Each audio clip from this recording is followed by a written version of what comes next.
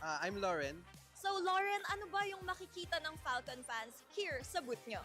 We have our new release of Falcon shirts. We have white and black, and we also have our hoodie. All of our clothes have size variants from extra small to 3XL, and also we have our new Falcons cap, this one, and our player stickers. We have sticker packs that contains every player and our logo. And of course, kung fans kayo ng Falcons, these are a must-have. Mamili na lang kayo kung cap, sticker, lanyard, shirt, or hoodie. And of course, there's still a lot to explore here at the MPL Playground. So while you're waiting for the drafting or the game, come visit us here.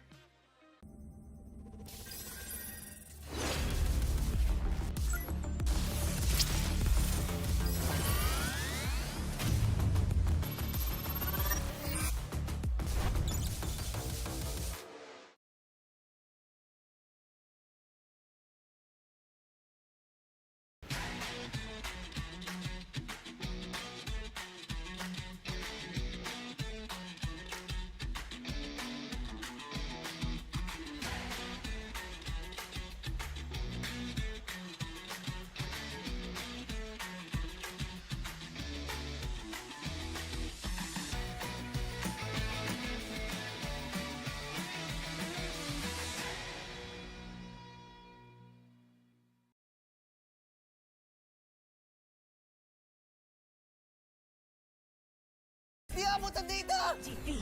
GG bro! Don't worry! The Only with Smart Power All 99. Hindi bitin with 10 gig data to power your games plus only Facebook or only TikTok. Load now! Foul! You know your scalp can get up to 5 times more dandruff? Get triple anti-dandruff power. Supercharged with Clear.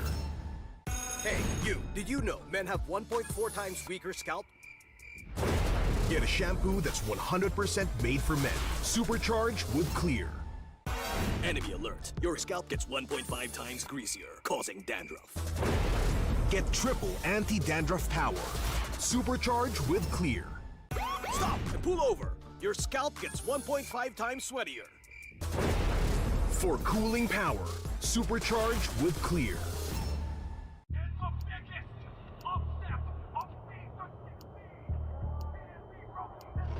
Paano ko kaya sila masusuportahan ngayon ng mas maayos? Kailangan ko ba magpalit ng strategies? Nagagampanan ko kaya ng maayos ang role ko? Will I be able to meet their expectations? We have to prove them all wrong.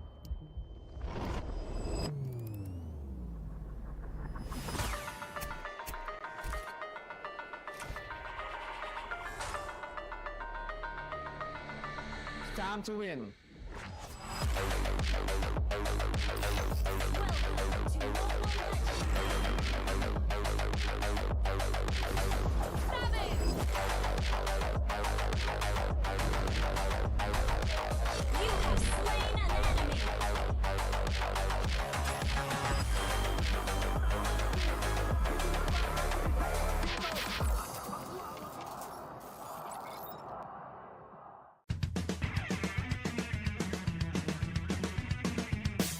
Usapang Meta for today's class. Excited na ako! Meta? May itatagos kaya? Good morning, teacher! Hello class! So matanong ko lang, sa Scream, sino yung madalas nagsastruggle? Ako po ma'am, nahihirapan po kasi ako sa shot call kasi isa lang po yung gusto ko tumatawag sa akin. Oh, shit! Teka class, tama! Importante ang comms, mapa in-game or relationship, di ba? Relate ka, ma'am? Secret! Anyway, next question tayo guys. Tingnan nyo tong draft. Sino dito yung nag-overcommit sa top lane? Uy, naku! Parang support ata yan, ma'am. Ay nako, bagsak ka sa counterplay. Huwag ka kasi clash ng clash kapag hindi ka pa crush. Este para iwas crash! Oh, shit! Plus 5 points ka sa hugot, ma'am. Okay. That's all, class. See you tomorrow!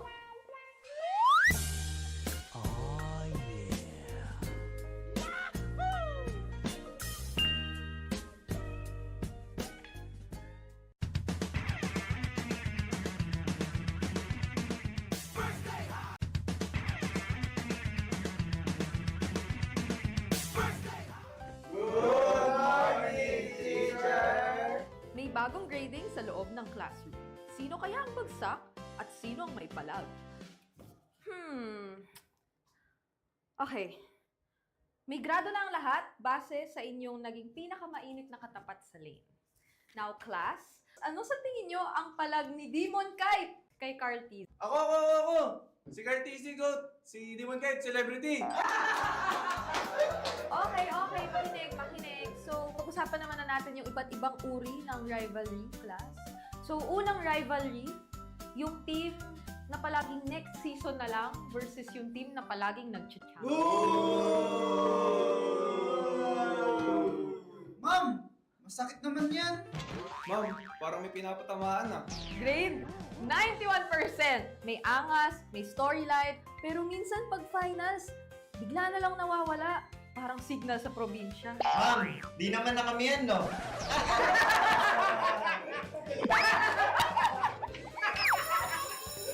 that's all, class. Don't forget to study your rivals kasi next week I graded recitation math sa state. Goodbye and thank you, teacher!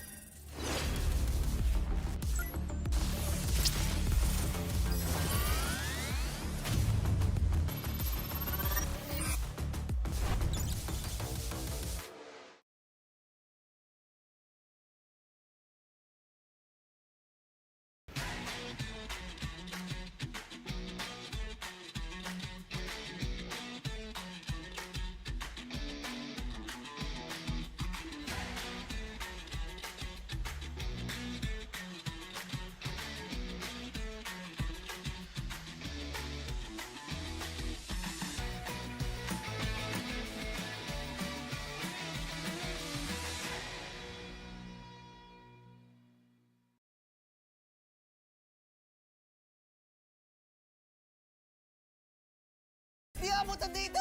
Defeat. GG, bro! Don't worry. Be only with Smart Power All 99. Hindi bitin with 10 gig data to power your games plus only Facebook or only TikTok. Load now. Foul! You know your scalp can get up to 5 times more dandruff? Get triple anti-dandruff power. Supercharged with Clear. Hey, you. Did you know men have 1.4 times weaker scalp? Get a shampoo that's 100% made for men. Supercharged with Clear. Enemy alert. Your scalp gets 1.5 times greasier, causing dandruff. Get triple anti-dandruff power. Supercharged with Clear. Stop and pull over. Your scalp gets 1.5 times sweatier. For cooling power, supercharged with Clear.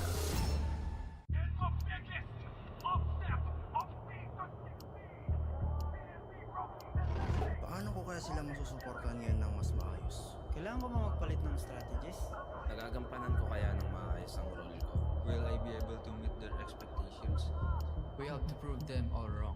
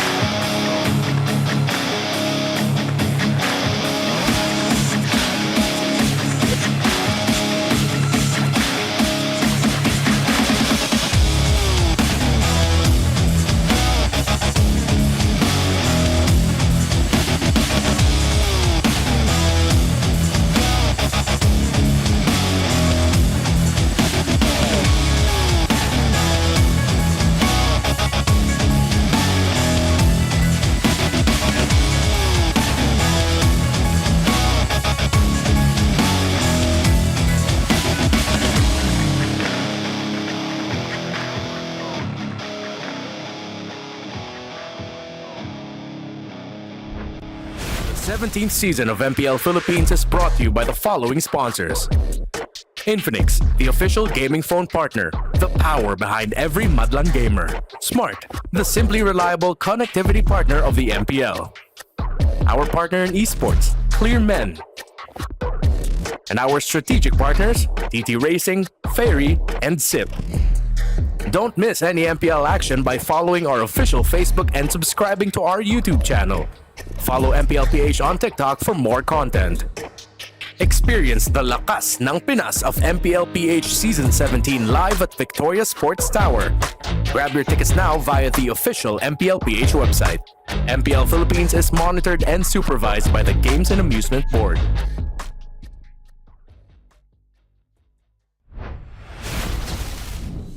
MPL Superfans, mag-ingay dahil huling araw na ng ating Week 2 action. This is your very own Odin. At ako naman si Thea. And you know, Odin, we have crucial games today because it will determine who will be on top. Tama ka dyan, Thea. Kaya naman sa ating mga Superfans, huwag kayong kukurap. Abangan lahat ng maaaring mangyari sa loob ng Land of Dawn. Dito lang sa tahanan ng pinakamalalakas. This is MPL Philippines Season 17. Palag na to!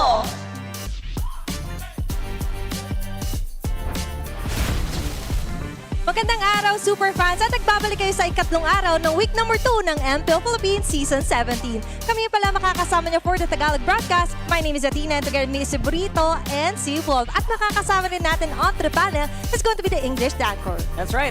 We're the English desk from Rockhart, Leo, and Renmar Santa Cruz. What's up, guys?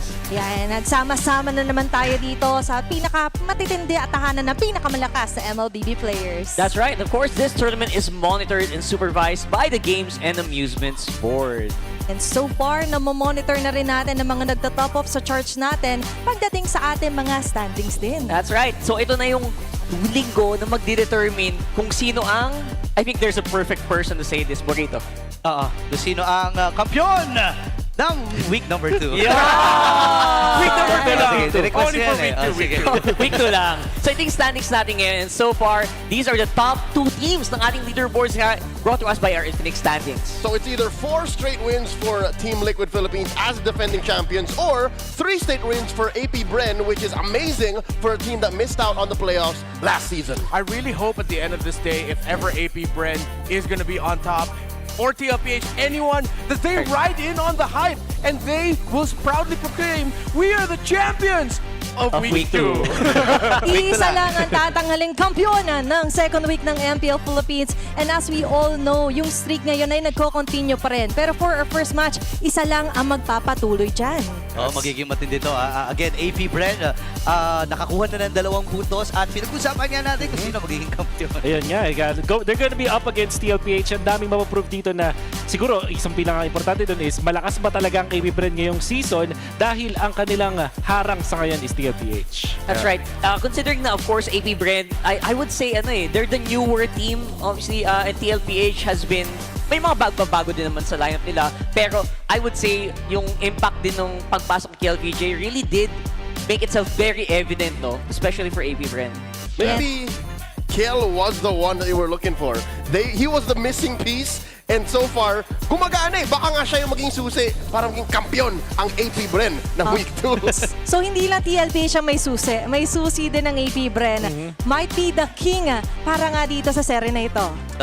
Yeah, and you know what makes me really happy about seeing these two going up against each other is that I'm looking here, sadly we won't be able to see it, but if you're in the arena, I'm looking at 2 banners back-to-back from Sunsparks.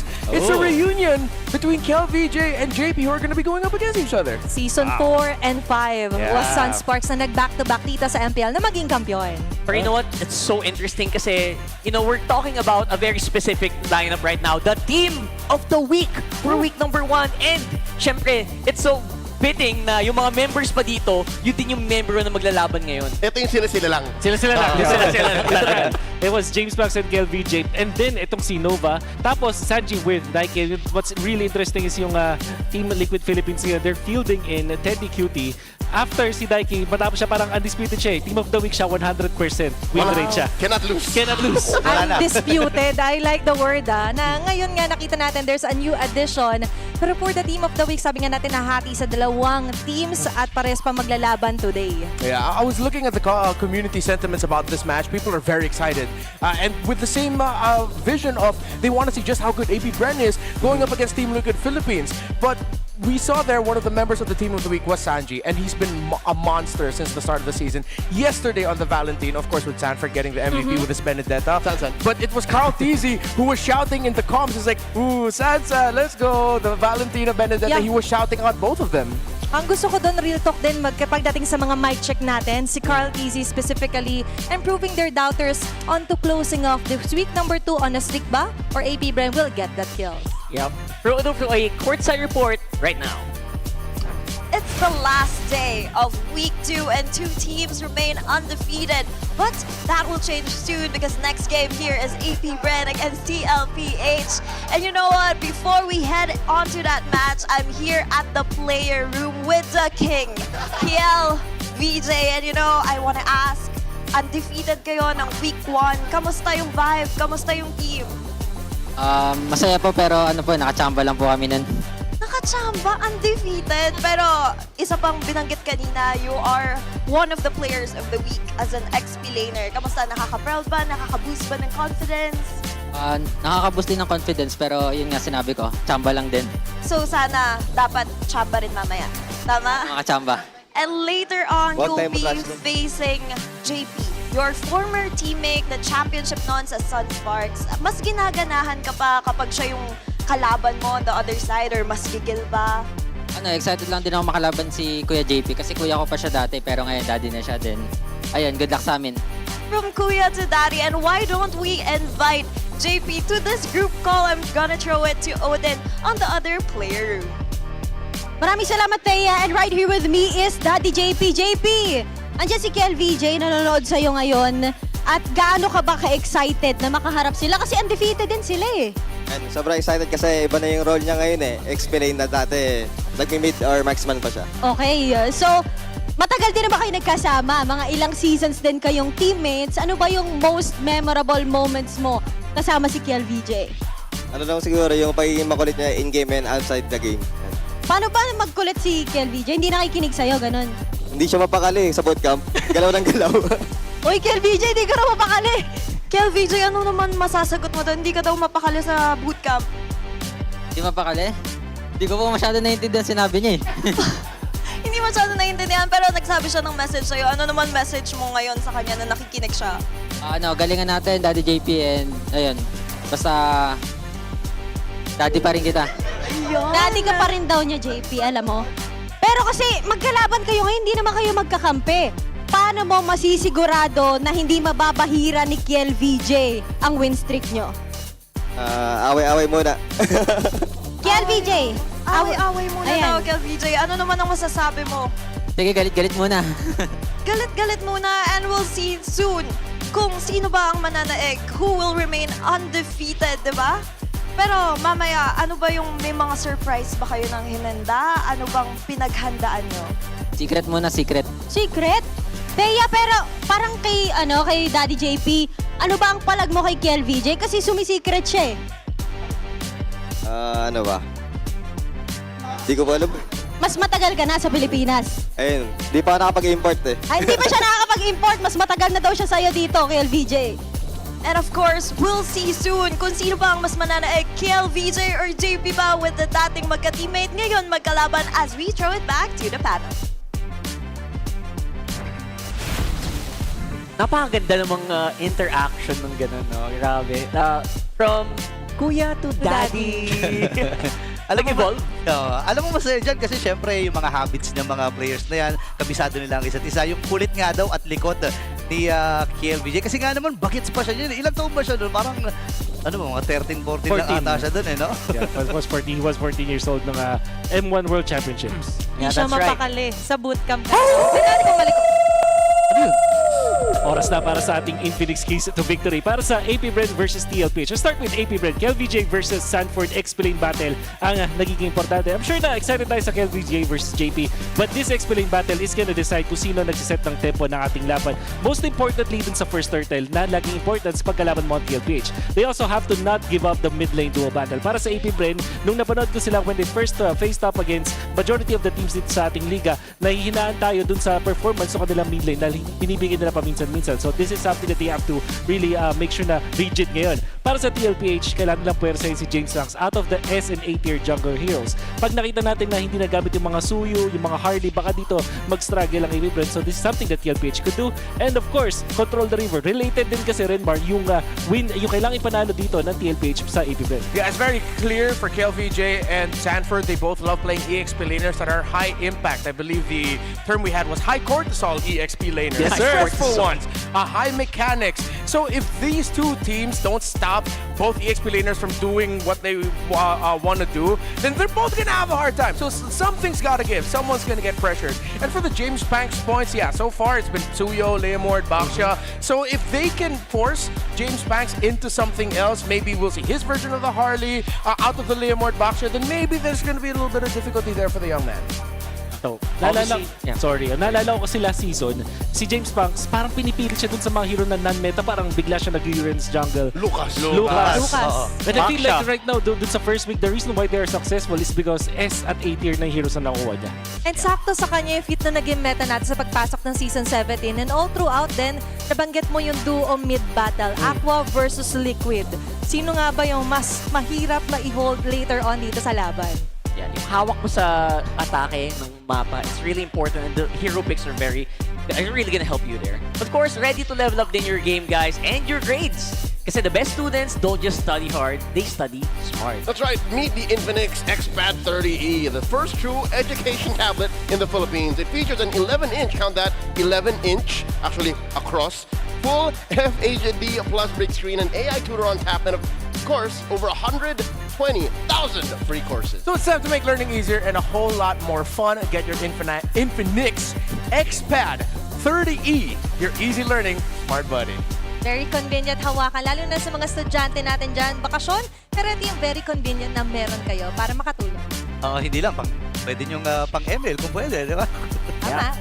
And of course, syempre, let's go ahead and get into the game here, ladies and gentlemen, para sa ating unang serye ng ating Sunday. To ensure the integrity of the game, please welcome our marshals, Chico, JD, Joshua G, and Miko. The Hive is swarming and ready to protect their perfect streak.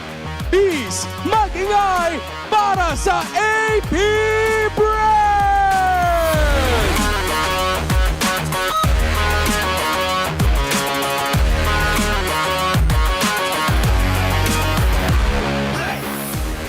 At the top of the mountain, they stand ready to vanquish anyone in their path. Cavalry! This is the defending champions of the Philippines, Team Liquid!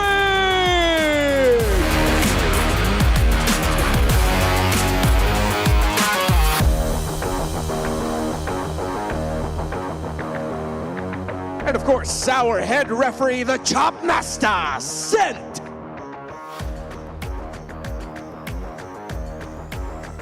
And our two head coaches representing the teams on stage. Coach G for AP Bren, Coach Snap for Team Liquid.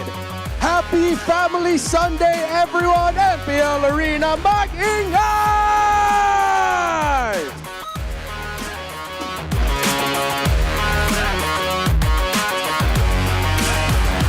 Here's the Super Sunday Showdown, and it is going to be a blast. This is AP Bren. With a team that very few expected much from, me included. I'll tell you now, I said AP Bren would be in a rebuilding stage, but hey, today they're fighting for the chance to be called Week 2 champion. And they're doing it against the defending champion. Yeah, I mean, Rome wasn't built in a day, but you can see Rome starting to get built. but this is a team with an empire of their own. Team Liquid have been monsters with the four horsemen in Sanford, Carl, Sanji, and JP. I don't know how else I can put this without sounding like an overglazer, but dude, the numbers are there. The stats represent it. They are too damn strong, no matter who in the gold lane is there. You just sound like a glazer. That's not overglazing. That's the right amount of glazing. Just the right amount. Exactamunto, as they say. That is going to be apparent here as well on the team head-to-head. And yeah, big welcome, by the way, to Teddy, who is joining us for the day. He's not Teddy Cutie anymore, although he still is pretty much Cutie. And I would say Teddy here is going to have, again, big shoes to fill.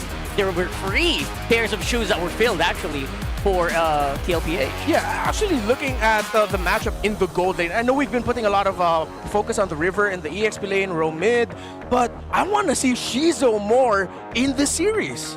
Yeah, Shizo definitely we're gonna see that for sure here. But here is a smart ping test for you guys. Let's take a listen. Kamusta dito sa Pilipinas, Kiel? Ano, masaya. Nag-enjoy ako. Oo. Di ko rin expect talaga na magkikita-kita ulit tayo dito. Ngayon matanda na ako. Ngayon matanda ka na. No. Paano pa kami? Ano pa si Dad pala? Mas matanda si Dad. Dati ganyan lang yung Dad no? Nagano na, improve. The King versus King Bob. Mas matangkad na sa atin, Dad. Mas matangkad na ako na pag-iwanan. Kaya masabi ko lang kay Dad, parang grabe yung improvement ni Dad. Sobrang natutuwa ako sa kanya. Tapos ayun, dami na rin yung achievement na nagawa. Yun. Pagbibigyan mo ba si Dad ngayon? Hindi. Hindi. Siya dapat na pagbigyan ako. Kaya naman nila umabol ng playoffs eh. Pagbigyan niya na ako, isang game lang eh. Good luck sa amin and gawin na namin best namin. Nakakaya mo bang sumabay sa mga all gods natin dito sa Pinas? Titignan ko lang. Ito, parang ito yung parang test ko eh. Kasi lahat yan, God eh. Kay Daddy JP, galingan natin. Grabe ka, Daddy JP. Ang tagal mo na. Maawa ka naman sa akin. Isang panalo lang kailangan ko. Parang boss kaya. It's so nice because actually, if you guys don't remember, Chico was actually a teammate for both of these players, apparently. Yep, you were there. There is what is that? A lineup wherein all 3 were playing at the same time. Yeah. So it's good to see that our Marshall's involved, and of course, Chico being part of that. I think Chico was able to unlock a little bit more of a playful, talkative side from KelVJ and JP. And since to help translate what KelVJ has been saying a lot ever since the interview, it's a lot of humility, I guess. He's been saying, oh, we've just been lucky. Oh, JP, please just give us this one. We need this. You guys already have championships and all that. But it's just funny that's where KelVJ and APBR are at. It's just like, oh, no, we're gonna be little humble dudes here. We're chill. Yeah, because of course I think they kind of know, right? They are facing against the current champions of MPL Philippines. Broken Walls, by the way, selected by APBR here. The evolution of the map metagame. We opened up with week 1.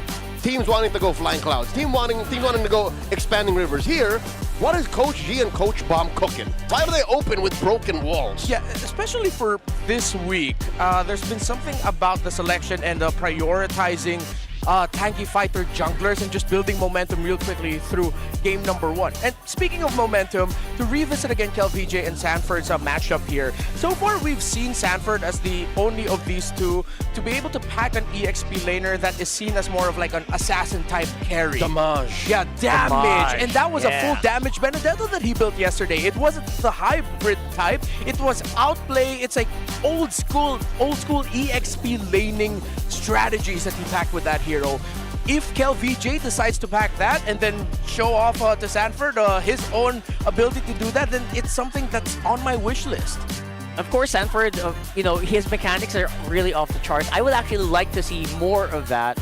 I guess it's been me getting a little bit, a little bit too comfortable with fighter XPs that are super tanky. And you're right, Broken Walls actually will enable tanky junglers more. Yeah. Because less mobility means you don't, you're not too gimped by less mobility because you have like an opening, an extra opening on the Lord.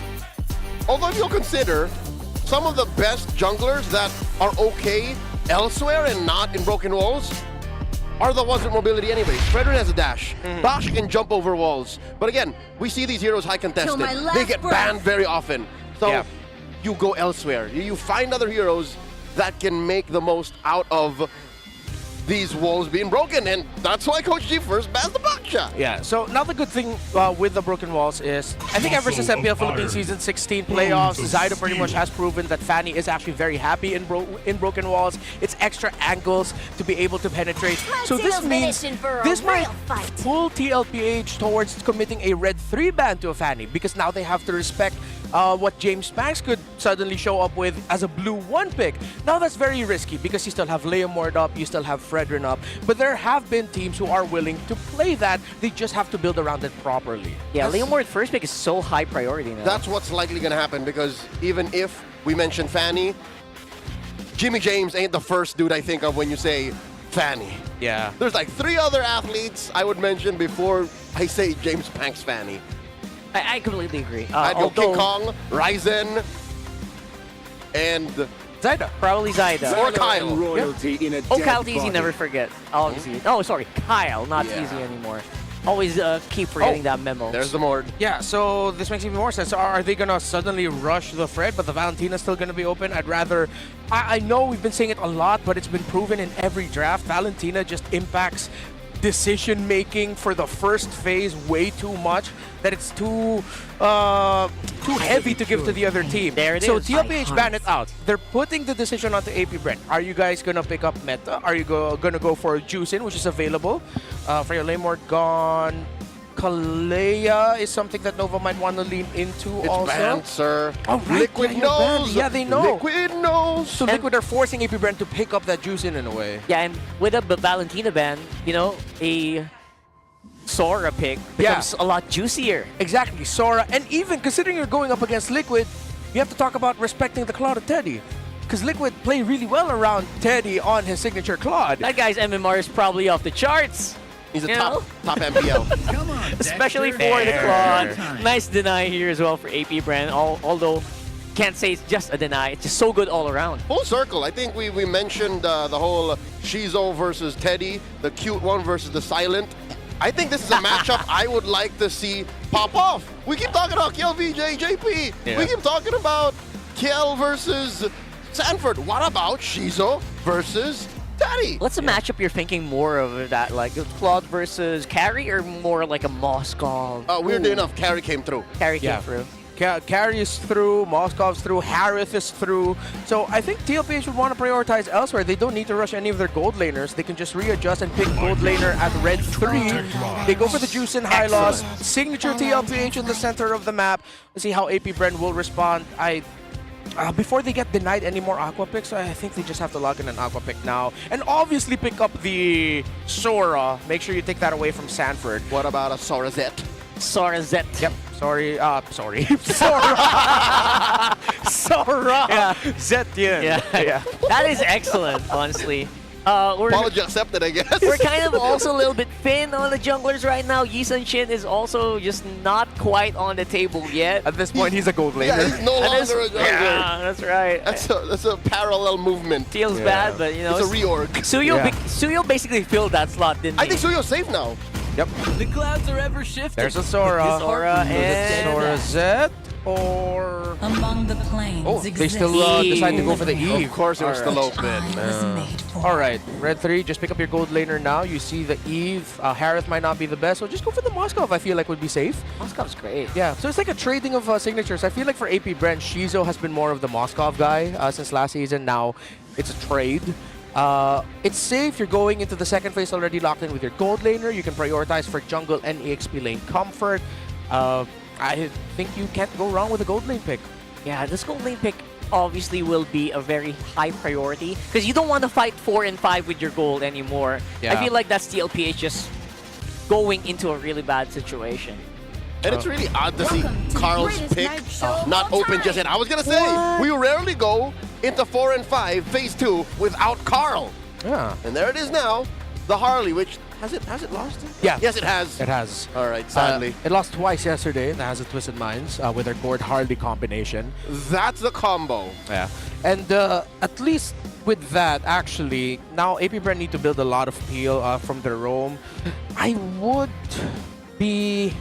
I don't know if I'm okay with them going for an a tanky fighter because I feel like they'll be lacking damage and they'll just be waiting for the Claude. But then an assassin just means it's really risky that Liquid might just be able to stampede their way through with the high loss Juicin and Harley. I know you don't think of Harley as like a stampede hero just yet, but clearly he is because of how quickly he can just delete someone once he hits level 4. And even if it's not a kill, it's someone that forces someone back. They flicker out and it takes out a key resource. He's the closest we've had to a marksman in the jungle in a while. Yeah. Because even Yi Sun-shin doesn't play that way. That's true. Yeah, it's a little bit more slow, methodical. It's like we're going back to when Claude had busted damage, Tank Brody jungle had busted damage. Or Granger in the heart of an Ube lineup. Ooh. Yeah, like that old strategy also. So, yeah, Harley, accept it. That's where we are. Brody might actually be on the table if they keep banning out gold laners like this. And Brody, don't threaten me with a good time, man. Brody, Granger, still available. Moskov, that's the one hero. Harith is still open. For sure. A little hard to fight for that box though, since there is an Eve. And there's a lot of magic damage overflowing that it'll be easy to counter against or itemize against. Liquid still has to consider a Kalea might show up later for APBR. Sorry, I keep forgetting Kalea's banned. Keep forgetting it's banned. In front of Kalea Nova? has a grip In front on of it. Nova, really? Yeah. With the box we're gone to, let's see if they're gonna equalize with a revitalize roam and pick up a Gatot. Gatot is pretty good. Oh, it's banned also! Oh, are you they out serious? of picks for Nova? Or are they just gonna have to settle for something like a Cho? Or is there a roamer that I'm missing out on? Cho sounds miserable. Cho feels like it's gonna get picked off a lot. Instead of it doing the picking off. Is he gonna just dig into the bag and go for the blue roam that hasn't won yet? It's gonna be slow up against that Harley. Oh, okay. Actually, this is a really smart ban from APBR. If that was Yu Zhong, then Aqua is not playing this game. Oh, 100%. Yeah, you still have to watch out for something like Lapu still there that can easily pounce the back. You don't see the mid laner yet. There's still a room for a surprise. Suddenly, Benedetta again. I would not actually knock the Benedetta. I would like to see something really crazy. Liquid can afford it now. It matches their speed. Yeah, Liquid can afford it now. The high loss alone allows for that front line to be so strong. Yeah. I am not the only one bound by these Focus on the XP. A little bit slower than I thought they would. They want to make that bulky front line. Okay, now it's for sure that peel is good. Yeah. They might still be okay with the Cho in the sense that, okay, I know it's a Phoveus, but one of the reasons why I was thinking Kalea is because whoever the EXP laner is going to be for Sanford, it's someone that you have to pick off first. You're not going to try to pick off the high loss. You're looking at if Sanford's going to be the one as the first entry, pick him off. So, like a chink in the armor. Okay, a Cho would be like the hardest route possible, but I could see their attempt of just like, okay, every time you see Sanford, kick him, blast him down, and then see if we can just build through. Hopefully we survive a deadly magic onslaught. Is it going to be an assassin? Is it going to be the Suyo? I think that Suyo cannot afford a Suyo right now. No, not really. So did they just Fred? Did they go steady Freddy? One chose Suyo still! Wow! And it is the glue roll. It's the glue. Yeah. Dude, what? Like you mentioned, winless so far. Yep. In Rome. On Rome. Not a good time. Awaken Dreadworld. And it is the Moskov. Okay, to be fair, the only real painful source of magic damage is the Harley. Yeah. And if the Harley isn't actively searching and blasting down the Claude or the Eve, then I guess James Max is buying time. Yeah. I'm trying to imagine. It might be really difficult for the glue actually to manage the mid lane with the Juicin around. But hey, if you have your own predictions, you can win 1,000 MLBB diamonds. Go ahead. If you want to win 1,000 MLBB diamonds, backtrack a little bit, scan the QR code, predict the match winner, and you got it. Right now for our super fans prediction, 76% on the Cavalry here. Hey, interesting. I was the same. You were? Pre-season, I would have even gone as far as 90-10. Damn. I'm not gonna hide how wrong I was about APBR. Same, man. I really thought it was just gonna be as you mentioned, a rebuild season for them. But no, they've been stellar. KelVJ will get his hands on a Sora again, so he'll still be able to play that setup. I know we put a lot of focus onto the gold lanes, but yeah, we go back to the infinite keys to victory. It really is looking like roam mid is the focus first. All right, we're going into game number 1 here. The week championship is on the table for this specific series. Yeah. And champion of week 2. Champion of week 2. Someone's gonna be able to say that later. You're gonna go undefeated for a quarter of the season. Come on. Yeah. Again, this is gonna be the first you're not going to be seeing us for a while after this day because we are going to be going on a break. It's a very important holiday for us Filipinos. That's true. Big holiday coming up, so you want to get as much MPL action into your bloodstream as possible. I don't know why I said bloodstream, but you're mainlining it right now. We're right here, and you can get no closer than if you're on site. So make sure to get your tickets for the next weeks as well. Mid lane management, not that difficult, but you frequently see it's Sanji and JP pressing forward just a little bit more and getting out of lane quicker. No overactive rotations into the EXP or gold. They're both just checking the jungle. I believe APBR also has the information of where Carl began because of how TLPH were hovering around that orange side. It's looking like they know that it's a mirror between the two.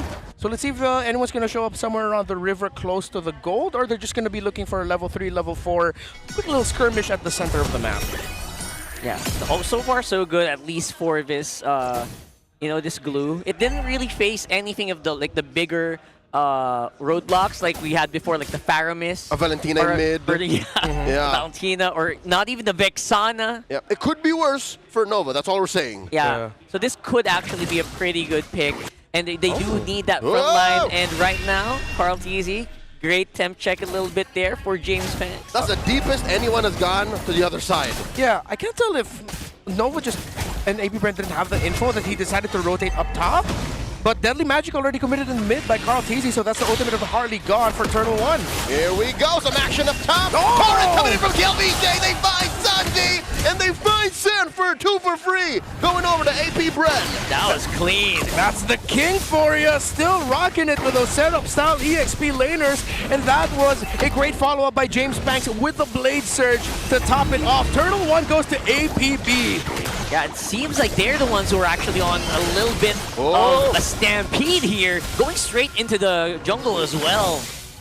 Bit of a miss there on the SOD. I don't know what they're trying to do there, but so far, I would say the mid trio here, APBR is actually doing their job pretty well. Okay, some silver lining for the Cavalry. At least, Shizo isn't double laning. Okay, I take it back. Now he's going to start doing it. Him and Teddy. But Sanji goes forward. Crimson Beacon by Sanji, looking for a quick choke and some damage output. The rest of Liquid not ready for it yet, and because of that, it's Teddy who gets the free gold. Yeah, Shizo won't be able to get any farm whatsoever from the mid, because if he stayed and tried to just count his losses, then he's going to be behind in terms of managing here in the gold lane. Teddy got in mid. They lowered it down. Gold.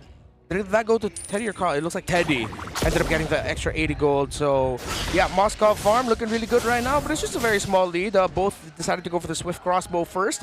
Let's see if they're going to full build Corrosion or if they're going to do the Swift Crossbow into the DHS, which we sometimes see. Yeah, the Swift Trinity. That's still what we call it around, right? Still the Swift Trinity. That is the scientific nomenclature. Scientific nomenclature. Who actually came up with that? Actually, that happened in like M7, right? Oh, wait a jump down second. to Sanford, forcing a flicker. Ow. And I think that's a technical knockout. They've been happy with the outcome of that, forcing Sanford home. Yeah.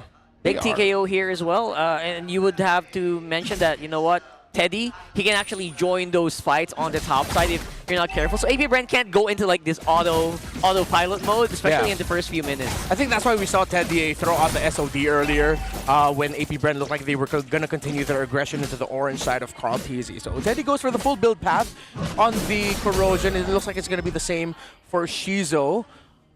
Turtle coming up. Yeah, it's like they're both playing steady because they know that there's a Harley on the other side. APBR don't want to be overly aggressive, and they just get blasted down suddenly from Carl TZ. So it's a good respect from the requirements of the two. James Banks with his signature Skypiercer rush on a Suyo. That's right, greed is good. 999. James Banks playing rage with JP. There's the jump, the noise pathway. They're looking to go back. RWM coming in from Aqua, swiping away. Carl takes the turtle by enough time, but at the cost of Sanford. 40 falls. Yeah, Sanford seems to be doing the job that TLPH needs him to do. Oh. It's just so that... Oh my goodness, that could have been a really big. Carl TZ though feels like he wants to go more. Fortunately, Shizo set up the PMI, so he does dodge that. Carl TZ got Nova on him. He's mounted. Carl, can he survive? Gets taken down by Aqua. Void Crystal to the face. And now Sanji Crimson Beacon on out of here. James Banks able to pressure the purple. Does not have retribution, but can he deal enough damage? Sanji can't protect Carl's purple. Where does it go? It goes over to Jimmy James. Wow. Is it just me or is this this glue is just too oppressive right now. Yeah. Even more oppressive than I thought it would be on the roam. Yeah, the most successful glue roam that we've seen so far. I mean, I know the last time we saw it at the hands of Ogwen, it had a 2-0 start, but it was more of just like, okay, at least we're getting some kills to even out the losses we're getting early on. This time it's just wins. It's W's for Nova with a Radiant Armor priority, meaning that the damage from the magic-focused roam mid-trio is going to be diminished, and it's going to be difficult to take down Nova. The funny thing about the last sequence we saw in the mid was that after Teddy landed that SOD, Shiza was forced to BMI in mid. Sanji and JP were ready, but Aqua and Nova were ready to cover for their gold laner. So that was a quick reaction from the roam mid of AP Bren to ensure that Shiza was protected once he had to go back. And add to that, of course, they got the kill onto Carl TZ. Probably one of the reasons why it feels so much more explosive, snappier. It feels like it's doing yes. a lot more than I thought it would because they're just dogpiling on just one guy. That the magic in mid? Oh, I guess that's one key. The surviving. Oh!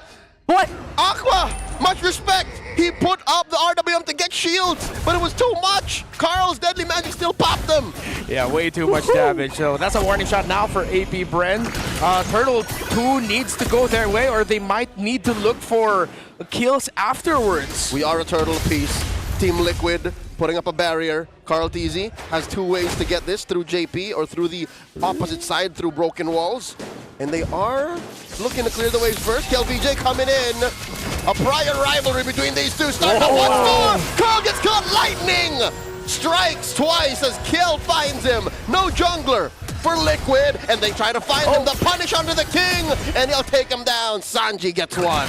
He's been doing that a lot. The fadeaway. Nova disrupting Sanji, Sanford, and JP. And he's gonna get AP Bren the Turtle here. Jimmy James scores. That was just so much that was being done here. KLVJ means business in this one.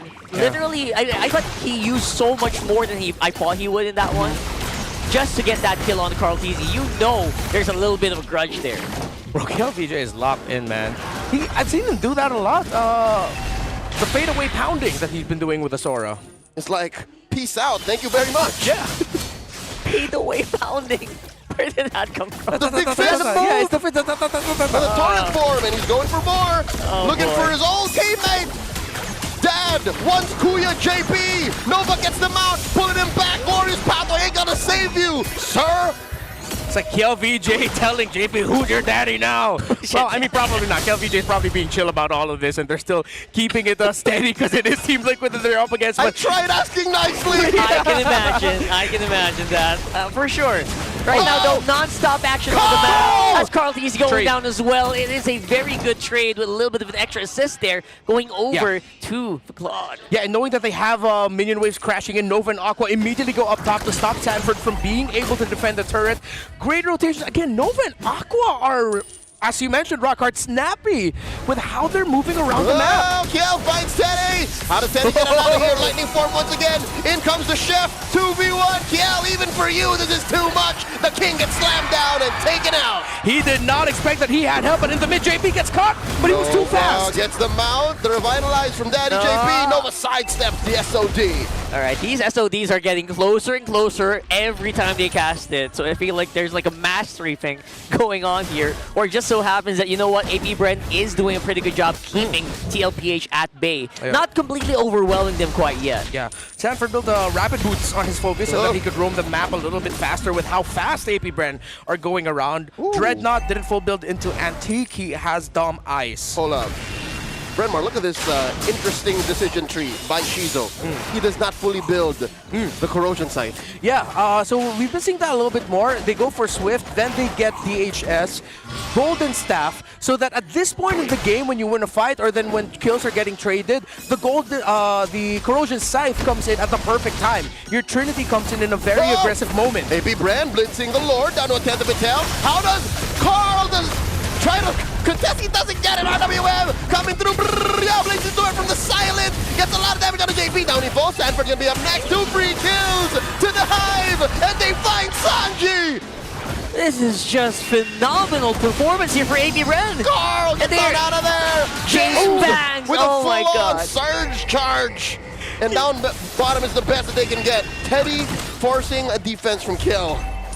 KLVJ's entry was perfect. I don't know if that delayed the retribution by Carl TZ. The timers are the same, but it did set up AP Bren. Again, this is why we put a lot of focus onto the EXP lane and which heroes they get.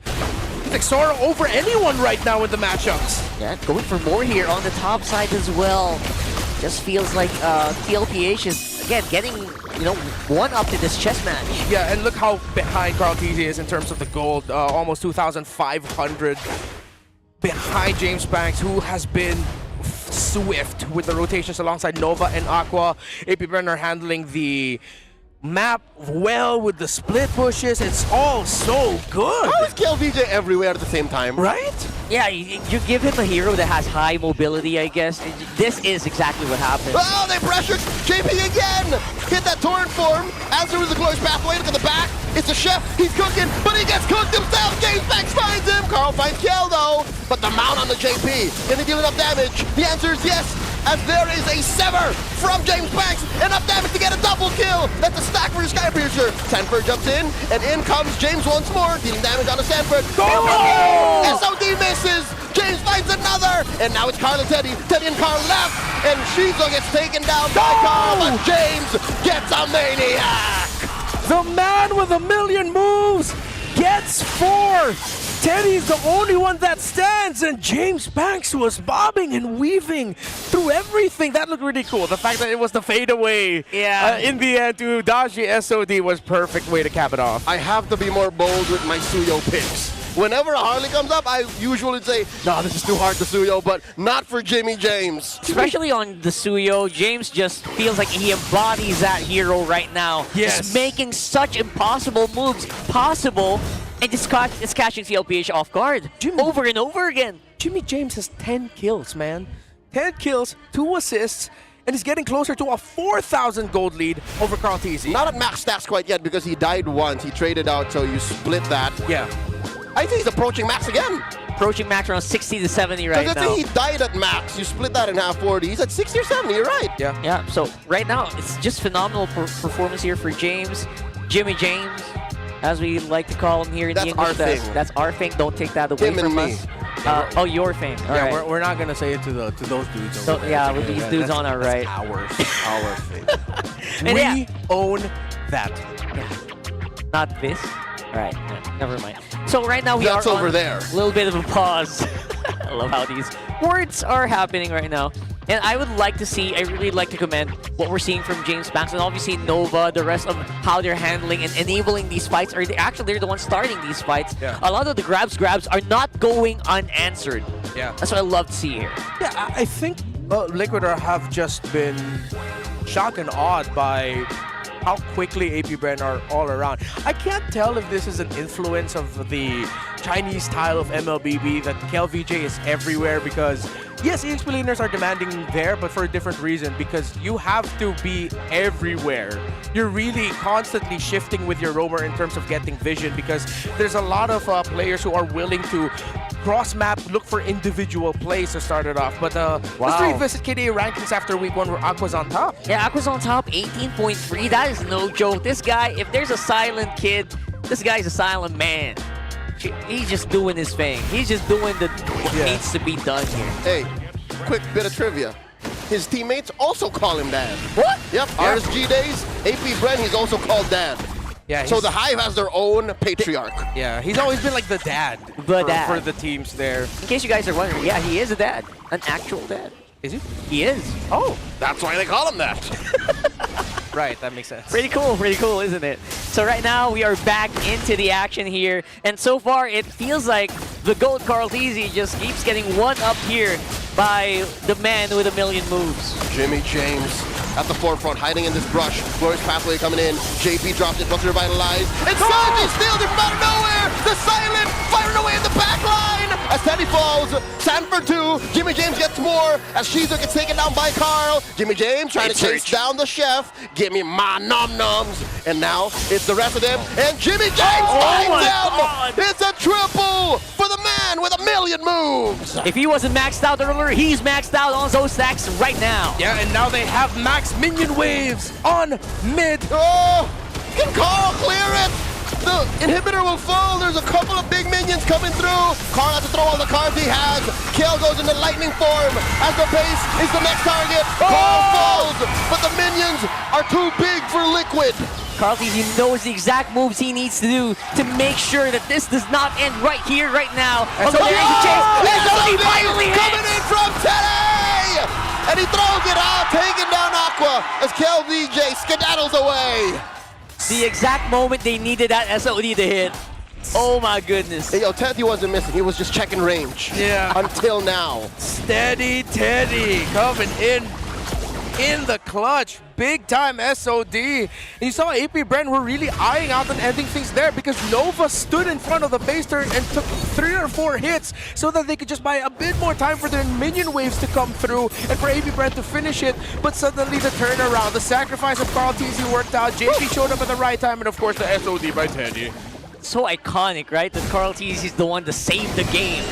Right in front of our eyes, all on his own against 3 members of AP Bren who looked like they had the game in the bag. My goodness. Whew. Take a little bit of a breather there. Look at the goal difference as well. AP Bren really got hit hard with that one. Yeah. Now they have to watch out for more attempts like that. I think the Juicing is giving more problems to AP Bren than they care to admit.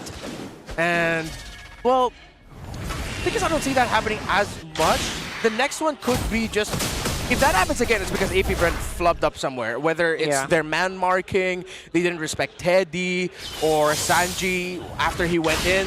For some reason, AP Brent just decided to leave him alone when the Jushin is someone that you also need to man mark during the big engages. It was also miraculous that Sanji was the one who was able to get the last hit onto the Lord. James Max and Carlteasy's treachery, that means they were both early. And somehow, some way, it was the Juicing that got the last hit. That was a miraculous turn of events favoring TLPH. I want to see that one as well. I feel like Carlteasy just had a rough time navigating that because of all the chaos that was happening. So yeah, Shizo went in with a blazing duet. It was crazy. He had to watch out for KLVJ. It was what are too the much. odds, really? That of all the damage that was being rained down in that pit, it was this random lantern. It was miraculous. You know what? It's not even the power of the Zushin because it has Sky Piercer, but it only has 1 kill. Yeah. Oh yeah, you're right. It's stackless or just 1 stack, so it's not like it killed the Lord or anything like that. It's a happy accident. Yeah, it was a happy accident. Liquid needed that. And they want to do that again. They're trying to go. AP Brent says, you know what? We shouldn't have lost that. Yeah. Let's go ahead and try take 2. I think instead of really sharp time. Oh wait, Teddy's pushing down bot. AP Brent are going to get forced out of here. Yep, someone's got to go, and they think it's Shizo, the best response. Lordy are getting blasted down by Liquid. Down to half health, JP putting up a wall. There's the glorious pathway, and in comes Steady Teddy. I'll shoot, you run.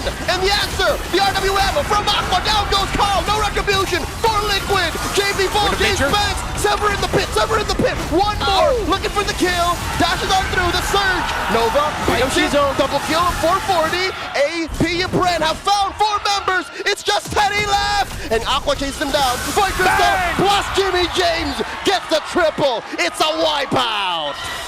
And that will be game. AP Brent start things off. Snappy, fast. KLVJ is high. The Bees look alive.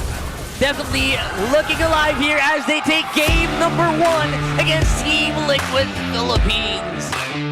Kel did not have to beg for that. He played for that. Yeah, no lucky wins whatsoever. That looked clean as it could be. And I would say even more. It was very dominant as well for AP Brent for a majority of that game. I could eat off of that last sequence. That's how clean it was. Yeah, it was clean from AP Brent. At the same time, the quality of what AP Brent did to win that is magnified by the fact that Team Liquid Philippines could not have played that any better. They were appealing for Teddy so well. The Wind of Nature was maximized once KLVJ came in. And even once Shizo came in, you thought that, hey, maybe Teddy would still be in full health, they have a chance, but at that point, Sanford and JP had already reached their limit of being able to hold down for the front. So it was handled beautifully by AP Brent and TLPH, but the lead that AP Brent built was just too much. Yeah, way too much here. I think we saw that multiple times, even on the times that they did have Lord push priority. They only got a little bit of gold. They weren't really able to exceed even more, or go way past more than I thought they would. So overall, I would say James Pangs is the man of the hour for this one. His performance here in the Suyo just... It feels like it should be an auto ban. This guy should not be allowed to have this hero. Oh my God, Jimmy James scored 17 kills? Yep. 17, 1, and 5. I can already see a flame war in my comment section whenever someone goes on first pick and does not name James Panks as Suyo. Yeah, I think he is 100% the definitive Suyo of the season already. I will join said comment thread. I absolutely agree. 92% KP as well. Maxed out Sky Piercer so early on in this game as well. The fact that he builds Winter Crown so that if it ever gets really hairy for him, I know he's been trading that out also for the Immortality, but having the Winter Crown, it juggles. He can pop it, even if it's when he doesn't need it, he could just wait, use that time to get his cooldowns back, and then once the Winter Crown is off, he's ready to fight again because of how much stacks that he has. He's playing through Killing Spree as well. It's just great sequencing by the young man. And we also have to show some love again for KLVJ. As we pointed out earlier, he was everywhere. He was active. If he is not initiating, he's shutting down rotations. He's shutting down possibilities for Team Liquid Philippines. I would give Kel the best supporting actor nod. Best supporting actor. Yeah. I mean, aside from Aqua, this one, by the way, who definitely bolstered his stats even more. For sure. That KDA, that beautiful KDA. I feel like they were just maximizing the heroes so much, especially this one. If you notice, every time Aqua casts Real World, they fight around it. They don't, it feels like AP Brent does not allow you to go far away from it. Yeah. And that's why they have such a big advantage. I think throughout this whole game, there was but a single defensive real-world manipulation. Yeah. And that speaks of how well AP Brent have synced in and took it to our defending champions. Even no matter what happens after this series, I think it pretty much locks in the fact that AP Brent are a team to watch out for. The fact that they could deliver a performance and win like this up against Team Liquid Philippines, it's undeniable now. They are a great team to acknowledge. Someone actually called back to a little content piece delivered to us by Wolf and Womi, where they got a tarot reader. And the tarot reading for AP Brent was actually, they're gonna be good, but they might just overheat. Maybe we're seeing the good part. I know it's still early. Hopefully we don't see the overheat part because that would be that would suck, honestly. Hey, with what they've been showing so far. Count me as a skeptic of the preternatural because I believe AP Brent's heat is real. It is. Yeah. So far, it does feel like it's all skill right now, right? And we have seen the overheat from multiple teams all throughout these seasons. I'm not gonna be surprised if it happens maybe later on. Some teams have gone on like 8 weeks of win streaks and then just just overheated at the end. So we'll see. We have a lot of time for that. I want to go up to KLVJ later and say, the luck you mean, man. That's not luck. As you said earlier, that's skill, bro. It's like how you guys are moving. It's not. The only miraculous thing I saw in that last game was that Juicin last hit on that Lord. Yep. The rest was AP Bren playing really well. Setups, timing. Although there was, okay, I'm gonna nitpick maybe a little. Instead of people thinking I'm overglazing AP Bren. That's why we're here. We're here to nitpick. It's an overthinking nitpick. But I feel like there were a lot of times that it didn't need to be the picture-perfect RWM into the KLVJ entry, Blade Surge time and time again.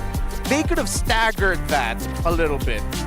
Not to say that they needed to do it, but I mean, you know, time and time again, we've seen in the past, teams that over-rely on making sure everything stacks perfectly eventually gets read out with smarter, more veteran-like moves. And again, you're up against a team like Team Liquid Philippines who have been able to show that in the past when they're up against teams that love to overload CC real quickly. Let me reel it back to a little bit more overglazing, if in case it is. You mentioned Unk Knowledge. You talked about Unk Knowledge. There's a lot of Unk Knowledge for AP Bren. Yeah.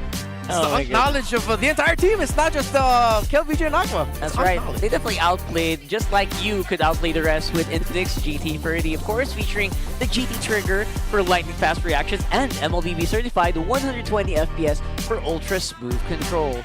Dominate the game with Infinix GT30, the power behind every Madlang gamer. And it's not just the players who have it. Even their coach. Coach G is an Unk. We'll talk about it in just a bit. I'll explain. We have a lot of Unks. By the way, to dominate Land of Dawn, you know what? You need a connection that never lets you down. I saw that. From scouting rotations to tracking the pros, stay online and in the zone. Power up with Smart Powerall 99. Get 10 gigs of data for Apple TV and your favorite apps. Plus, unlimited FB calls and texts. Share every GG moment with Smart, the simply reliable partner of the MPL. And it's not like you can contest it. Cannot. Yeah. Not Sometimes really you gotta much. be proud of the UNC status, man. There's nothing wrong with being an UNC. Not much room to get to. UNCs have experience. They have knowledge. But you know what? Who's a nunk? It's a queen. You should land of Dawn. It's for the Athena's Cup. Season 2, we're back to empower and highlight the best female talent in the Philippines. Registration is now open until April 6th. Open your browser. Tell your nearest female athletes to join in because we have limited slots. All right? Sign up now and face the top invited teams and get exclusive rewards. Yeah, ladies, this is going to be your chance to join MWI and be seen on the global stage. Don't miss your chance and register now. Yalla! Yalla, year in and year out. It feels like we've been seeing it. It seems like the women's scene, rightfully so, gets better and better. The improvements all throughout is always just fantastic to see. And I always am so happy to see MWI and, of course, the local women's leagues. Yeah, we're also becoming one of the strongest in the world. I mean, not quite. You know, we have a different MWI champion. We're gunning for you. Just like you could be gunning for the Smart Power Pose. You gotta copy James Panks, man. Man with the million moves. And the Suyo god of Season 17 so far, I would say. That's a bold claim, but I'll go with it. Put your game face on and make your Smart Power Pose right now. As of now, I think he is. He's the undisputed. Undisputed. The Go. I was just thinking that maybe I... No teeth, sir. No teeth. No teeth. Yeah, no teeth. All right, that's fine. Switch arm. Switch arm. There you are. No smiling. No teeth. Come on. No teeth. No teeth. One more. Intensity. We need intensity from your eyes. Some improvement. Don't want to see how happy you are. There you go. Okay. Okay. You got it. You got it. Sometimes happiness doesn't win you anything. Congratulations, sir. I would love to not, you know. If you remove the eye, don't remove the eyes. If you remove the glasses, maybe it could really resemble James Panks right there. Yes. Okay, so back to the topic at hand. I think the draft was so amazing for AP Bren that they were almost single-handedly able to deny the Harley's strength. That's right. Because who's your main target? Reed, who was your main target? It's like every single person, like the Sora, the glue. All right, good luck picking off whoever. Can you pick off an Eve under the tower? Are you going to hunt down James? She's you're going to have to see at the very tail end of the team fight. So, yeah, I think that was one of the main strengths of AP Bren's draft, and that's why I wanted to give credit to the UNC status knowledge of Coach G and, of course, the assistance of Coach Bom. Yeah, AP Bren made themselves scarce also in the map. We also didn't see Blue show himself a lot up until he got the Radiant Armor. Once that Radiant Armor was locked in, it's like, all right, I don't care anymore about this roam mid trio. I'll eat cards. Yeah, I will eat cards. I'll eat a lantern. What does Hylos bring out of him? Aura. Yeah, I will eat Hylos's aura. Pause. So let's look at this. Oh, look at this one. Because of James Panks, I can now Suyo says P. Mac Velasco. And Carlo says Palo, which means he's really good. He slaps. James and Nova. James and Nova slaps. Oh, is that it? Yeah. He slaps. He slaps. That's a rough translation. I discovered that just now. Yeah. Amazing. TIL. Well, it's either slap or spanks, depending on your preference. I don't think we want to say spank. No, but James spanks. He did spanks. He spanked everybody. He spanked Liquid. This was James Spanks. That was a spanking. This little baby goat. I'm never doing that again. Please don't do that again. I'm never doing that again. Why did it bat after? Because it's a kid. A baby goat is a kid. We're digging ourselves a hole here. That's true. Hey, it's rare that, our defending champions and, of course, league veterans get treated this way. I am actually flabbergasted. Like last night, they were rang through by Falcons, but that's Falcons. Yeah. But yeah, this is a completely different story. Just like for you guys, maybe you want to recognize the cavalry, you want to be able to bolster them up a little bit more. We have a few who actually charged up into the watch parties in Antipolo and Laguna yesterday. Oh, yeah. So even today, they have supporters for AP Bren. Cavalries, keep the momentum going high. And AP Bren, you know what? They're going to go on blue side this time around for the cavalry. Yeah. So it's going to be Clouds Faster access here. Ooh. Oh, is that red side? That's red side. No. It's just blue side. Flying Cloud. Flying Cloud. Yeah, blue side flying cloud. It's just red because they're away. Yeah, they're on the red All right. side. Thank you so much. No. That chose first pick, right? Yeah, majority of teams, if not all, always select going to blue in game number 2. Maybe there was but one red side, and that was Onyx. Right, yeah. That It was one only whole Onyx. series that they read. They kept picking it. I'll revisit that later. But yeah. Now that we're in Flying Clouds, so typical Liquid thing, wherein if they get spanked in game number 1, they will try to play faster in game number 2. Like, gotta go fast. Yeah, don't allow their opponent to understand it's like, okay, like readjust anymore. It's smother them and then let's go into game number 3.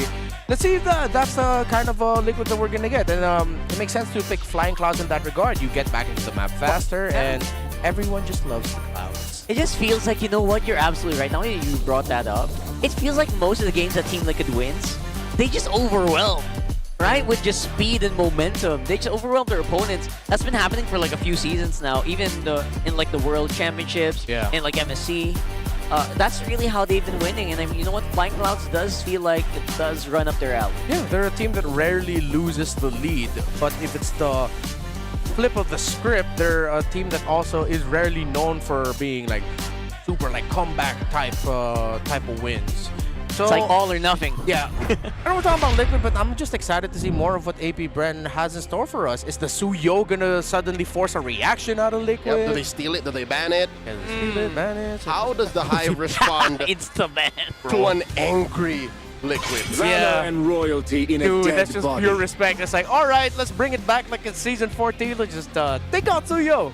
Let's keep it simple for all of us here. Now you mentioned season 14, and the whole Dark Continent is such a hot topic this weekend.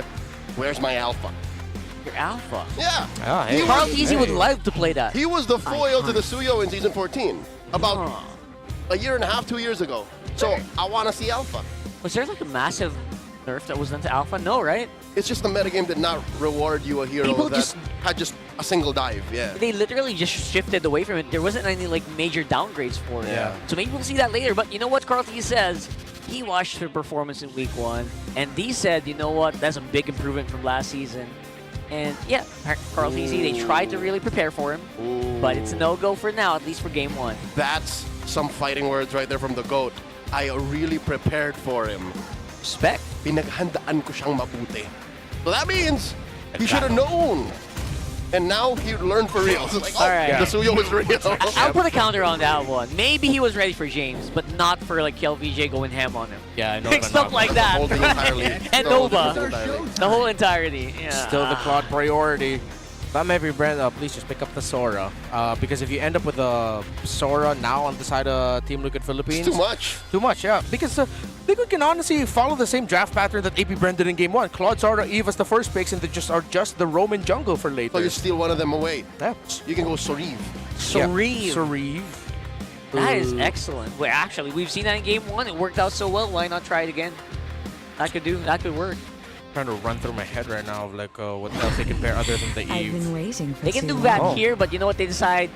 Nah, let's go ahead and pick up that carry. Let's go a little bit more classic. They open up a lot more options. And no Sora. Wow. What is this? Interesting. Priority on Hylos? That doesn't... I don't know if that sits right with me. I love Hylos, but you know... They're going a different direction. Yeah. Maybe AP Bren have a different response to a Claude opener. That line I've heard so many times in my interviews. We're going a different direction. Yeah. And as expected, Team Liquid Philippines mirror the first 3 picks of AP Brand from Game 1 with the Sora and Eve. Beautiful. So, AP Brand, what now, man? Wasn't that exactly what we expected AP Brand to do? Yeah, like either take both or take one of them, but no, they just decided to surprise us. Well, they're planning something here. Welcome to the greatest mag Harley show of all is going to be time. picked up. Obviously, they're probably going to face the same challenges that Team Liquid faced last game. They're going into this without an Aqua pick? Looks like it. Because, okay, looking at the... Zetien should be banned by Liquid. Aqua has a Zet. Aqua has a Farsa. Yeah, but I don't like the Farsa. With the first 3, Farsa might be... Even the Zoo Shin is still open. Yeah. Oh, the Jushin What? most likely will get taken out, though. No way. Zushin's open. Coach Snap. What's the play? Who do you choke down on? You prioritize the Hylos over Zushin. Like, what kind of universe, what multiverse did I step into? If AP Brand ban like roamers like Grok, Gatot, things like that, I think they might be going for Gord Harley, like their own version of it. But Renmar! Oh wait, no, yeah, the Sora's there! The Sora's still there! The one foil! Oh boy, oh boy. There you go. Thank you so much. Yeah. Maybe one more mid-ban would not go out of place here and force Aqua on the Kagura. Parsa or Zed, yeah. Yeah. Or Kimmy. Kimmy's good. Kimmy Harley, Hylos. That could work. Someone that can benefit from Harley having a Genius Wand. That benefits to... I want... Kimmy Zed. Yeah, I mean, they already have the burst through the Harley, so they can just focus on the mid laner with a bit more control or persistent damage, such as the Kimmy we've been posing. Muscle of iron. Oh, it might be a farce considering they banned out the gacha. But depends on who the jungler is too, because we don't know who Carl's playing. Yeah, because that could also just suddenly be a Hayabusa for Liquid, and it could still work out. What's the XP looking like here for AB Brand though? I just realized we haven't talked about XP for AB Brand. I want to see them consider Arlot. Oh, never mind. Good read. Just when I said it. That was right on time, by the way. Yuzhong, Farsa. Yeah. Oh, I love it that they know that KLVJ is a known element because he's great on the Arlot. MVP performance on one last week. Good research. All right. Let's think about our XP lane maybe for later. You don't really need to show that. Maybe just a mid laner for now. That's a Farsa. Okay. There you go. Yeah, as expected. So yeah, it is looking like it's going to be a Farsa Yuzhong to round out the draft for AP Bren. Yeah, the Freya's gone, so we're not going to be getting that. Oh, but what if 40 gets it first? No, with the Sora. Oh yeah, no, yeah, you're right. Yeah. Okay, never mind. Good. Okay, so the coast was clear. Yeah. Very clear Yuzhong. I like that. Lapu would be off. It would, you know, probably it will do good, but not optimal, maybe. Yeah, it's still okay. You need the dragon to help delay and get information. It provides a space that the Farsa wants and the carry wants. Yeah, Kiel played a lot of Yuzhong and Esmeralda in China. Yeah. Usually the unseen world that tells Carl us TZ on the Gwyn. stories. Have we seen this from him? Not yet. Sparingly. Not yet, yeah. Sparingly. This is stampedable for Liquid. The GOAT's a Magic Man these days, isn't he? Yeah. He's gonna be a Magic Man. Yeah. With a lot of Harleys and a lot of Guinevere's. Yeah, a lot of value in magic damage junglers right now. But then, of course, the strength of the Guinevere is that sure big crowd control knock-up that you can get with her. And in the eyes of Carl TZ with that killer instinct, feels like such a good combo. They're really deeply thinking about this. They might have just been drafted out of the EXP lane. The Yuzhong's the safest, and it makes the most sense. I'm not the only one bound by these Too many dashes to not Phoveus. Yeah. The Fove instead. Ooh, man, this might be a really tough game for KLVJ. Looking at what's there, it's looking a lot like similar to what happened to Sanford in game number 1, where Fove is like, I'm here, I'm gone. Yeah, they bursted me down, guys. It's a little too reactive for our taste, and especially with the momentum AP Bren has. Yeah, so AP Bren definitely look like they kind of prepared to first pick, to do these really crazy first picks on the red side. We'll see if that's going to make any big changes or big impact. Look at those lineups right now. It does feel like the index shows TLPH should be ahead. Yeah, I'm going to stand by my word and say we're probably going to be going to game number 3. This looks stampedable. Stampedable, but hey, who knows? Maybe Nova Aqua and James Bank can pull out some magic. And if KLVJ times his vision getting and fronting properly, then they might be able to hold on long enough. Let's see. But with everything considered, it's looking like a fast game for Liquid. Fast game Team Liquid, maybe 12 minutes. That's the read here from the desk. Do you guys agree? Let us know in the comments. We'll try to read through that later on. But for now, it's Team Liquid versus AP Bren on game number 2. I love the respect AP Bren has for Team Liquid's lineup. 2 full Purifies. They know that Liquid's going to bring it to them. And bring it they did! As Aqua gets killed by the chef. First blood drawn by Sanji. I like that we all basically nodded in agreement at the same time. Because that's exactly what we expected to happen. Zetian wasn't banned, right? Yes. Then The knockback of Zetian would have been very helpful in that scenario. It helps manage the lane slightly better against a very aggressive Kali that wants to get close and up in your face. It wrecks his flow a little bit. Uh-oh. That's a bad start. Carl's waiting in the wings, coming through, looking for that passive to proc, and he finds Aqua the second time around. JP figured out 4, Nova falls, double kill for the GOAT. Sanji flickers back out, and James Banks finds Sanji. 2 for 2. Man, those are lots of good trades, and again, you don't want to actually go toe-to-toe against a Guinevere, like especially in your face, because you're not gonna win that trade. His HP just goes back over and over again. Yeah, a little magic from James Panks. That ended as good as it could have for AP Brand. 2 kills, and he got away, and he has an EXP advantage slightly over Carl TZ, despite them both being level 4, yes. So, not a total loss for AP Brand. They're still definitely in this based on how they managed getting KLVG out of lane first or getting him to level 4. So Team Liquid could do the smart thing, pull back the crabs, deny it from AP Brand, and it ends up going to JP. So it's a delay on the level 4 for both EXP laners right now. Yeah, and that's gonna level out, especially once they're going into the turtle later on. Very close by. James Banks actually wants to get this done as quickly as possible. Couldn't hold on to the turtle hard enough since he has to respect JP's jumps and Carl's. Yeah, this is going to be a big fight. Just watch out for Sanford and KLVJ. I feel like with their entries and who manages which entry better. Yeah, no Raging Sandstorm quite yet for JP at least, but it will actually come online almost the same time as his Flicker. So you're right, absolutely, that's definitely on the chopping board here. You have to keep your eyes on the timer as well for Sanji. Yep, Gold Crab was secured by Teddy there in that last little skirmish for it between Shizo, and thus he has a slight advantage over the carry. Very long turtle dance here. I think at some point someone might have to give it up, but with James Banks at the orange already, after this should be a clear sign for AP Brand to try and go for something. But Team Liquid Philippines are delaying as much as they can, being aggressive in the river as Carl TZ needed to go down to get his own orange buff first. Oh, still the level advantage for Jimmy James. He's on 6, Carl at 5, so if it comes down to the wire retribution battles, James Banks has a slight advantage. The dance continues. Nova and JP pulling back and forth and back. JP does not have the Rampaging Sandstorm just yet. Void Crystal thrown out, check in range. Sanji here gets pushed back. Glorious Pathway by Nova. What's the play here? Is he opening up for James? James holding on to the retribution. Quick Sand Guy comes in. James Banks answered with a feathered airstrike. The RWM. The response from Sanji. And Sanford with the torrent. In comes KL from the back. Deadly Magic thrown on to JP. And in comes the Infernal Pursuit. They stun Sanford. Sanford's caught between 4 and 40. Gets taken down by Jimmy James. They trade for Nova. In comes Carl. Serving up a kill. 2. One of them, and Apple falls, but Carl TZ gets taken down. Aqua actually survived the engagement. Great range from AP. Clutch Dark Wave by KLVJ. That just gave enough time for that last basic attack from James Banks to connect and lash onto Carl TZ, securing that kill. So Nova's initial initiation was just wait.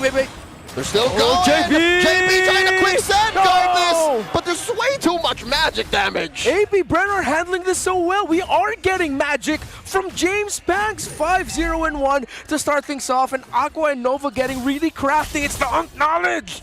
We keep talking about them. So Nova's start actually is a means to force reactions out of Team Liquid Philippines, and they eventually decided to jump into that fight. It was handled well by Liquid, but it was just a crazy retribution win for James Banks. Now, it was stretched out and it ended up becoming in favor for AP Brand because we said look at the 2 EXP laners. KLVJ was unbothered. Because of Nova entering, that meant that Team Liquid couldn't look at the Phobius. So that means KLVJ was ready for round 2 after going around the back. Look at those differences as well. The goal difference really ramping up here for AP Brand. Not the one we expected. Damn, I'm a little flabbergasted. By the way, in all that exchanges, super low-key Aqua. I'm a big fan of how he's playing that Farsa. Yes. I haven't seen a Farsa in a while be as useful without a feathered airstrike as he was. I could have sworn he died, but no, he was just throwing out those basic skills and it's like... Every single one hits. That's the scary part with Aqua here. He's very low-key. He's not rushing these hits. He's not rushing the salvos. Curse of Crow was stonks for that engagement. Turtle 2 currently up. AP Brand, 2,000 gold. Huge firepower advantage. Sanford looking for that angle in the back line. Nova drawing a line between the rest of them and AP Brand. Feathered airstrike. They've clapped out on the car. Oh my god. AP Bren easily secures the turtle. RWM keeping Nova down. And KLVJ engages on a 2. Make that 3 as he pushes JP back. A lot of damage out of him. Sanford finds a double. The Apex Predator gets one. There goes that star power that TLPH is very much known for. You can kind of out macro them a little bit, but individually those mechanics are just a little bit too much overcome, especially on that last one. Yeah, San stood tall with Daddy JP, and I think LVJ was just Aqua missed the Curse of Crow by a few inches. That's why once KLVJ thought did we that caster he could, curse it? Yeah, I feel like we did. I feel like when KLVJ thought that he could get JP, suddenly it was a Void Crystal brought out by Sanji, slowed him down, and forcing AP Bren back. But they are still in control. They are still setting the momentum here with their fast and snappy rotations. Now they are both eyeing gold lanes as Teddy and Shizo have been left unbothered for majority of this game. So looking back at it, by the time Sanford went in, AP Bren already pulled the trigger on the fight, meaning that Sanford couldn't make the most out of his disruption. But then he waited, he bided his time, and then now it linked up with Sanji's real-world manipulation well. This is what I was talking about earlier with KLVJ. After Aqua just missing the stun on JP by inches, KLVJ was punished, trying to go for the kill on JP. That was a very good punish, and overall, I would say that just resulted in James Pax just having so much ground to cover, so much easier for him to cover these grounds. Yeah. Now that they're able to push TLPH back a little bit. Yeah. So it's a DHS rush for Teddy, and he didn't even go for the right now? he didn't go for the Swift crossbow. He didn't go for golden staff, nothing like that. He went straight for DHS, knowing that he needed the extra bit of damage because it's going to be the Phovius and the high loss he has to think about more of. JP, Raging Sandstorm, massive ult coming in from Carl. The response, the RWM, Glorious Pathway, Nova trying to open up the retreat, and Sanford trying to keep him in.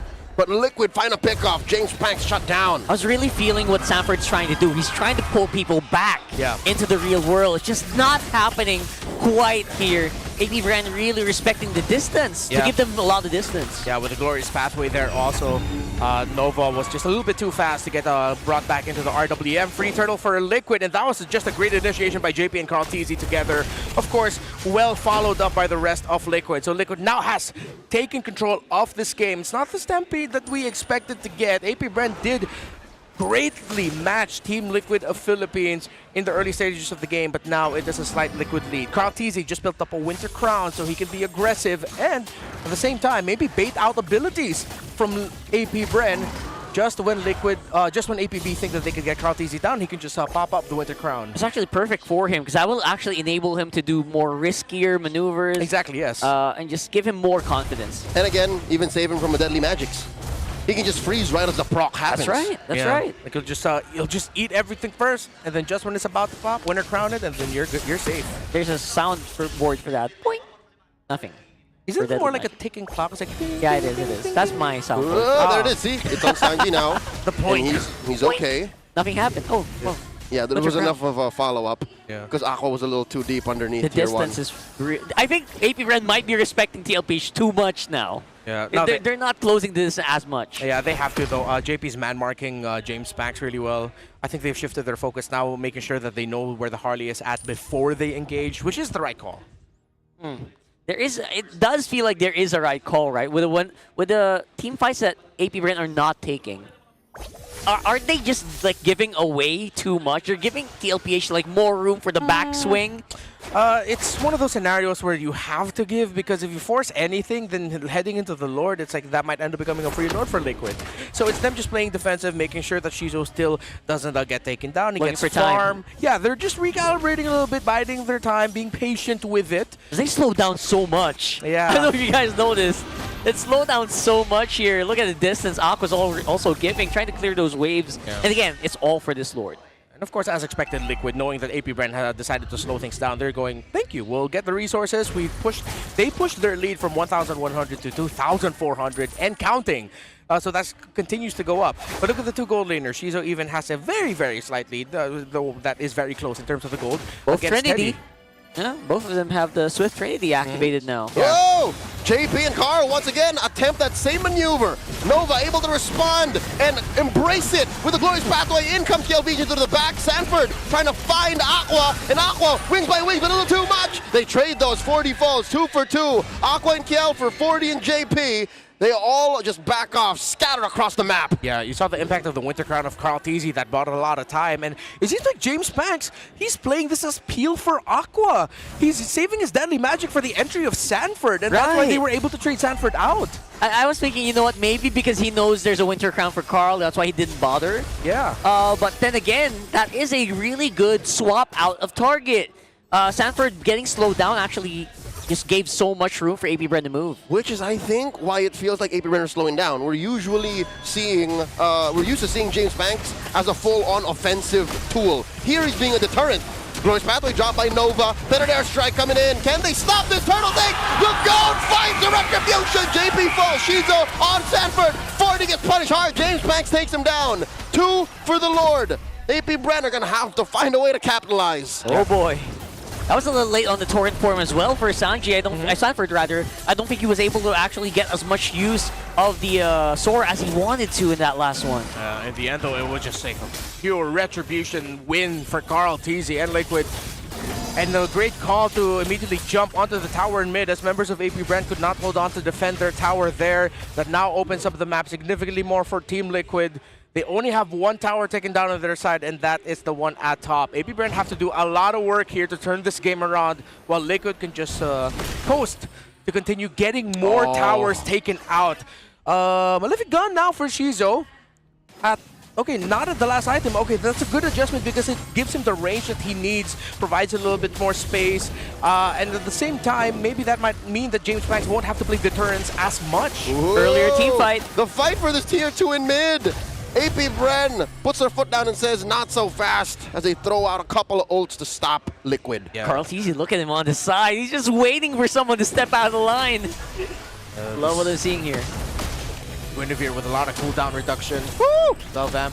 This is the Guinevere that hurts because that's 2 items with adaptive damage that he built. Ooh, love that. Look at the HP of Sanford basically just shrugging that deadly magic off. That's basically the Harley out for a few seconds. A little bit of a silver lining, though.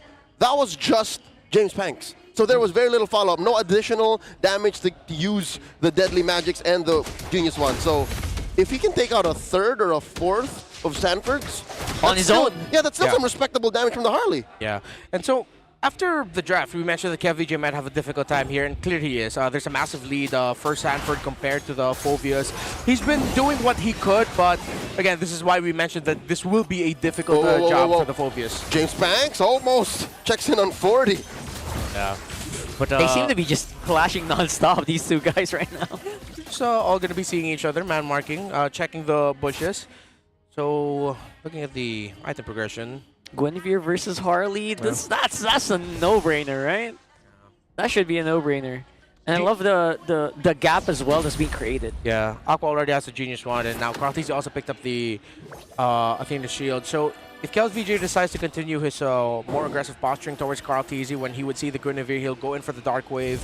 It's not going to be easy to burst down this Guinevere. You have to be a little bit smarter for the team fights. Carl Tizzy contemplating if he should pop off the full suite to take down Nova, but AP Bren clearly using him for bait. Liquid knows. Yeah.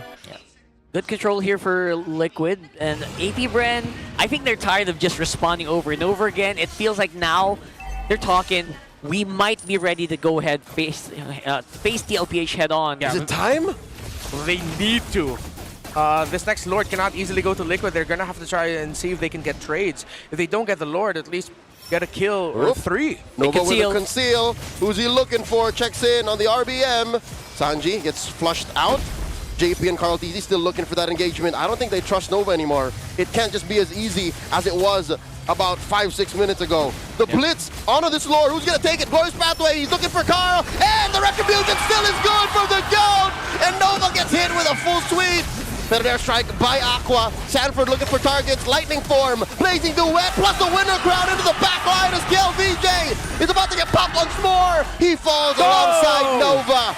No one home for Sanford, but they've cornered Jimmy James. Jimmy James gets taken down. Double for Steady Teddy. Yeah, it does feel like he's a lot more comfortable on that Claude here in game number 2. Just like that, we've got a Lord walking up on mid. And they are inside the base just like that. Aqua and Shizo struggling to defend, and that's gonna be it. Ladies and gentlemen, we're going all the way. Game 3 for this series here today. And the cavalry goes wild for Team Liquid. Kind of exactly what we predicted, though. Not super surprised with the outcome, honestly. Whether it was an unfortunate pull on the Lord or a missed time. Whoa. You guys are later. Chill out. That's for later. Yeah, that's for later. Or a little sidestep mishap from James Banks. He did not use Retribution in that Lord.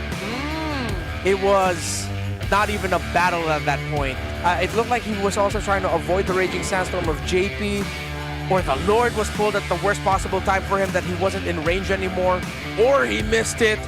It boiled down to one battle, and he couldn't even use his retro. Yeah, I could tell. I could really tell that James Banks was just not as comfortable here in game number 2 compared to game number 1, where he was just literally doing everything. He's like parkouring all around the map. He overshot. Yeah. And hey, well, I will say this though, that even though it wasn't like the same Suyo game, I still definitely felt the impact of James Banks. He did the job. He did the job, but the thing is he also had to play defense alongside offense. And it's too much to ask to both guard and retry battle against the GOAT. Called easy their MVP! Yeah. And this Guinevere was played similar to how a lot of utility junglers are played. Get the vision, get front.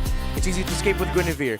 If you miss your knock-up, at least you can easily get away. And you have a body block with you, of course you leave that little Guinevere clone as you go out. So if this was just another showcase of as to why Carl TZ for the longest time and his evolution as a player, I think in more recent memory, he's more known as one of the best, if not the best tank fighter jungler that we know in the game today because of how much utility he brings to the team when he's in that role. Yeah, you know what? It's a big difference from like Carl TZ from way before, and maybe he's just saying, you know, okay, James Banks, maybe you could be a little bit more up and up on the assassins, but look at how it's done on the tank role. Happy Rayash Downs. Carl TZ on a utility jungler is the equivalent of Robert De Niro in the Meet the Parents franchise. He's great as a lead. That's right. I don't have to tell you the movies he's in, but when he plays a supporting character, you can feel him, you know. He does the job. This was the dagger play that solidified the Liquid lead, the perfect link up between JP Sanji and Carl TZ in the previous play. And then here, this is where we saw shades of James Banks having to play a little bit of defense, but with that, having to commit the deadly magic stuff to Sanford, even with Shizo getting kills there, it was still Team Liquid Philippines walking away with the win. And after all this, of course, it was James Banks getting the Lord. Would this have been different if he got the Lord? Yes, because APBR would have called the back. APBR just fought that because they lost the Lord. As we mentioned earlier, they were looking for that trade. They needed to get something. It couldn't have just been easy Lord for Team Liquid Philippines. Yeah, it was overall just really difficult to actually go toe-to-toe, especially since you had so much to juggle. And I think that's what really separates Carl TZ from you know, the rest of it. Carl TZ just able to work alongside these Raging Sandstorms, where there was like no major engage that you could work with on AP Bread's side. There's no sane way to respond to that. The cascade of ults coming in from Liquid is just a little too much. Nova was doing his best. Again, hats off, A for effort, but to bait out all of that and to be able to expect to respond with Revitalize, Glorious Battle. Guys, I'm done. Yeah. That's it, right? There's no solid way to hold down these monsters of players on the other side of TLPH. And undeniable now, the comfort level of Teddy on this Claude. If you can't pick it, take it away from him, then please do, because he's really good at it. Acknowledge. Please do. The man helped Liquid and Coach Snap specifically lock in a ticket to Japan. We're not sure yet for the rest of Team Liquid because, of course, there is a selection process. But, I mean, if history tells us, majority of the time it is a team that won. Coach Snap for sure. Yeah, Coach Snap for sure. Whoever he decides. Maybe that's why Teddy keeps getting the Claude. He's like, Coach Snap is like, coming to Japan. Give him the Claude. But, Coach, there's so many Get him the Claude. We're first picking the Claude. That I'm not gonna hear anything else. Yeah. That's the last I'll hear of it. So right now, obviously, steady Teddy on the Claude MMR. His MMR is still pretty high. You only lose the MMR if you lose without hero. Yeah. So good job to Teddy here for his first MPL win. This is his first MPL. No, he won yesterday. He won yesterday. This seems to be following a pattern. Because yesterday he also lost game 1 against Falcons. There you go. Yeah. I mean, we were already calling it in the draft also. It was like, oh yeah, it's going to be one of those, it could be one of those moments where it's Liquid stampeding through for game number 2. But yes, of course, it wasn't the stampede. AP handled the early to mid game way better than we expected. There was some give. Yeah, there was a back and forth. There was a conversation. And they responded as so, which leaves the question, who's going to be the champion of week 2? Who's going to go undefeated? Yeah, it was a green flag first date. It would be so cool if it also ended up in a reverse sweep here today. You know what? Twice in a row. I have no reference. Yeah. I have no preference. We're already treated to a great match. Great series. As it is. And I will say this now. I have now still have casted all game 3s this season. So I'm sorry. Wow, really? It's Someone's not my taking fault. up the I had nothing to do with it. I had nothing Careful to do with there. We'll throw it over to an all-access segment for the meantime while we wait for game number 3. You guys look cute. MPL Arena, napakaganda start ng ating araw dahil 1-1 ang score para sa TLPH and APBR. And right here with us are super fans na nanggaling pa sa malayong lugar. Please introduce yourselves. So I'm Leo all the way from Negros Oriental. So I'm here to support TLPH. Wow. How about you? Hi everyone, I'm Zoe and I'm also here to support TLPH. So we're here with Zoe with an S and Leo with an L. Yes. And you know, they come from far, far away from Negros. And ano ba nangyari? Bakit kayo napunta dito? We're actually here for the board exam, but we really wanted to watch MPL live because we always watch on YouTube and it's really different here. The atmosphere is different here, MPL PH Live. So that's what we call balancing academics and passion for MLBB. I love that, no? Ano ba yung mga course nyo? Ano yung nire-review nyo ngayon for the boards? We're reviewing for the Certified Public Account. Oh, well, future CPA! And you know, hindi naman habang nagre-review, after mag-review, you take a break and you play ML. And now they're here watching the teams. Ano ulit yung sinusuportahan nyo? TLPH! They're very certain. Of course, after that game, nabuhayan na sila, right? And anong message nyo sa mga family nyo na nanonood from Negros? Do you want to shout out anyone, guys? Shout out to our also fellow reviewers who we also play ML during our break. So shout out to Novi, Novi, Mabel, Ding, Julie. So we're here na. Yan yung mga kasama nila mag-review. How about you, Leo? Would you like to shout out the people from Negros sa dialect nyo? Mga pa, nanakaw dari, bisag wa kabalo. Basta nandito na daw sila, Mama and Papa. And we're so excited to have you here, guys. Message nyo naman sa lahat ng TLPH supporters. So to all the TLPH supporters, so sa game 1, kahit talo, pwede naman nang bumawi tulad ng ginawa nila. Kasi sa TLPH, nandyan kasi yung The GOAT. Carl, alam kong idol mo rin si Chessman sa Falling Into Your Smile. So, kaya pangalan mo, I think, nakuha mo yung pangalan mo sa GN mo na Chessman kasi doon sa C-drama na Falling Into Your Smile. So, idol ko rin si Chessman. May pa ganon. How about you, Zoe? Message mo for the team. Good luck and kayang-kaya nyo yan. And with that, we'll be proceeding to Game 3 and we'll throw this back to our casters. Remarks like stupid. Leo, thank you so much for that. No, not me. What? I honestly thought it was because Carl just likes chess. Yeah. I really thought so. And then it was a full circle moment in his career when he actually met the chess man, Carl. Magnus Carlsen. Magnus Carlsen. Magnus Carlsen. Yeah, the Carl and the Carl. Yeah. Anyways. Carl is great. Back to the match here at hand. Usually Carls are very good. Coach G and Coach Baum now feel the pressure. They feel the heat of an angry Liquid. This is what I was talking about. Prior game too, right? Like how does APBR, despite all of their amazing showings in season 17 so far, going into week number 2, how do they deal with a threat that is as imminent as Liquid down a point? Yeah. So now they decide to pick Dangerous Grass, which I feel like is...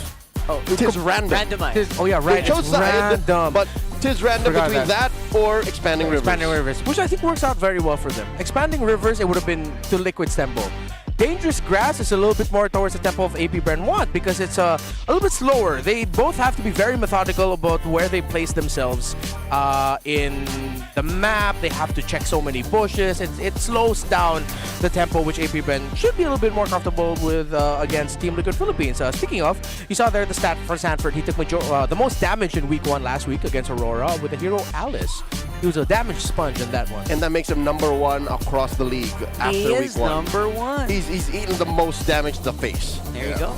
And right now, I think in that last game, he probably dealt one of the most as the Sora here. That's right. Yeah. He was actually on Thunder form a lot. Yeah, 9 out of 10 times I'd say he was on Thunder form. That's amazing. And now that's something that, you know, you have to keep in mind now. Like, all right, we kind of overshot with our, if you're AP Bren, right? Yeah, we overshot with that one. Maybe we shouldn't have let the Sora go through. We had the chance to pick it up as well. It was banned. Valentina was banned out. Yeah. Maybe those are the things you can kind of look back and say, maybe let's not do that again. I really feel like the carry could have come in later in the draft, man. There was no need to rush it. They were probably thinking like, okay, matchup-wise, if ever the carry wasn't picked up, and hypothetically, let's say AP Bren went high loss Harley and Sora to deny the Sora from Liquid. Most likely, Liquid would have banned out instead of the Jushin. They ban out the carry there, but then you still have options that you could have gone for if you're AP Bren. So, again, don't get Sora Zetian was anymore. open as well. Yeah, Zetian was open. Bro. Was Harith open? Harith was open. I think so. I don't think I remember a last. I think we were talking about like a possible. It was open. Yeah, it was open. All right. Shrug that off if you're AP Bren. And for TLPH, maybe you can ride that momentum as we go into draft for game number 3. So far, still the similar bans that we've seen, except this time it's Liquid banning out the Suyo, meaning that either the Kalea or the Valentina will be coming through. And the Eve, something's got to give. And the Eve. Yeah, that might be the biggest trade here. Liquid might... they might be willing to give the Valentina, honestly. I think AP Bren bans Val here, opens with Claude again. So they'll ban the Valentina themselves and then they get the Claude. Yeah, get that Claude. Yeah, But that we saw how good it was. But that leaves Liquid with a Sora. Yeah, that's going to be an easy red 2 Sora. So maybe blue 1 Sora? Blue 1 Sora. If the Valentina's gone, yes. It has and to that's kind of conditional on them banning it out here. Maybe. What if they leave that open too? But then if that's the case, TLPH could go for Fredrin as one of their first 2 picks. They rounded out with Arlott and Red 3. So they answered the Sora well with a Fredrin and Arlott together. So basically, it's like forcing them to ban Valentina. Tail's been itching for a real But it's Kaleo. So Valentina's open, you're right. Yeah, I'm more for Valentina more than anything. But I still wouldn't be too mad if they end up picking up the Claude. It is still respect at the end of the day. Okay, you know what? First pick? No, I'd go Val 1. Val 1? And then whatever Liquid picks, I don't know if they're going to pick the Khalid there, but you can go Khalid 2-3 on blue. So you can just win mid hard. Yeah. Khalid Valentina, there'll be a lot of damage. His most bursty mid duo. Yeah, the game right now. The other version of that is Hilda Valentina. Here's the Val. But I think I trust Khalid more. Yeah. In grass? I feel like in grass. No, in grass still. In grass still. In grass more Khalid. Yeah. I will trust it in the hands of JP. That's all I'm gonna say. JP has been... Which is why I think they have to split that duo up. Yeah. It's been phenomenal, right? Yeah. So yeah. So you go Khalid Sora or Khalid Claude, because since the Valentina's on the other side. Yeah. Because even with the Valentina up, they might not pick up their mid. I'm eating my words. They are gonna pick up their mid laner. Still willing to play the Eve. Huh. Okay. So Khalid. With the Claude now, I would honestly say Hilda. That Either. little power wildness One forces or a the reaction other. out of the Claude. Yeah, like a BMI. Yeah. And then you can make the call. No more BMI, no more BMI. Yeah, exactly. Okay. I like that. That could actually put a lot of focus on, or a lot of pressure on Steady Teddy. Maybe make him a lot less steadier. The most surprising thing is if AP Bren pick neither. And they go into the second phase without With no Nova pick? Yeah, with no Nova pick. It's like, what the heck are you guys doing? I'm not going to count it out because in game 2, in addition to the early carry, I think an early Hylos was also kind of weird. Yeah. No, It is what could have happened. That's what I'm saying. You were right. That maybe they wouldn't pick Nova's pick because it was too early in game 2. Yeah, okay. So why the carry again? Again, right? I think it's really just solidifying the matchup in lane. It's really that. I don't know. Shizu just was like a big. I didn't see Shizu do crazy Win or stuff. lose, I'm going to ask Coach G. Yeah. Why? Why rush? Pick him up on the interview later on. My brother. Yeah. EXP would be good now. I wouldn't mind XP here. I would. Value in me? Yeah, Freddy man. You should. Here's Chessman original. That's a Chessman. What do you call that? Chessman signature. Chessman signature. This is his all-time second favorite hero. Valentina, Carrie, Harley. I'm trying to think first, of right? unique. If you because if you're saving, Lancelot's first. Okay. yeah. Sorry. If you're saving Rome for the second half, that means you're saving something special. Yeah, and what are you dodging? Yeah. If there's a room for it, I am the power of they might pull a pitch out of the Omega book. Yo. Yeah. Why the Kaja ban? Exactly what I was just It's a little trying to say. deep. They're Was that thinking what- there might be some unique picks coming out in Rome. Is Coach Snap on the same page? He's like, oh, no. No, yeah. I'm gonna say not super unique, but I am reading a chip. Yeah, that's what I wanted to say. The chip. Pick a page out of Omega's book, out of Liquid's book. You put the chip later as your roamer. Then you just need to have another tanky EXP laner there. Most likely, they're gonna end up with a glue. If not the glue, you can also go Lapu. It's a good balance between the damage and the tankiness, self-sustainability through the spell vamp. But the safest is to go for the tanky EXP laners like Glue Alice, paired up with the chip as you guys roam around. But Omega made it work with a chip and a Lapu, if I'm not mistaken, the last time. So I don't want to turn it off. I don't want to turn off the idea. But also with the chip came a Freya. That's true. They were solving the whole block the Freya from crossing the map situation by literally giving her the Bifrost. Here, what are you bringing over? A little magical boy?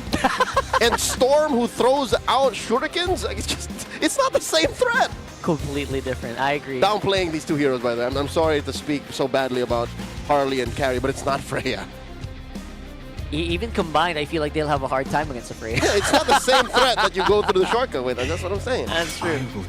Definitely, the shortcut feels better on the by side. banning the Arlott, it's all the more telegraphing a chip. Coach G. Chip. No. Oh, no. What if TLPH just picks it up? They actually can. That's the funny It's thing. pretty about good it with right them, now. too. Yeah. Pretty good. At Red 4, though. What they have.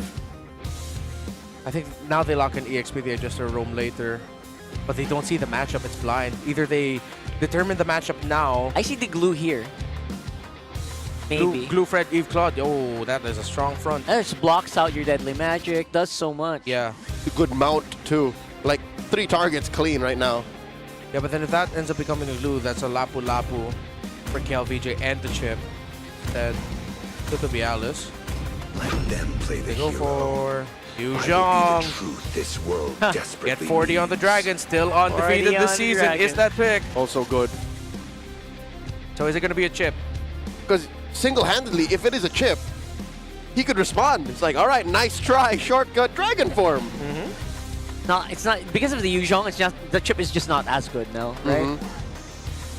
Now they aside if it's not chip, it's definitely they need a good front line. Yeah, because dude, Gatot's gone. I don't think Chip Valentina has any room here. One of them might glue. You can't go for glue Valentina. I don't think. Pretty meh. They won game 1 off of it, blue. So You need someone that really soak up some damage. Yeah, but that was glue Eve. Glue Valentina might. Oh well, technically it's a glue Eve It's again still because an it's a Eve. Valentina. Yeah. It is Gotcha. Okay, so it is the Hilda they roll. revert back to, you know, a solid lethal mid duo. Better. And Better. a dead lane in the EXP. This is gentlemen, correct me if I'm wrong. This is the first time KLBG is playing this kind of XP laner in MPLPH. Yeah. In his return. Yeah, we've put a lot of focus on him with the setup style. Now he's literally just there. A brain dead, mechanically undemanding XP lane is just. Yeah. Hey, this is where we see his Onk knowledge come in. Oh, it looks like it's a Cho getting hovered by JP. Wow. And it's the Cho. That's a treat. It's always a treat for me to watch JP play a Cho. I will say this now. That's a lot of comfort and speed for Liquid. It's looking like a Liquid draft for this one. It's like for a world championship or something. Yeah. Hold up. Wait. What? It is. When they won the M4 World Championship, I'd say just change 1 or 2 picks, and that's the kind of draft that they were rocking in Jakarta. Man. That's like maximum comfort. Change 1 player, no, change 2 players, and that's literally the team that won. I am literally scared for AP Brent right now. In the lineup rating, though, it is leaning a little bit more towards AP Bren. The Hardy determines a lot of that. The Valentina as well. But we have to watch out for... If there's 2 players I'm looking at, it's Nova and Kiel for this game. Yep.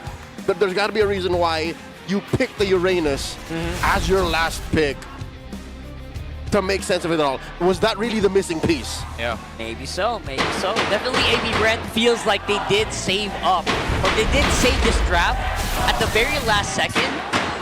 Question is, will that be enough? Let's go ahead and find out here in game number 3. Triple Purify, by the way. Ah. This is before they saw the Cho. Yeah.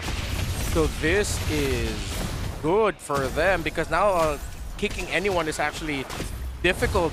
At most, I think Nova might be the main target right now for JP, that every time they see this Hilda, it's just going to be a kick, force him back.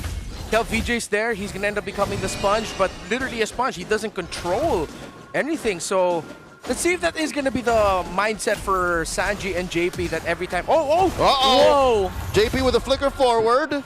They will delay James Pank's progress with this orange buff. And in comes Nova, trying to take down Sanji. Aqua coming in as well, does not have a flicker, so he could not close the gap as quickly. Yeah, I like that they're so intent on using the flicker very early on. They know it's going to go on cooldown, probably ready for the next turtle anyway. It will not come in for the first turtle, since we are 40 2 seconds minutes. off. Yeah. Ooh, Nova a few stocks on a Sanford. So far, Nova handling all the space that he can get in the map through the grass really well. That's why we were looking out for Nova and KelVJ as the X factors for AP Brent to make more sense of this unique draft that they decided to go for. Oh, Nova procs that passive, follows JP through the brush, through that wall. As KelVJ secures his purple. James Panks short on resources. I guess that's what happens when you get bullied out of your orange take. Yeah, good block by JP to make sure that James Panks wouldn't be able to get in and go for a cheeky retry steal. Purple buff is about to spawn. It's looking like Liquid might be getting this turtle if AP Brent decide to just give it, and so that James Panks can go to the purple buff. Okay, Kiel wants level 4. KarlTzy gets dogpiled on by AP Bren. No one home for that Appraiser's Wrath, and in comes 40. Dragon form threatening Nova. Nova running underneath. Tier 1, but gets hit by the shock. And then Aqua with a stolen dragon as well retreats. Yeah, great. Teddy! That felt like when that came out of nowhere. What was that fight about? Yeah, that was a great read by AP Brent, knowing that the tendency for Liquid is, okay, Turtle's up, we're fine, it looks like we're advantage. JP go to the EXP lane, help Sanford out, and they confirmed it. So AP Brent went straight into the jungle, found KarlTzy all alone, and just jumped him. They basically found like a weak point for KarlTzy, or a moment where the team was not really there to follow up on whatever KarlTzy wanted to do. Okay, take 2. How about we go again for this turtle take? KelVJ flushing out these brushes. Spots 2 members, now 3. Sanford in the back here. James Panks with the pull. KarlTzy, energy eruption. Wow. No one home. KelVJ gets pushed back. And KarlTzy secures. All it took was Nova. And they respond, trapping him with the RWM. Purifies through. No one answers back. Oh! Aqua with the dash. Oh, no Purifies actually used up. He tried to dash through, but no one home. Yeah, good dodge. JP single-handedly zoned out James Panks from that sequence. Even committed the way of the dragon so that James Panks would be forced back. Then afterwards, you saw the impact again by JP coming back with more G Kundo. So high-impact show play by JP right now. Yeah, I can imagine that's exactly what was happening during the draft comms. Bro, pick a Cho. Just don't let JP play. I got this. That sounds like a KarlTzy thing to say. And it really boiled out or played out exactly that way. The man-to-man defense currently working out for Liquid. Gives him 1,000 gold up, despite, you know, the difficult first turtle take, which got delayed. There's a chance that we might actually just see 2 turtles this game. Yeah. Could be stretched out here. AP Brent, I think that in the long run, that little delay that the Sanji and JP were able to do on him is messing up their flow a bit. Oh, Deadly Magic's on the one. Nice 2 step. RWMs coming through. Sanji's the real one. Stays. JP takes a few hits there. James Banks gets taunted, gets kicked, and gets taken out. JP gets a kill. Yeah, Kyle Teasy served up a kill by Teddy. 2 for free to Liquid. I can really feel the laser pointed straight in target lock, bro. I'm gonna tell you, this Harley's not gonna be able to play all game long. Yeah, the Harley and the Hilda. That's why we were saying earlier, if Liquid just every time they'll see the Hilda, they know that there's only so much APBren could do. It'll greatly diminish their impact in every team fight. And this is just perfect man marking by Team Liquid. Good avoidance of the poker trick, so that the Deadly Magic wouldn't be capitalized on that much onto JP, and that left James Banks and Nova at the mercy of the taunt of Carl Teasy's Fredrin. Man, now it's going to be a bit of an uphill here for APBren. Considering that their laners are also just trying to just not die at this moment. TLPH right now on the Uranus is not going to be expecting much from that lane. And now they go straight into their third turtle. Oh my god, Sanford is pushing TLPH to the limit. Because of the previous sequences, Liquid make easy work of taking this turtle. Second, by the way. Sorry, rather. So this is going to be a little bit more difficult to face. We got a dragon upon the front. Oh. Copies it. Got 2. 2 dragons coming through. Can APBren protect their mid lane? The answer is no. Aqua tried. Yeah, I like the color on that dragon too. Ooh. Very Shizu. Shizu-like on the top side. Yes. Sneaky. Oh, I saw that. All right, gets out of there just in time. And successfully takes down a tier 1. Yeah. They know he has a Purify, so that would be way too risky to try and jump him. Yeah, I don't want to force a flicker too much on a guy who actually has a Purify, and then you actually might absorb so many of those hits. Shizu at this point with both items feels like he could have done the damage. No. Oh wow! Even between Aqua and James, they can't even take down 40. Yeah, cross-map trade. Oh, Shizu and Nova are in danger. JP comes in, finds the kick, the Purify. Teddy still wailing away. Ow. Leaving that BMI plus a Void Crystal off-camera trade. 40 for James Banks. And they will take the turret too, so a little bit of room for APBren. Nothing comes for free. JP finds Nova. Nova answers back. No dice. 40 taking down James Banks ended up becoming a win. Yes, the tower's gonna get pushed down bot, but that would have been much better for APBren if they did not lose their jungler.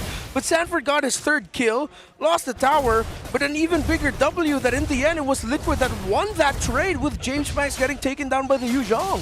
Yeah, I think slowing down your jungler, it really just adds up, right? That's so exponential, especially this point of the game. 7 minutes in, Carl T is gonna over-level you. So that's a big danger here for APBren if you're not on level, not on par with the Retribution. This is a living nightmare for a Harley. When you see your opponent, your jungler opposition just willingly take a deadly match to the face. 2-level gap, by the way. Yeah, Liquid has full control. No contest here by APBren, and he might even lose his purple buff here. Did he get it? Yes, he did. He did, all right. Had the retry for it though. Yeah. He had to do so much for it, honestly. No contest. Remind me, are Harley and Fredrin related? Are they I think you're picking Leslie. They are. No, Harley is Leslie's foster sister. Foster? Foster brother. Yeah. Right. Oh, I thought they were like. They're not all blood Paxleys? brothers. They're not blood brothers. No. They're not. Okay. Okay. Fredrin is more. He does his own thing, I think. Isn't that Fredrin more Layla? No. No. Fredrin is. They're from the same family tree, but they're not like siblings. Speaking of the Fredrin, also has the Chastise Squadron as well.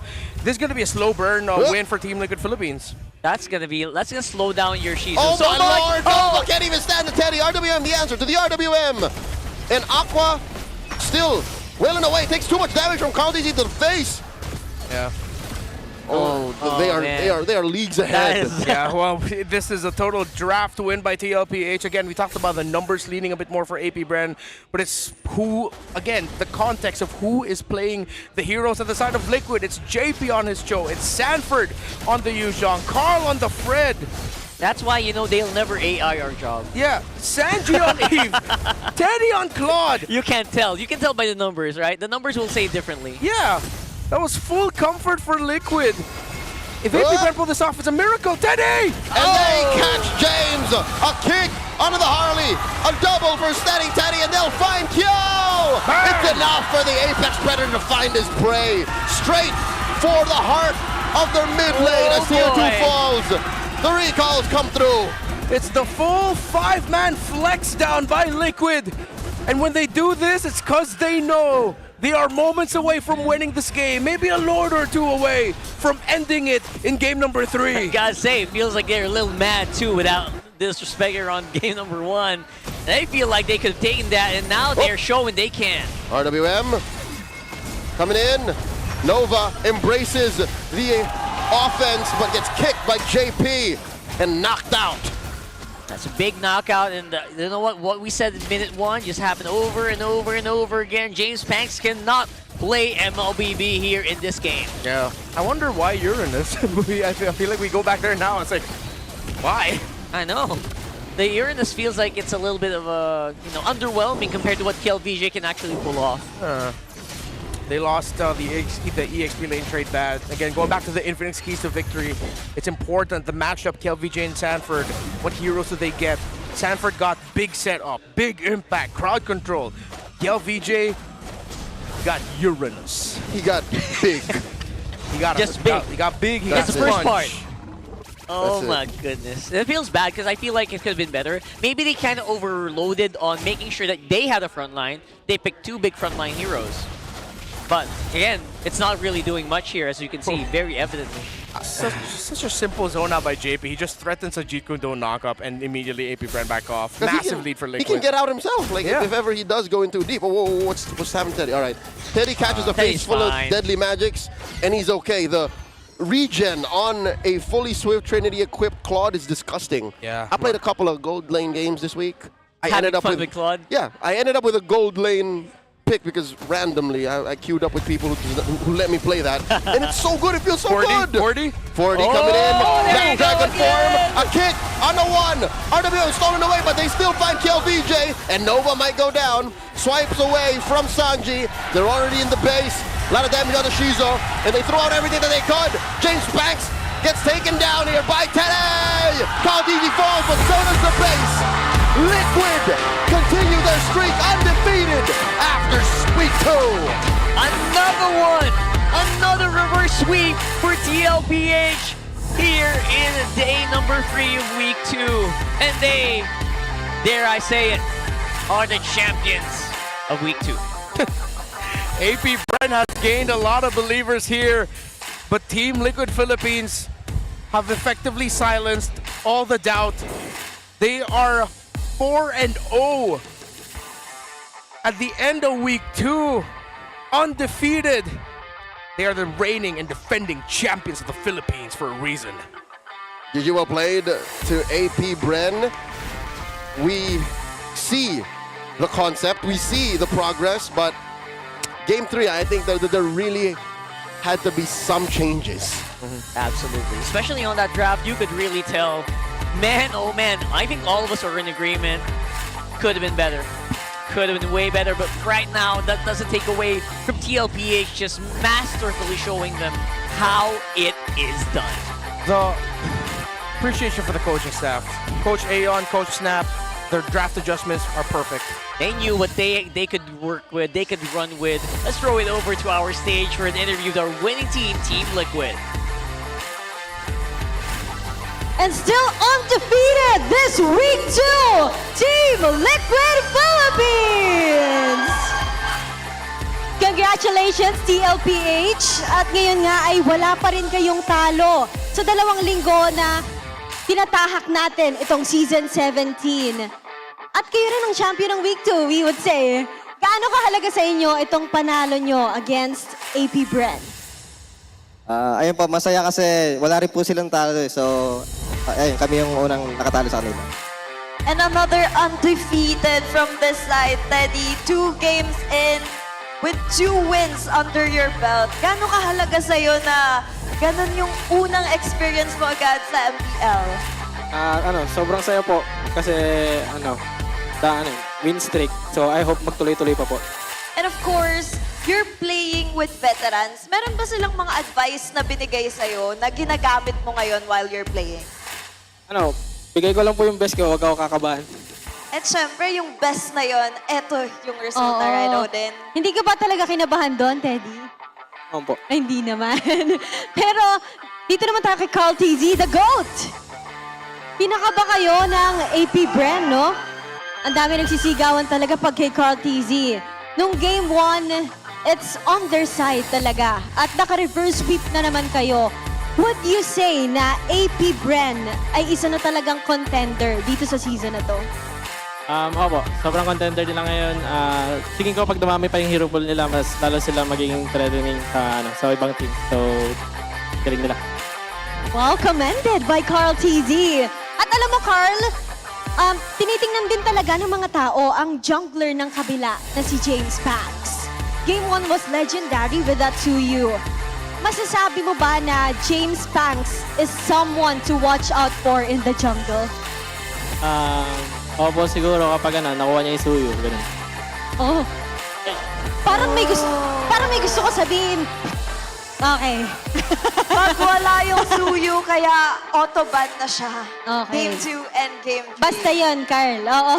Anong mensahe mo para sa AP Bren? Galingan nila. Yun lang, galingan nila. Galingan nyo daw. Sabi ni Carl TZ. And of course, sino sa tingin nyo ang MVP for this match? And that is you!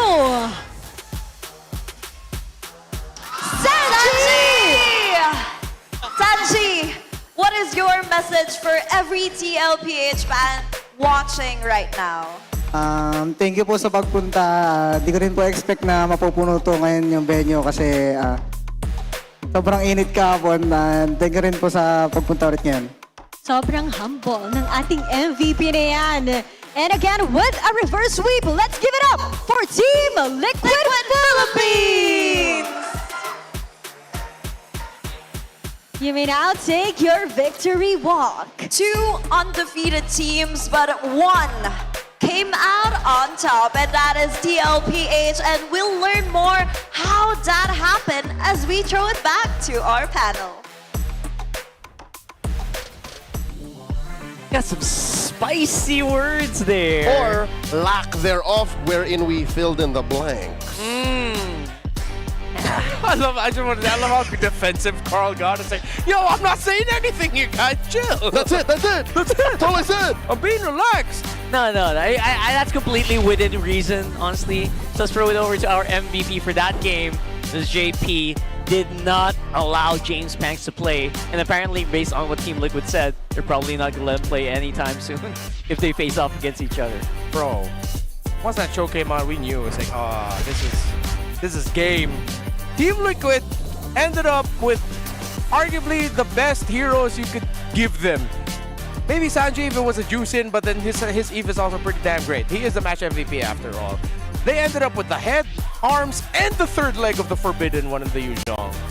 I'd like to think AP Bren may have thought 3 Purifies was going to be enough, but there was so much else in that draft that was lacking that they came in half-cocked. Yes, it seemed like in the first 5 minutes there was some give, but you're right. At the end of the day, you gave Liquid a very stampedable draft wherein I can't believe we were seeing a renaissance of Cho. The way JP played this Cho, he reintroduced a playstyle I didn't think would be possible with a Cho in modern day. He played control. He literally denied AP Bren movements on the map just by standing there. That's right. You know, I love it so much because you force the other team to use Purify, and then those targets don't get targeted. The way of the dragon gets reserved for the guy with the retry, not the guys with the Purify. Yeah, bro, kick after kick. It really... Liquid were playing as if they just saw AP Bren's rotations every time. So many kicks, you could have sworn JP was paying homage to the late, great Chuck Norris. R.I.P. Rest in power. Rest in power. 13-3, and you really see how differently AP Bren play when CalVJ doesn't end up with a hero that can be impactful. He ended up with a Uranus here. That's why at the end of the draft, we looked at the numbers and we acknowledged it's through this Hilda and that Uranus that will make sense of why AP Bren decided this sequence. Why they decided to pick up the carry in the first phase, but they had other picks that they could have gone for. Was it just to play safe and make sure that they lock in the matchup? Of course, that is most likely the case. But then what you ended up giving up is You ended up with an EXP laner that doesn't have the impact you're looking for in terms of crowd control and damage. You ended up with a roamer that, yes, makes a lot of sense in dangerous grass, can man-mark movements. But what did you end up giving up? A lineup that will blast this Hilda down every time they see it. And I think blasted is a perfect adjective. Blowed up, I think, was the word we were using last Friday night. Yeah, blowed up. It got blown up. He has 5 deaths. We said it from the start. We have to watch how Liquid will play it when they see Nova, and it was simple. Kill the Hilda. Take that Hilda down every time. And without that, this Uranus is even more of just like a wet sponge. Wet sponge. A wet sponge. A slight inconvenience. Oh, yeah, it's just slight inconvenience. Yeah, you get a wet sponge thrown at you. You're not hurt. You're just slightly annoyed. You can get by with your day. You're not even angry. You're miffed. Yeah, you're just like, come on, man. What the hell are you doing? But it's that has to be a massive acknowledgement by APBR during the break. Yeah. How do we make sure that we do not end up in this scenario again in the draft? That we get out-drafted, that our opposing team ended up with their best picks possible, that we lose impact for KLVJ, that Nova doesn't get enough help. We gotta fix that. Yeah, lots of picks here for APBR. Obviously, it was a full-powered TLPH, but could be better. We'll throw it over to a little bit quick of an Infinix mic check to see what they were saying during the game.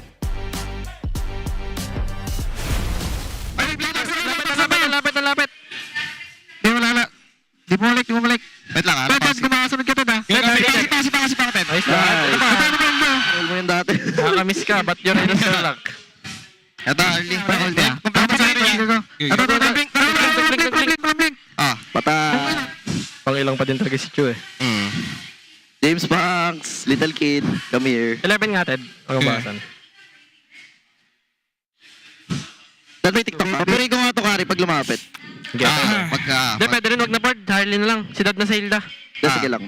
Tingin na Hilda. Yeah, ready, Dad. Start lang. Si Dad. Sige, Hilda. Kaya, tan ka pa. Tatay ka dalawa. Tingkar pa. Hilda. Karas lang, Kari. Hero. James Banks. Patay. Buda na rin. Damn! Y'all heard that, right? Y'all heard that? James Banks, little kid. No, he was referring to the hero. The Harley, right? Harley is a little kid, you know? Yeah, we're not saying it. Yeah, that's why. Oh, actually, that should be a Call TV reaction gif from now. It's like, yo. No, there's no issue here. Yeah. So It's the Harley. So it was a battle plan. We could really tell that's exactly what they were doing. And I cannot be more amazed by that show. So maybe see it next time, but throw it over to a bit of a courtside report here. Maraming salamat, casters. We have just witnessed our first match kung saan inaasahan talaga natin na merong win streak ang matutuldukan. And it's Team Liquid Philippines Stampede stopping APBR with a reverse sweep. This is your very own Odin reporting on the side para sa mga happenings sa ibang rehiyon. And we are gonna talk about MPL Malaysia, which is officially starting their 17th season on April 3. They are now beginning the league's 18 partnership program at katulad na rin sila ng MPL Philippines and MPL ID unlike what they had before na Open League. At bibida rin ng ating mga kapwa Pilipino sa MPL Malaysia, namely Hades as the jungler, Curtizy in the mid lane for Team Flash. We also have Cram and Innocent still for SRG and Super Yoshi para sa RRQ Tora. That's what we have for MPL Malaysia, and now we are gonna talk about MPL Indonesia. Meron din tayong mga Filipino imports na lalaban ngayong araw. And we have 3 matches for MPL Indonesia, and the first one is Dewa United versus Bigatron by Vitality. Susundan yan ng EVOS versus Team Liquid Indonesia. And last match for the day is RRQ versus Onyx. That's what we have for everything on the side. At balik naman tayo sa Pilipinas. Hindi pa tapos ang ating huling araw ng Week 2. Meron pa tayong Match 2 na inaabangan. And that's Aurora Gaming versus Team Falcons. Kaya naman huwag kayong aalis dahil magbabalik ang MPL Philippines Season 17.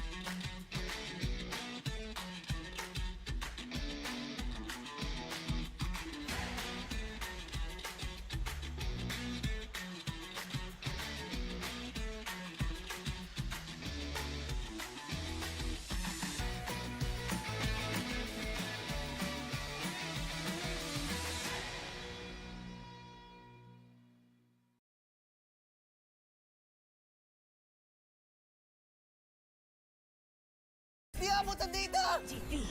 GG bro! Don't worry! The Only with Smart Power All 99. Hindi bitin with 10 gig data to power your games plus only Facebook or only TikTok. Load now! Foul! You know your scalp can get up to 5 times more dandruff? Get triple anti-dandruff power. Supercharged with Clear. Hey, you! Did you know men have 1.4 times weaker scalp? Get a shampoo that's 100% made for men. Supercharged with Clear. Enemy alert. Your scalp gets 1.5 times greasier, causing dandruff. Get triple anti-dandruff power. Supercharged with Clear. Stop and pull over. Your scalp gets 1.5 times sweatier. For cooling power. Supercharged with Clear.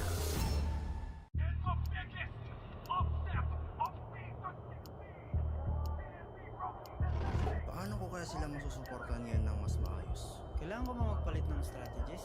Nagagampanan ko kaya ng maayos ang role ko? Will I be able to meet their expectations? We have to prove them all wrong.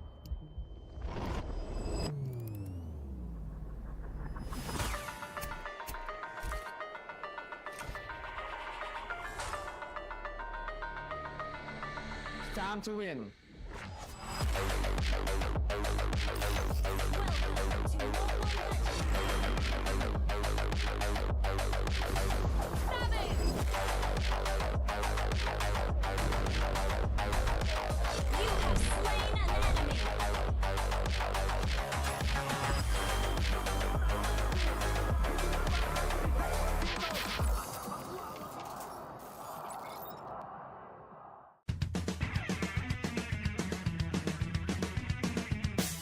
Usapang Meta for today's class. Excited na ako! Meta, may itatagos kaya? Good morning, teacher! Hello class, so matanong ko lang, sa Scream, sino yung madalas nagsastruggle? Ako po, ma'am. Nahihirapan po kasi ako sa shot call kasi isa lang po yung gusto ko tumatawag sa akin. Oh, shit! Teka class, tama. Importante ang comms, mapa in-game or relationship, di ba? Relate ka, ma'am? Secret. Anyway, next question tayo guys. Tingnan nyo tong draft. Sino dito yung nag-overcommit sa top lane? Uy, naku! Parang support ata yun, ma'am. Ay nako, bagsak ka sa counterplay. Huwag ka kasi clash ng clash kapag hindi ka pa crush. Este para iwas crash! Oh, shit! Plus 5 points ka sa hugot, ma'am. Okay. That's all, class. See you tomorrow.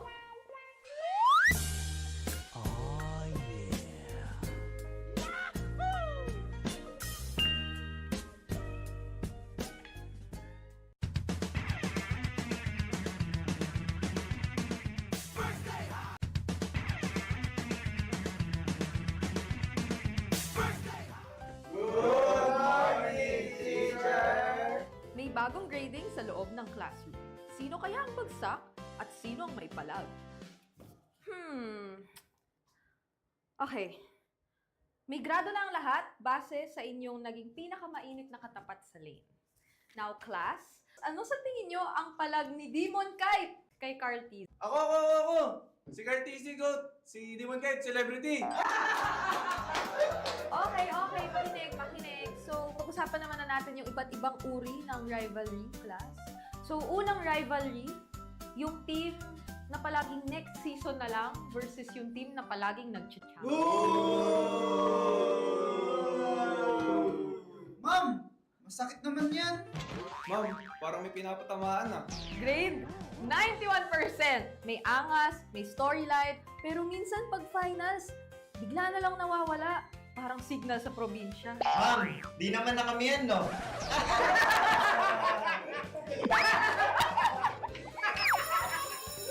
That's all, class. Don't forget to study your rivals kasi next week I graded recitation math sa stage. Goodbye and thank you, teacher!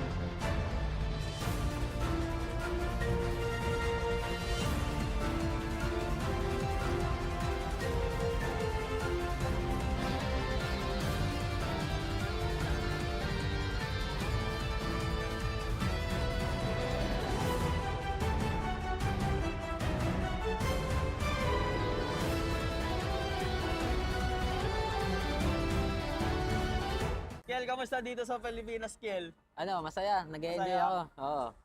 Di ko rin expect talaga na magkikita-kita ulit tayo dito. Ngayon matanda na ako. Ngayon Paano matanda pa si ka Dad? na. No. Paano pa kami? Dad? Ano pa si Dad pala? Mas Joke lang, matanda si Dad. Dad. Sabi, Dati grabe. ganyan lang yung Dad eh, no? Nagano na, improve. The King versus King Bob. Mas matangkad na sa atin, Dad. Mas matangkad na ako na pag-iwanan. Kaya masabi ko lang kay Dad, ano?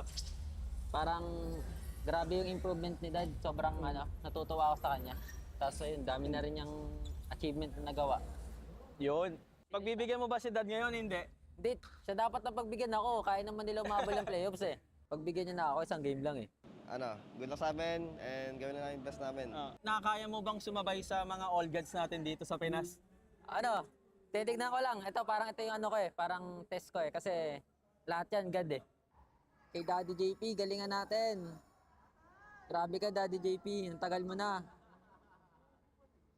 Maawa ka naman sa akin, isang panalo lang kailangan ko. Parang boss kaya.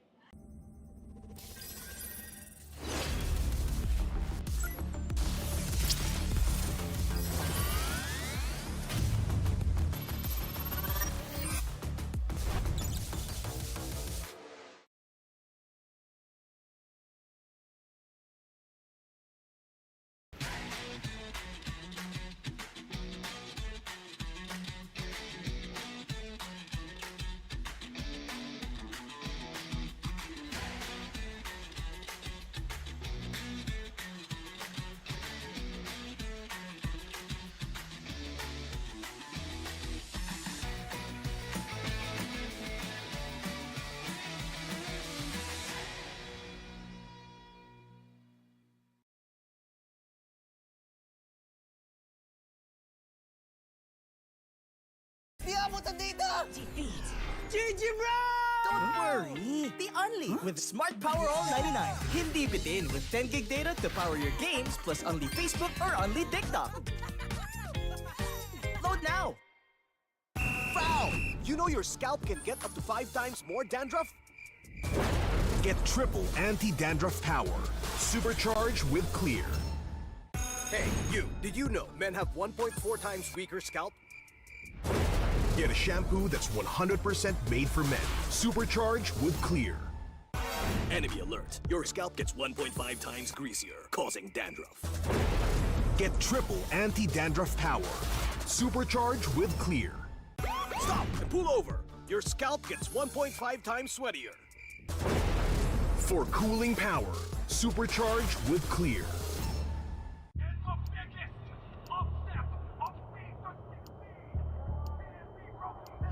Paano ko kaya sila masusuportahan ngayon ng mas maayos? Kailangan ko ba magpalit ng strategies?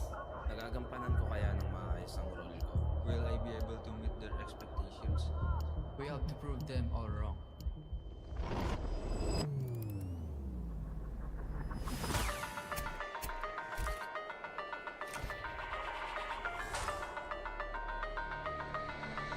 Time to win.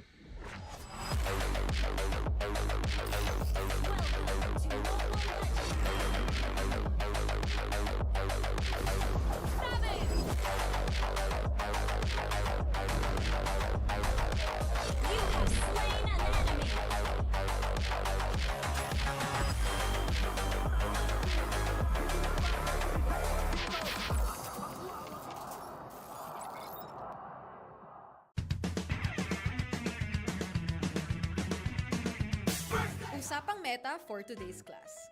Excited na ako! Meta? May itatagos kaya? Good morning, teacher! Hello class, so matanong ko lang, sa Scream, sino yung madalas nagsastruggle? Ako po, ma'am. Nahihirapan po kasi ako sa shot call kasi isa lang po yung gusto ko tumatawag sa akin. Teka class, tama. Importante ang comms, mapa in-game o relationship, di ba? Relate ka, ma'am?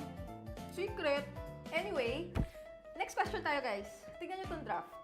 Sino dito yung nag-overcommit sa top lane? Uy, naku! Parang support na tayo, ma'am.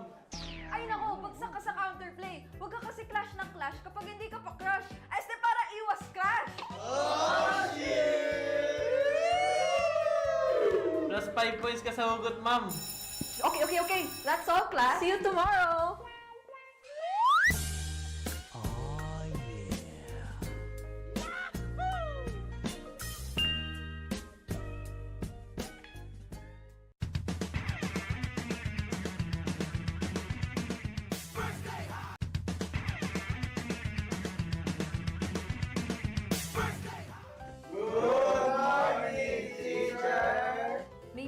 trading sa loob ng classroom. Sino kaya ang bagsak at sino ang may palag? Okay. May grado na ang lahat base sa inyong naging pinakamainit na katapat sa lane. Now, class, ano sa tingin nyo ang palag ni Demon Kite kay Carl T? Ako! Si Carl T. Goat! Si Demon Kite, celebrity! Okay, makinig. So, pag-usapan naman na natin yung iba't ibang uri ng rivalry, class. So, unang rivalry, yung team na palaging next season na lang versus yung team na palaging nag-champion. Ma'am! Masakit naman yan! Ma'am, parang may pinapatamaan ah. Grade 91%. May angas, may storyline, pero minsan pag finals, bigla na lang nawawala. Parang signal sa probinsya. Ma'am, di naman na kami yan, no? Okay,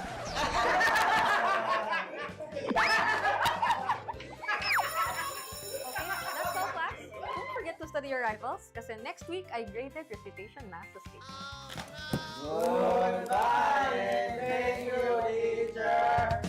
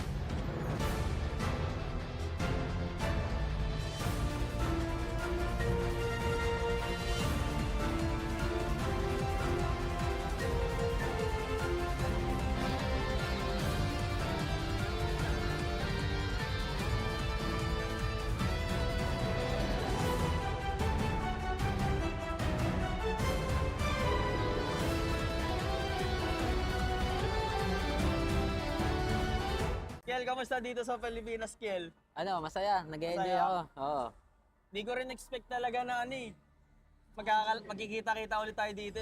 Ngayon matanda na ako. Ngayon Paano matanda pa si Dad? na. No. Paano pa si kami? Dad? Ano pa si Dad pala? Mas Joke lang, matanda si Dad. Dad dati. Sabi, Dati grabe. ganyan lang yung Dad eh, no? Nagano na, improve. The King versus King Bob. Mas matangkad na sa atin, Dad. Mas matangkad na ako na pag-iwanan. Di masabi ko lang kay Dad, ano? Parang grabe yung improvement ni Dad. Sobrang natutuwa ako sa kanya. Tapos ayun, dami na rin yung achievement na nagawa. Yun. Pagbibigyan mo ba si Dad ngayon? Hindi. Hindi, siya dapat na pagbigyan ako. Kaya naman nila umabol ng playoffs eh. Pagbigyan niya na ako, isang game lang eh. Good luck sa amin and gawin na namin best namin. Nakakaya mo bang sumabay sa mga All Gods natin dito sa Pinas? Titignan ko lang. Parang ito yung parang test ko eh. Kasi lahat yan God eh. Kay Daddy JP, galingan natin. Grabe ka Daddy JP, ang tagal mo na. Maawa ka naman sa akin, isang panalo lang kailangan ko. Parang boss kaya.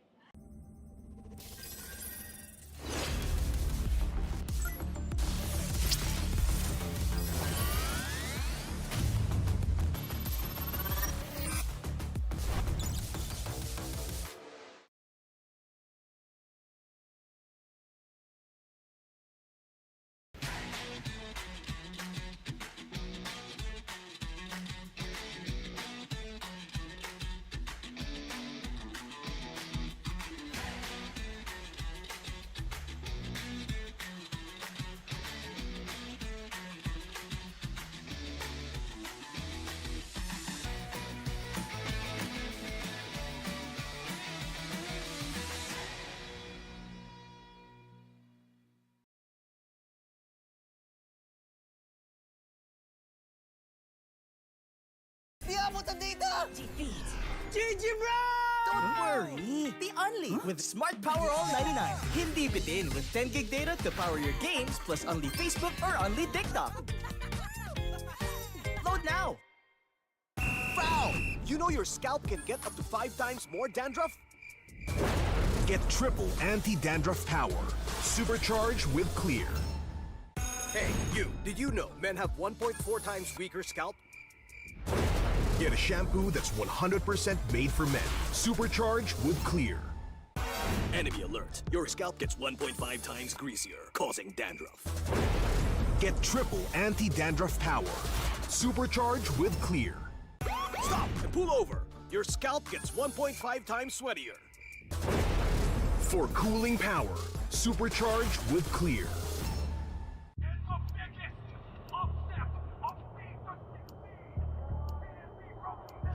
Paano ko kaya sila masusuportahan ngayon ng mas maayos? Kailangan ko ba magpalit ng strategist? Nagagampanan ko kaya ng maayos ang role ko. Will I be able to meet their expectations? We have to prove them all wrong.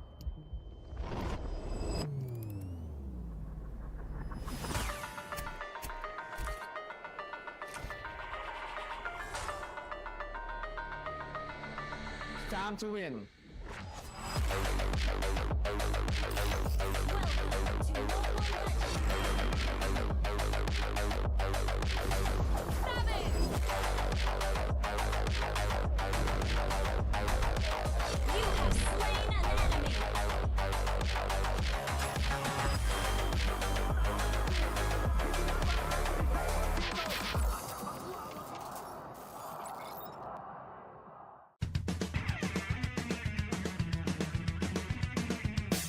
Usapang meta for today's class.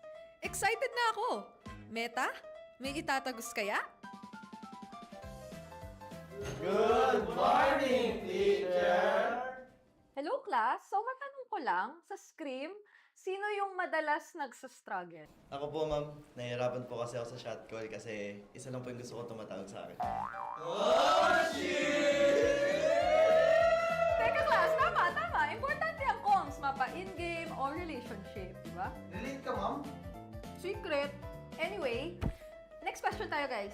Tingnan nyo tong draft. Sino dito yung nag-overcommit sa top lane? Uy, naku! Parang support ata yun, ma'am. Ay nako, bagsak ka sa counterplay. Huwag ka kasi clash ng clash kapag hindi ka pa crush. Este para iwas crash! Oh, shit! Plus 5 points ka sa hugot, ma'am. Okay. That's all class. See you tomorrow!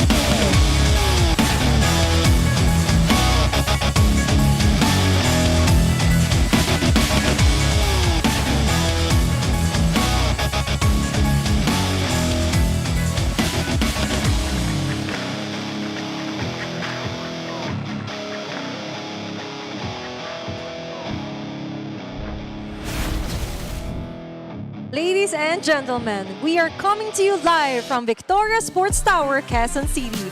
Nagbabalik ang MPL Philippines Season 17. Walang atrasan dahil palag na to. Ipapakita muli ang lakas ng Pinas together with teams and right on over dito live sa MPL Arena. Kami pa rin na makakasama nyo. Atina nga pala and together with me is going to be Burrito and Walk here on the Filipino desk. Meanwhile, sa English desk naman, may mga kasama rin tayo.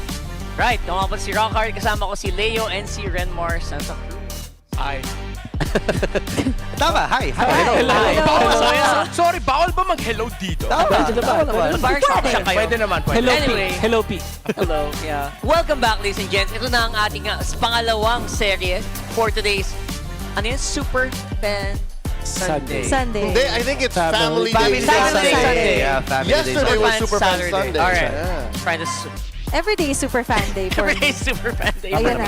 So yun, it is gonna be, of course, a beautiful way to close out the week. It is RORA versus Falcons. And ito ay isang golden opportunity. Bakit kaya? Ginto. Ginintuan. Ginito ang Oportunidad.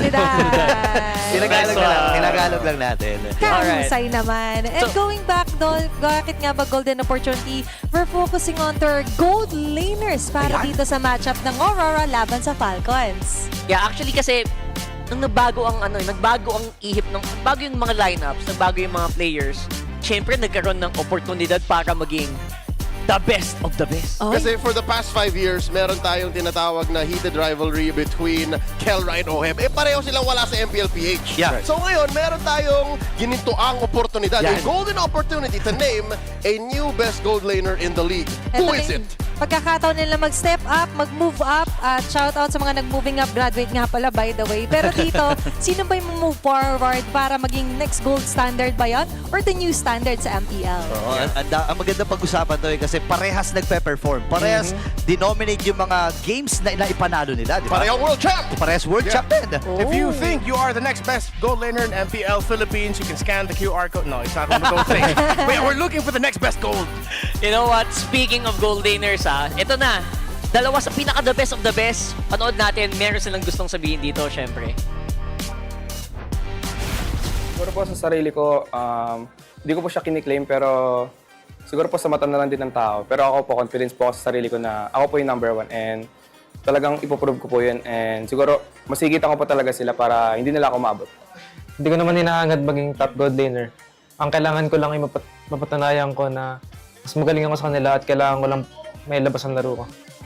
Message ko lang kay Doming, galingan natin pareho. Ay!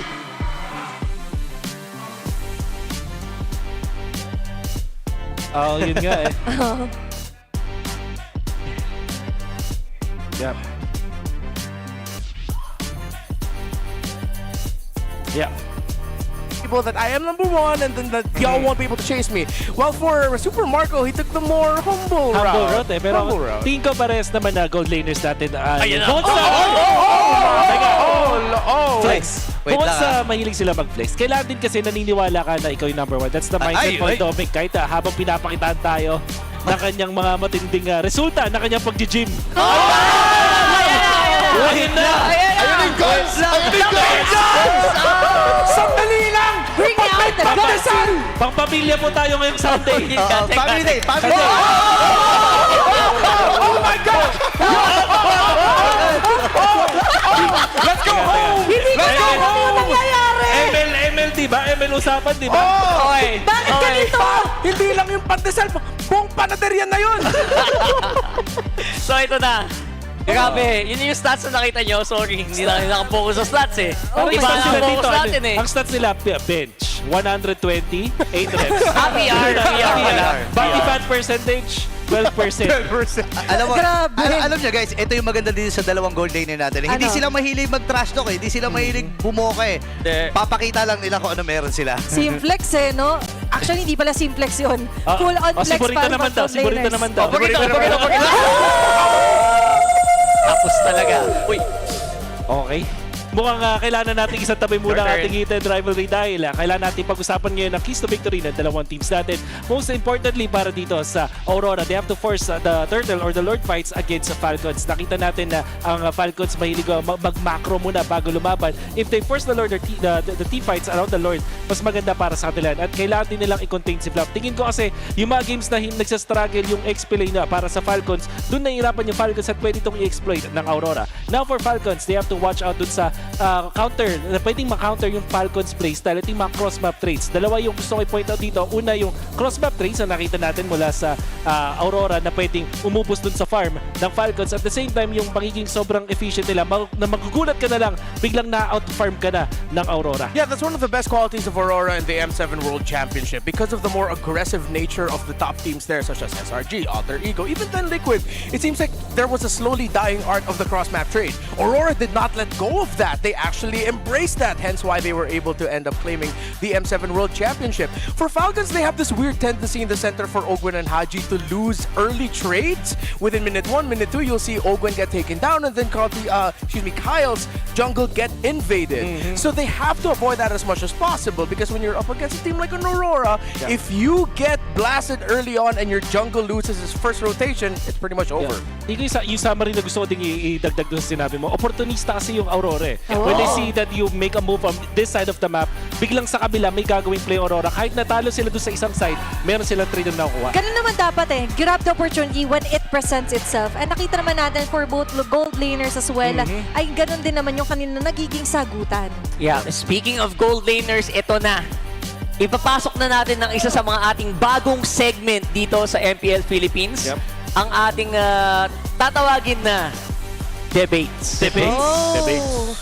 Okay. Okay, ano ba yung debates? Ano ba kailangan namin gawin na card? Itong debates dito. Meron tayong tanong dyan sa screen natin, guys, di ba? Blank is the best gold laner in MPL Philippines. So far, meron tayong dalawang kandidato na pipiliin natin at random. Okay. And kailangan nating ipaglaban kung bakit yun ba ang ating opiniones. Sige, since itong Tagalog broadcast na may hawak, kayo ang pipili, left or right? Ayan.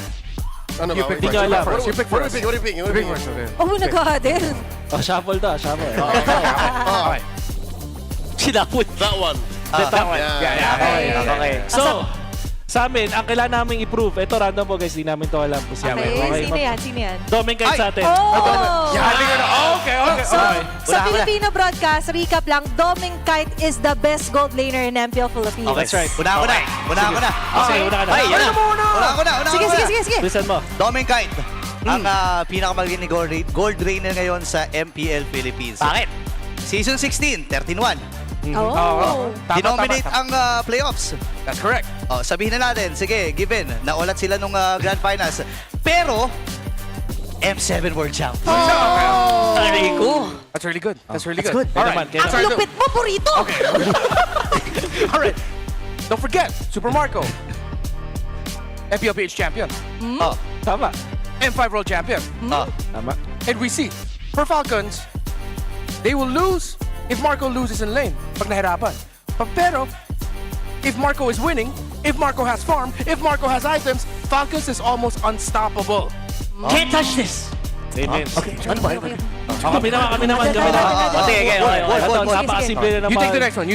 Simple lang na mga bars ko dito para sa Doming Kite is the best gold laner natin sa MPL Philippines. Nakita natin siya nagpahuso ng Doming Double na nakita natin kung paano siya kabilis mag-farm in the early stages. Dahil sa kanya nagkaroon ng Harit versus Granger na kahit anong gamitin niya sa matchup na yun, nanalo siya. And most importantly, siya ang pinakamalakas sa early game at sa laning stage buong Season 16 up until now. Okay. Not bad. Okay. Last one. Okay, I'll give you that. But we think Super Marco is the best gold laner in MPLPH right now because may nakalimutan pa si Remo. He forgot one thing. Okay. SEA Games gold medalist. Ayun! Hardware, baby! Tapos ito if you remember as far back as Season 10, meron siyang win streak on a carry. Sino meta ngayon? Siya ang nagpausan ng bulletproof status. Kahit natatalo sila rin, hindi siya mapatay. Bulletproof meron kami Paldome. Kami nakita niyo yung Guns! Sleeper build yun. What if away na lang, no? Away na lang kaya. Huwag tayo mag-away, huwag tayo mag-away. Chill out kasi ito na ang ating mga players. Ipapakita nila ang kanilang mga baril at mga skills dito sa ating walk-in. To ensure the integrity of the game, welcome our marshals, Chico, Dojin, Joshua G, and Luis. They are back to keep their streak alive. Beware the blinding light of the reigning champions of the world, Aurora!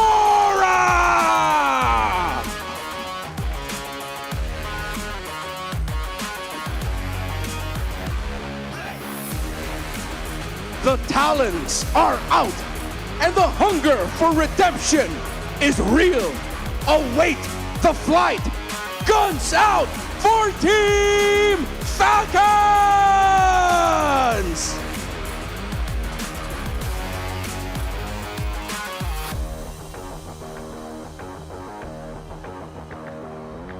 And our head referee is the Chop Master Sent. Our esteemed coaches representing the two teams on stage. For Aurora, it's Master the Basics. For Team Falcons, Coach Moody. MPL Superfans, heto na ang last match ng Week 2, Mag-ingay!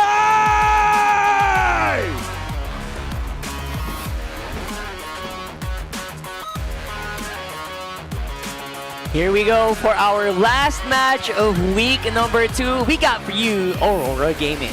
Despite what the debates might seem to show, we actually look up to both Dominkite and Super Marco. And now Dominkite, I guess short of him actually claiming it, he might be the best gold laner in the league right now. Who else can come in and make people think twice? Who's the best Freya? RP or him? RP or him?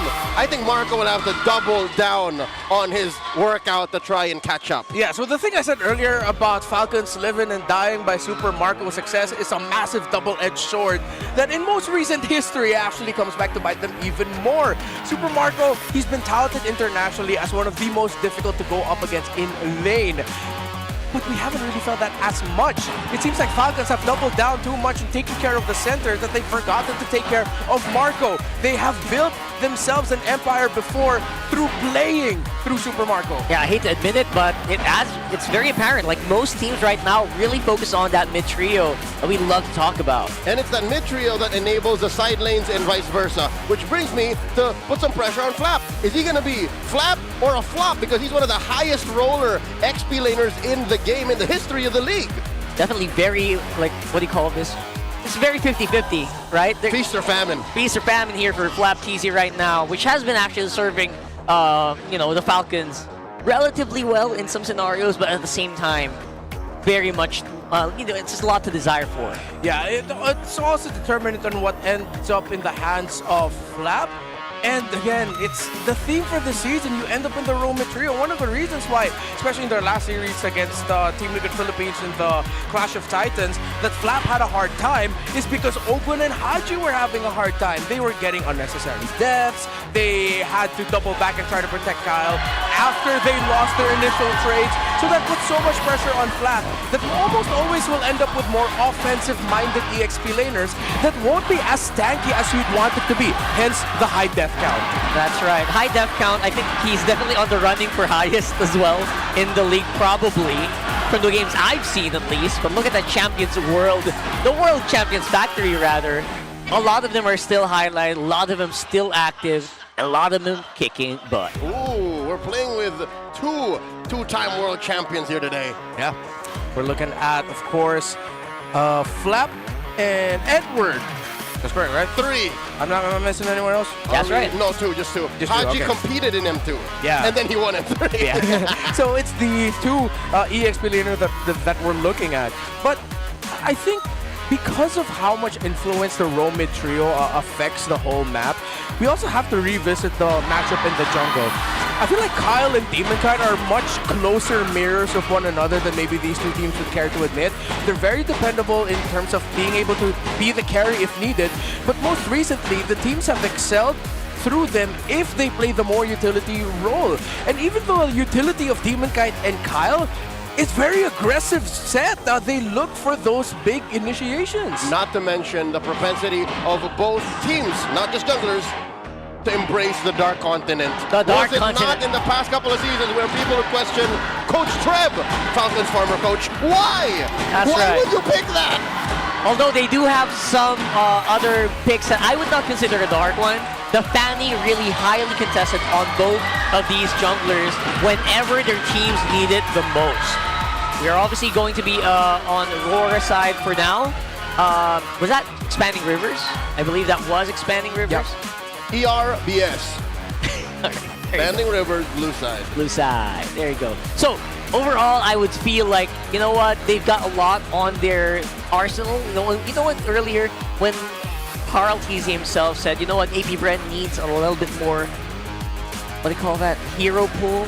Yeah. These two teams are not, they're not getting lack of that at all. Yeah, hero pool is not a question at all between these two. It's a matter of the trading. That's why this is one of our favorite matchups to watch out for, especially with the return of Coach Bren, Coach Ducky being here on stage. And of course, not to take any credit away also from Coach Moody, who has been the remnant of the coaching staff from last season when he was with He really held it together. Came in clutch to get Falcons back in playoff shape. Yeah, I believe, was it mentioned in an interview last season that they specifically shouted out Coach Moody as being a big impact? Yes, for they the did. latter half of the season for They them to did. secure a playoff slot. Basically, like giving him credit for a lot of their success, or at least their ability to make an entry. Yeah, in and out of the game. Yeah. So love that. We're going in the draft here for game number 1. So yeah, Expanding Rivers right now. We've got a Hilda band, very solid here. Yeah. Not surprised at all. I like the opener from Falcons. Respect Lights Grok. Yeah. Which some teams actually forget sometimes. Yeah, yesterday it was really bad. Yeah. A little bit over you know what I'm talking about. Yeah. It's row mid as a priority. There are even a Guinevere band. It's clear where these two teams' heads are at. They're really looking at the row mid trio. The power of utility, as we mentioned earlier. So let's see if Falcons will try to match that. Will they add a Valentina band here? Because the Valentina, it's not just because it's a strong pick in terms of trading in the mid. It shuts off a lot of picks that you want to get that have big ticket ultimates. One of the reasons we aren't seeing Arlott as much is because Valentina shows up. And especially with the Valentina open, you can say that what if RORA decides to go for a Sora despite there being an open Freya, Leomord. Falcons has decided to overload the options. So has RORA. So now the red 2 side, red 1 and 2 actually look really strong because RORA will only get one of the big 3 in the meta right now in the Freya, the Leomord, and the Sora. Despite the possible counters of the Sora, I still think that's a great idea to give to Edward. At the very least, flexed over the Doming. Because I feel like there's so much that this guy can do on a hero that has such a high micro ceiling that you can get away with it. Kind of get away with it. Even with counters. But I'm not so sure that's a Aurora thing to do. See? Yeah. It's between this or the Fred, and they think it's just a little more safe to get the Baksha first, because you get to fight better in those little pits. And this is one of those matchups that Freya is also like just left open. That and macro efficiency. You get to fight faster. Yeah. Speed. I am speed. These are the comforts of Aurora. I wouldn't be surprised if Falcons are considering taking away the high loss so that they don't end up with a dreaded high loss Baksha combo of Aurora in the mid with what could be a Yue Kimi later on if it's going to be open for him. I think Falcons need to take the high loss and then one of either Freya or the Leomord here. Yeah, Yue Kimi is super underrated, by the way. I feel like people have forgotten because Kimi has fallen from highlight. There's the Leomord, there's the Sora. They're happy to run with that, even especially since they're the ones who actually banned out the Valentina. Okay, so it's the first expectation we had earlier, which is they go for the power picks. So now Aurora, they can shuffle Kimi, Freya, high loss, and the priorities here. They might even pick up an Arlott for Aurora, for Edward now, so that you have the EX laner that can handle the Sora and match its impact in terms of the damage and crowd control. Yeah, so far so good here, I would say, for Falcons. Very strong 2 picks. You can round it out with another gold laner maybe, like a Claude. Here's that Freya we're talking about. Love to see it. Very efficient, like Leo said. I feel like this lineup can go fast, go hard. But only one of the 2 who want to cross the map quickly can actually do it scot-free. That's the Baksha. Now Falcons are going to be on high alert. You got to stop the Freya from crossing the river. So I want to see what Hadji plays. Remember, what does Hadji play? How do you stop that Freya from getting from the gold lane to the turtle pit in the first rotation? One of the fastest ones you can go for, of course, is the Pharsa, fast clear mid, and then you rotate, see if you can stop the Freya just a little bit. If you want to be a little bit more static with your defense on it, in the sense of you're waiting for someone to jump at you, but you get vision, you can get the Zetyan.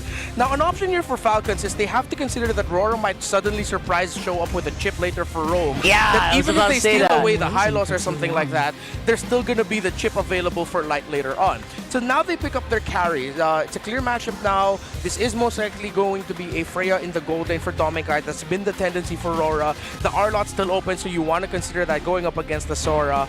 A high-loss Pharsa mid would be alright. But the thing is, I feel like that really doesn't match the impact that could be brought on by a level 4 Freya, level 4 Baksha. Something else needs to be different. Are they going to steal the chip for themselves? Are they going to deny it? What if they decide to go for, okay, maybe we go for a very classic burst and the Cho Pharsa in the mid so that we can rotate quicker? Okay. So far in the history of MPL PH 17, only one team has cracked the code on Freya chip, and that's Smart Omega. But we now know that the solution exists. There will is a solution. Will Falcons acknowledge that? Will Falcons go, hey, Omega did it. Could RORA do the same? Yeah, I was gonna say that, you know what, aside from the obvious answer to the Freya, there's also like an off answer to the Freya I actually recently discovered in MPL Philippines. Oh. Which is the Masha. Masha! Unfortunately, it's gold lane Masha, so you can't, they already have the carry. Yeah. So you outburst the Freya. yeah, exactly, and then you actually just completely bomb him out with the chip. It's Masha with chips. Okay, blow her up. Blow her up. Okay. Interesting how you end up with that kind of combo. Again, only possible through the global ban pick system. Yes. You're able to like weave through these connections. That's what I love about MPL. Yeah, but here, everyone's free to do whatever they want here. but it's more telegraph. More telegraph. Which neither team seems to acknowledge the chip. Yeah. No. Absolutely. It might not be maybe because of the presence of the Sora is also what's stopping the chip option maybe for RORA. I mean, it's great, and it might be too one-dimensional to think it's just, oh, we're not going to play chip because the Sora is there, but I can't help but think that maybe it's in the back of both their heads right now. There we go, finally. Hey! So, because of that, are they going to go red for Hylos? Just to really stomp down on RORA's known tendencies. That sounds like a plan. Yeah. That sounds like a plan. I feel like, you know what, Glorious Pathway is underrated in order to answer a Freya. Because the Freya can't move much. Yeah, but I feel like if they end up getting the Hylos again, RORA can just go choke. And this is going to be fine. Also consider that the Kalea is still open for either of these two. That even with a chip gone, it's a tough decision for Falcons here in Red 4 in terms of the roamer that they want to deny. Because of the huge selection, it becomes more important what's picked in Red 4. Yeah. Yeah, very big selection, honestly. And these bans are not helping. By the way, these bans are completely moving basically Falcons in a very distinct direction. Yeah, the chip was their last proactive move here in the second phase of the draft. Anything else that can answer this, Freya? I'm out. A lot of crowd control, a lot of spacing. They might end up with a Zetyan for Hadji, or they're gonna try to run back their Valir that didn't work yesterday. Yeah, didn't work out yesterday. Yeah, the Khalid ban is pretty good. I actually like that. That's another way to kind of keep up with the Freya and pressure the Kimmy. Good read by Coach MTV. There it is, Kalea. So with the Kalea here, this should be a pretty easy high-loss pickup for Aurora. And if they are overthinking already that it's going to be a Valir for Hadji in Red 5, then they can pick up the Benedetta to shut down that idea. And then they'll have to readjust and go for and decide between the Pharsa or the Zetyan. Unless, what if Falcons is saving this Red 5 for a unique pick? Again, it's something Dark from the Dark Continent. Continent. They friended it. They friended it last week. I don't know. I'm ready for it. I mean, I don't know why I've been thinking lately, like I've been wanting to see Aurora show up. Not the team, but the hero. There's no room for it now. Where are you going to put it? Unless some weird roam Aurora. No, in mid for Falcons. Oh, right. Your Falcons. Cool. Right. I thought like Aurora, since they're the ones who has the propensity to do that. You stack crowd control with that. Oh, okay. So instead of the high loss, the taunt too should really spell a good amount of trouble for the divers of Falcons, especially that Kalea. Yeah. You can also pack a Revitalize with it, and I think it's because Rora's already thinking that that the best pick for Falcons is the Pharsa, so they want to deny that. It's up to them to decide whether or not they're okay with still playing the Pharsa, or then just double down on the Zetyan, or show a different mid. That's a big +1 because I love that a lot of these heroes can cancel the Farsa, but they can also like bait out the Tsunami Slam. Yeah. Because they're going to be the ones who can start the game, and then the Freya can do whatever he wants. Take me. Yeah. But the Freya is like, Yeah, I think Hadji's being very vocal right now with the coaches. Very difficult conversation of like what to decide. Coach, Farsa's too much. Yeah, is it map presence? No is choice. It the vision? What do you want to get? Payback. It's still the Farsa. No choice, bro. Just play it. Oh, no such thing as too much for the machine. Let's go. He will not turn down a fight. Yeah. So, Looks ready. For the meantime, though, super fans, please make your predictions with us. If you want to win the 1,000 MLBB Diamonds, predict the match winner correctly, scan that QR code now. Here we go. Who would you predict? 1,000 diamonds on the line. Like, who would you say? The world is saying a majority still with the M7 World Champions, but Falcons draft ain't so shabby. I gotta agree. It looks good for Aurora. They have a Kalia combo. Yeah. 2 of them, actually. Yeah. It's beautiful. Kalia carry, Kalia Farsa. there's just way too much time on the side of Aurora, though. If we're going to be looking at it from a team fighting perspective, the lineup rating is good for Falcons because that is very sound in the draft. But if you look at the Gaton, the Lapu, the Freya, the Baksha, I feel like Hadji might have a difficult time here for the team fights, that him trying to escape and Falcons trying to give him space actually damages Falcons' chances in team fights in the long run. Yeah, it's going to be tricky, but I will not say impossible for Hadji right here in game number 1. Aurora versus Falcons. I mean, the positioning of that Feather Airstrike, some people would say just go ahead and hide in the bush. Maybe you can get away with it. Throw away of maybe 3 salvos. Easier said than done, Carl. That's right, exactly. But, you know, I'm giving Hadji the benefit of the doubt. Yeah. At least for this one. Yeah. Ogren and Hadji now being a little bit more careful with their trading in the mid after some recent mishaps early on. Of course, seeing the Frey on the other side. Marco, we just see what he can do to temper that. Whoa. Light took a lot of damage from Kyle, Hadji, and Ogren. You gotta acknowledge the fact that the Kalia helps Hadji stay, you know? Yeah. Gold Crab, if I'm not... Yeah, went to Super Marco. Oh! Oh my god! Light gets taken down! Suddenly, from out of nowhere! With no battle spells used from Falcons! I think none of us expected that to happen. Even our camera didn't really catch that. I didn't see that trade going down. Maybe Light presses Revitalize, or even the Revitalize was not enough to help him survive. In the EXP lane, Flaps doing a good job of handling Edward. Yeah, we go back and restabilize after the trade in mid. Yeah, restabilizing is very important, especially right now that we're all waiting for those level 4s, especially for Falcons here. Kyle comes in, calls in Barbiel off the short end, and pushes them back. Again, 20 seconds off a turtle. He'll have it when the take happens. Yeah. So Takes Falcons over right now for the meantime. We'll get into position first. Edward not yet level 4. Flap's gonna get there. They're gonna get the EXP Crab. Last hit. Oh, good block. That was a timely block by Flap. That was decent. Actually, yeah. And these small things will actually really add up over time. We'll see that happening on the bottom side of the map, though. It's a completely different story. Marco's having a rough time. Yeah. We don't want to miss that 1-1. I think he was having a hard time, yes, but he punished Dominkite enough to send him back. Yeah, it denies him from being able to join. And look at how Hadji even positioned in the right bush mid. He was expecting that Dominkite would be rotating, but because of how Super Marco handled it, Dominkite had to go back. But Dominkite will make it here. In comes Ogwin. Feather Airstrike from Hadji. Repositions. It's still Edward. How the hell did he get that? Takes down Kyle as well. And they push back the rest of the Falcons to the nest. Aurora in the snap wins. And pushing it back despite Marco being in the very prime position to actually take that attack. Very impressive. Edward really took it, and I'm looking for the retry. Where'd the retry go? Yeah, it looked like both retries came out too early. There was still a lot of health at one point. I think it was around 700, 800. In comes Light, taking care of Flash. Gets the kill. Yeah, so this is what Wolf was saying earlier. Aurora are a very opportunistic team. Give them an opening and they're going to go ahead and quite literally dive under your turret just to go and grab it. So Falcons go for some counter jungling, trying to steal the Golem away from the Aurora side. Try to chase up Kyle a little bit in terms of the farm, but Light and Yue will be able to drive them back, but they still get the Golem. Edward takes a lot of gold though up top. A lot of damage on the Kyle. He will be able to call in Barbiel. Save himself from the damage. Light is dropping. Flap gets taken down off camera. Ogwin right in the face of Yue gets popped. And that was difficult. 2 free kills for Aurora. Yeah, it's a lot of off-cam kills as well, I gotta say. There's a lot of kills happening here from unexpected places. Yeah. And very impactful to that. Oh, Light taking care of the flanks. We've seen this happen earlier. Backing out. He has some support from Kyle, but I don't think that's enough. Light and Yue have been controlling this game for Aurora. Light's been really maximizing the unbreakable taunts. And they're not afraid to trade. They're so aggressive with it, which is what you want to see when you're going up against a lineup that has a Pharsa having to dance a weird dance in the map with managing minion waves in mid, trying to see if he can join. He's not completely connected with Ogwin. Yeah, look at that Edward comfort on that Lapu Lapu as well, right?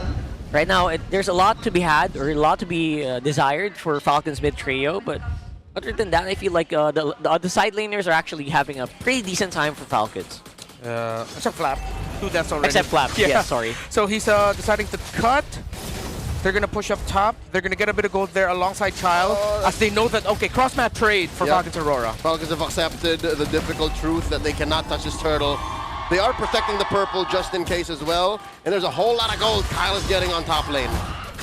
So far, at the bottom side of the map, though. Can Ogwin get the perfect Tsunami Slam? They will give up the shields on the tier 1. And in comes the rest of them. Dominicite survives, but only for a second longer. He is taken down by Hadji. Down goes Light as well. Falcons dogpiles on the front line of Aurora. Flicker, feathered airstrike for the KDA machine. Capping off that damage, Light and Dominicite alongside the rest of Aurora get punished, and Falcons will be able to push Marco out of his lane, and he can now join the rest of Falcons for a full 5-man aggressive rotation. For the looks of it, it feels like Hadji will not play this Pharsa in the conventional way, right? He's just doing it more like as a secondary artillery at this point. He's really relying so much on Kyle and Ogwin to get something started first. And it's actually serving Falcon relatively well in that last one. I wonder if they can keep doing that, though. Let's see. Dominicite, though, has been high impact on this fray early on. Aurora will still be able to get the push out in the bot. Oh, Kyle? He does still have no ult, actually. It's cooled down. It's off of it. They do come on top of him. And they get Light. In comes Flap. AOG coming in, stopping the exit. Feather airstrike underneath tier 2. A lot of damage put onto the front lines of Aurora once more. Edward will survive off of the exit, the dash through the Landshaker. As a 5-man unit, it feels like Aurora is just like a wrecking ball coming into this one. I really thought that could have been way worse for Falcons, but it's because they were ready for it. Flap was already on his way down, Super Marco as well. Hadji has been great with repositioning with this Pharsa, and I have to give it to Ogwin and Kyle. They are playing around Hadji. Despite Kyle being, of course, the jungler, the Leomord, they're playing through the Pharsa instead. Yeah, this is very unique. Not as much pressure, I would say, on Kyle to get things started because, you know what, Ogwin's very happy to take that mantle. But, again, Purify is just making it so hard for this Kalea to actually pop off as much as we thought it would. Yeah, you want to stop the Freya, but it takes so much to get onto her. Dominicite takes that turtle. Demon Guy take that turtle scot-free. 3 for 3, 100% for the Northern Lights.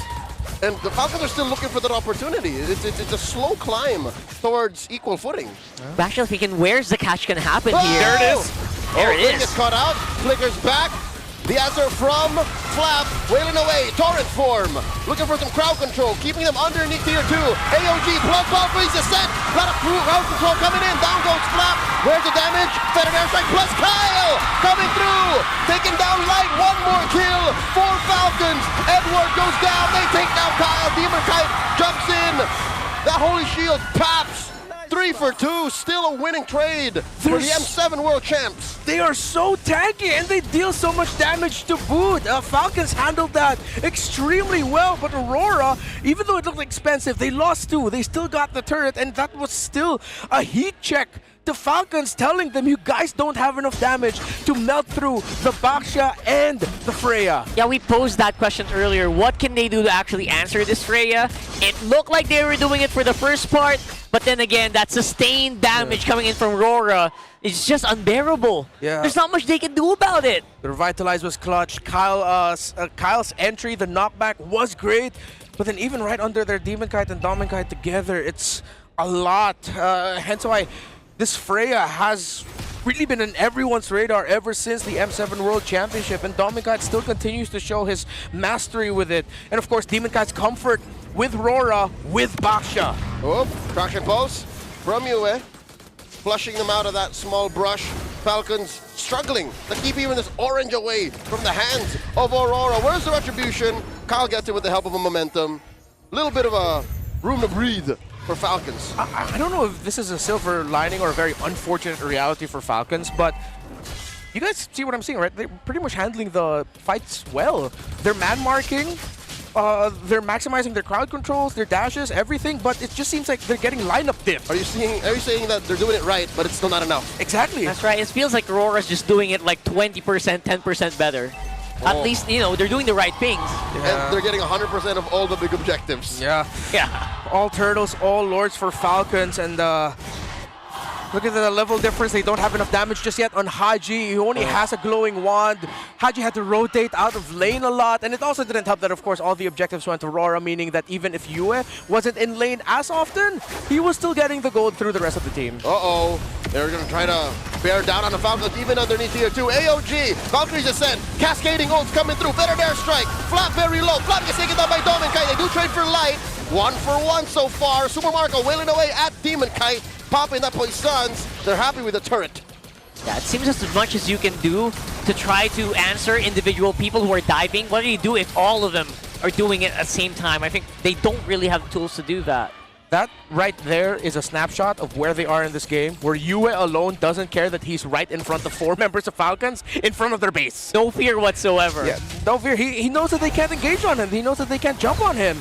Again, Falcons handled that well, but it's the lineup diff. It's the Freya and the Baksha together. Is Marco not there just yet? Oh, that not is the quite. Phantom Steed from Kyle calling it in to help defend against his Lord. Putting that tier 3 up top, down to a third of its health. Oh, Flap looking to punish Dominkai from cutting through too deep as Demon Kai takes Kyle's lunch money. Maybe that can change later the moment Marco gets a Malefic gun. He is starting to build up into it. He has a Fury Hammer locked in already with alongside the Swift Trinity. Yeah, it should help out with the range. That means he can position himself a little bit further in the back to get distance between him and all the divers of RORA. But yeah, it's the same old story for lineups that end up with the Baksha and the Freya together. It doesn't help that you also have the Revitalize on the side of Light. Even Gata has built-in stupid amounts of regen and spell vamp through an enhanced basic attack. It's just too much might be overwhelming here. There's no dominance ice yet for... Oh, just when I said it. Okay, there it is. There's the dominance ice for Flap. There you go. Glowing Wand for Hadji along with the Magic Lantern. Dominance ice for Ogwen. It's like they have the tools, but again, it's just the unfortunate scenario they find themselves in. It's still not enough. It's kind of hard to use those tools when you have like a Valkyrie literally swinging in front of your face. I can kind of, you know, sympathize with their dilemma here. But at the same time, what are you gonna do about it? Like, that's a big question. Like, how do you handle this guy? I can't. I always ban the Freya. You always jumps in, starts swinging. Oh my God, she's hot. What do we do? What do we do? You can't do much. The reason why against Alter Ego that pick was never given to RP again. That's a painful part. Let's see if they can kind of remedy that. Again, one of the ways that you can do it is maybe catch him by surprise. But he has a Purify. Does have a Purify. That's what I was going to say next. There's no surprising Dominkai. Yeah, hey man, if Falcon somehow solves this, that's crazy. We're going to have to break down how they do. Falcons last season was the only one to come back from a 13,000 gold deficit. That's true. That's also true. They were the only loss of Aurora, so never count them out. Lord here, quickly taken by the Northern Lights.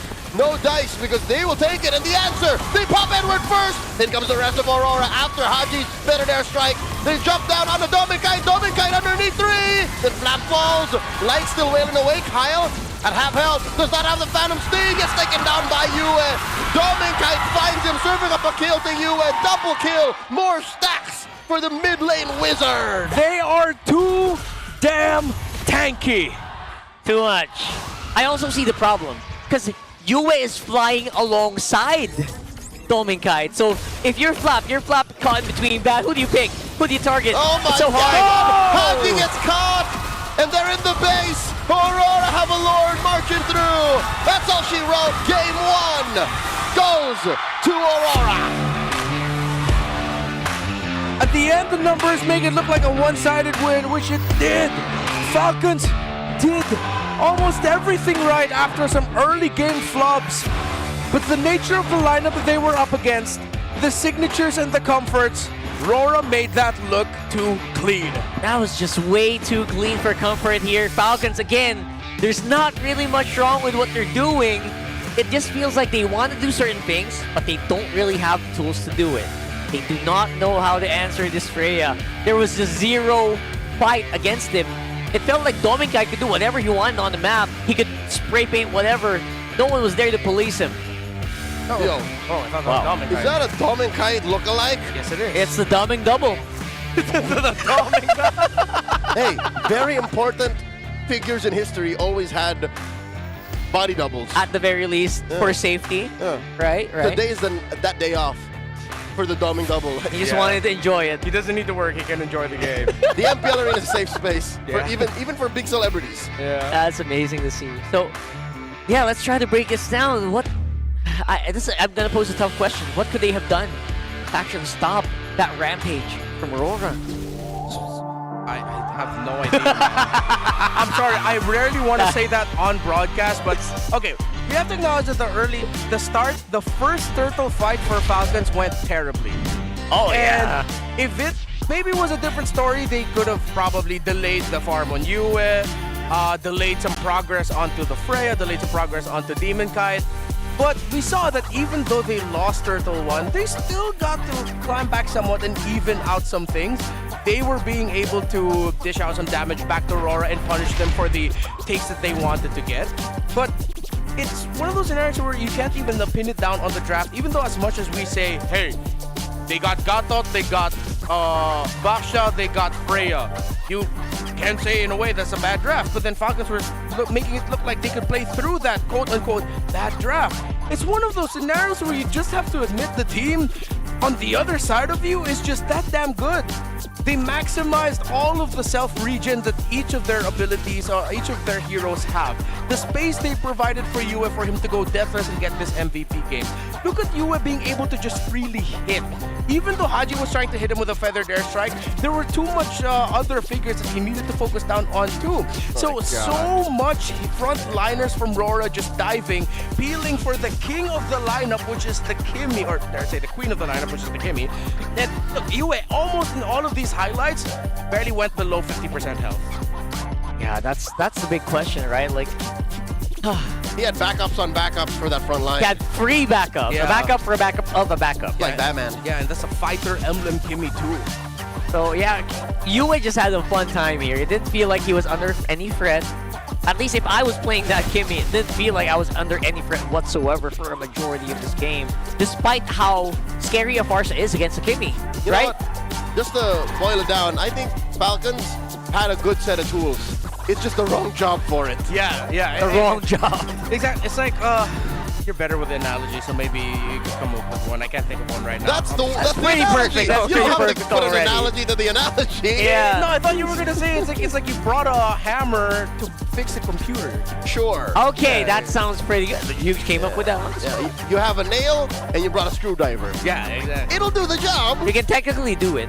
Yeah, but it's just 10 times more difficult. Because even roll to roll, you know, like, oh, Kyle on the Leomord, that's good. Hadji on the Farsa, that's good. Look, Super Marco got to out-damage every member of RORA.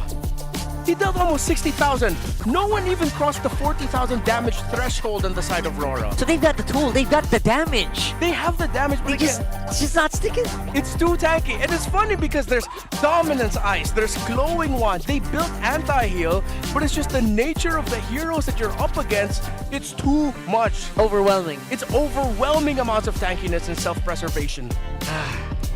After that game, we just gotta take a sip. Gotta take a sip. Gotta take a Mine or is break. that yours? Water break. I believe. All of these half-sip bottles, dude. Yeah. That's you. I hope I did get one. That's me, Because you know that's what? me. Sip Purified water is filtered through volcanic rocks with a crisp, clean taste that quenches like no other. So watch these fine gentlemen quench that first and go ahead and take your own sip. Ooh. I'm quenched. I will do that as well That's in empty. a few moments. All right, I'll take care of this. Yeah, You see go the ahead. Max 5D on stage? The very chair that these players are sitting on? That's clever engineering, keeping these teams locked in. No distractions, just pure performance. Brought to you by TT Racing Philippines. We have your back, and by we mean they. TT Racing Philippines. Because we don't have chairs. They do. Yeah. No, wait. We also have chairs. I mean, we don't have chairs to give. Sure. I'm sorry. I don't even have my own chair, so I don't have my own what chair. What would I give? That's right. We don't have any chairs to give except racing. Thank you so much. And super fans, did you know that men are 5 times more prone to dandruff? It's a double. Power up with Clear, man. It's triple cooling power. It gives you 100% dandruff-free hair for that ultimate fresh feeling. Supercharged with Clear. Oh, man. Oh, what a bonus. He gets a day off and he gets a full bottle of Clear. This is the best Clear Man winner we've gotten all season long. He owned it. He owned it. He walked down that red carpet. Good stuff. Passes on. He's still doing it right now, by the way. He's still doing it. As we're speaking, you see here? As we're doing it, he's He still ain't flexing. done. He ain't done, bro. That's a damn crime that we cut him off for like 10 seconds quickly. Why couldn't we give it on longer onto the doming double, man? He deserved it. Yeah, he deserved it. That dude You was see us week in, week out. Yeah. How often you see us? Oh, to be fair, whenever he's in public, it's a doming double we're looking at. I mean, it's probably a full-time job. So it's a very... Congratulations to the doming double for getting the Clear Man super care package. Right. There you go. So, damn, it's been a... I think people tend to forget how strong Yue can be on the Kimi, but let's not forget He's that... reliable. Let's not forget that scary Freya, man. I think it still deserves that red side slot. Red side stand. Man, it's like Aurora looked at Alter Ego and went, I think we could do something like that too for us. Maybe better. Yeah, it's like they picked up their learnings from that time. Their own little flavor for it. Yeah. So let's go. Of course, we have the massive shout out to our RORAs for watching and joining us in the Infinix watch parties in Pampanga, Cebu, and Davao last night. Ayong gabi to all y'all. Hey, that's how you say it. And however they say it in Kapampangan. So go ahead and keep supporting our world champions to take on Team Falcons. RORAs, keep shining on, ladies and gents. Look at that. So good. And that's so many. You know what's always shocks me about Aurora fans? What? They're just everywhere. When you see them, they're always grouped up in like at least a minimum of 20 people, 30, 50 people. And that's a low roll. That's a low roll. So It's amazing. There's one time I was in public, I was wearing my my Aurora jersey. Someone goes up to me. I could hear them go, "Ooh, player. It's an Aurora player." He goes up. The moment I turn around, I'll never forget the look of utter disappointment. Oh, come on. They're just like, hi. It's like, oh, hello. Like, they still knew who I was. Okay, at But least. they were just disappointed that They it wanted to see a player in the wild. A player or a member of the staff that's everyone knows. Right there. Throw it over to a really quick ping test. We want to check our integrity right here. I talk to my therapist about it sometimes. Ay, wala. Meron ka bang mga pre-game orasyon? Yung bang ba muna? Ayun, every bago mag-game. Makikinig ng music. Anong music? Yung mga oldies music. Oldest music like mga My Way, All My Life. All My Life. Sample. Dance. Ayun, kumanta. Wait, ituloy. Eko sa Golden. Palo yan. Ano? Yun. Yun ang masasabi mo sa kanya. Baka meron pa. Masasabi ko kay Marco, good luck and may the best to team win. Parang iba daw sinabi mo bago yung mic eh. Ha? Joke. Uy, wala ako. Pinag-away kami ni Marco. Kumain na po ba kayo? Opo. Opo. Ano po ulam nyo? Chicken katsudon. Chicken katsudon. Ilang kusin pa na daw Dubai Chewy Cookie? Dubai Chewy Cookie. Pero anong lamang mo sa kanya? Kasi bulletproof daw siya eh. Bulletproof. Sunroof ako. Ano? Sunroof. Anong hira yan? Si Julia, niningi ko kay Monton yung dahil po-promote ko. Wow! Talaga nagparinig ka pa dito, no? Baka naman. Kaya Monton baka naman. Please.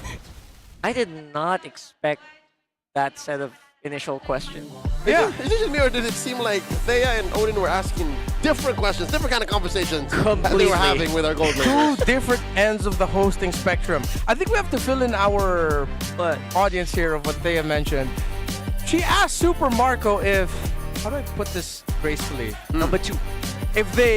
How he relieved himself. If relieving himself before a game is part of the ritual, which Super Marco did confirm. Very nonchalantly and very a matter of fact. I get it. Millions of people watching all around the world. You don't want to have that to be a problem while you're competing. Yeah, you wouldn't want to I don't know, have to go to the toilet it's stretch out the panel and you delay the team walk-ins. Like, that has never happened. Never. It's happened maybe once. No, that totally didn't happen yesterday or like Friday. Not at all. You're just confirming Hold things up. at this point. Oh, look at that. Yeah. That's a very, is that a recent picture? Yes. It's a recent picture. Yeah, All that's a newer Yesterday? jersey too. Yeah. So, highlight assist in the game week 1 in Liquid versus RORA. Also, this was the opening matchup of the season. Oh, because they were away. It's the black jersey. The black. Yeah. When was did they yesterday? Huh. Oh yeah, they might have taken that picture for you yesterday. But the stats were from the first. All right, there you go. Falcons pick dangerous grass. Hey. PG BS. It's always blue side, the one that's... Yeah, if you have the choice, you always go blue side. All right. Drafts are just more controllable from that side. Yeah, I think at the end of this week, once we head into week 3, we can discuss a little bit more the side win rates. Side selection rates too. Yeah, side selection rates. I think that's enough sample size already after 2 weeks. We've had a bunch of game 3s under our belt also. That's 25% of the regular season. I think you're right. That's pretty good. Yes, it is 25%. 25%. Yeah. Yeah, so that's, I think, you don't want to wait for half That's a quarter. to get started. Oh, yeah, exactly. Get started on the stats here.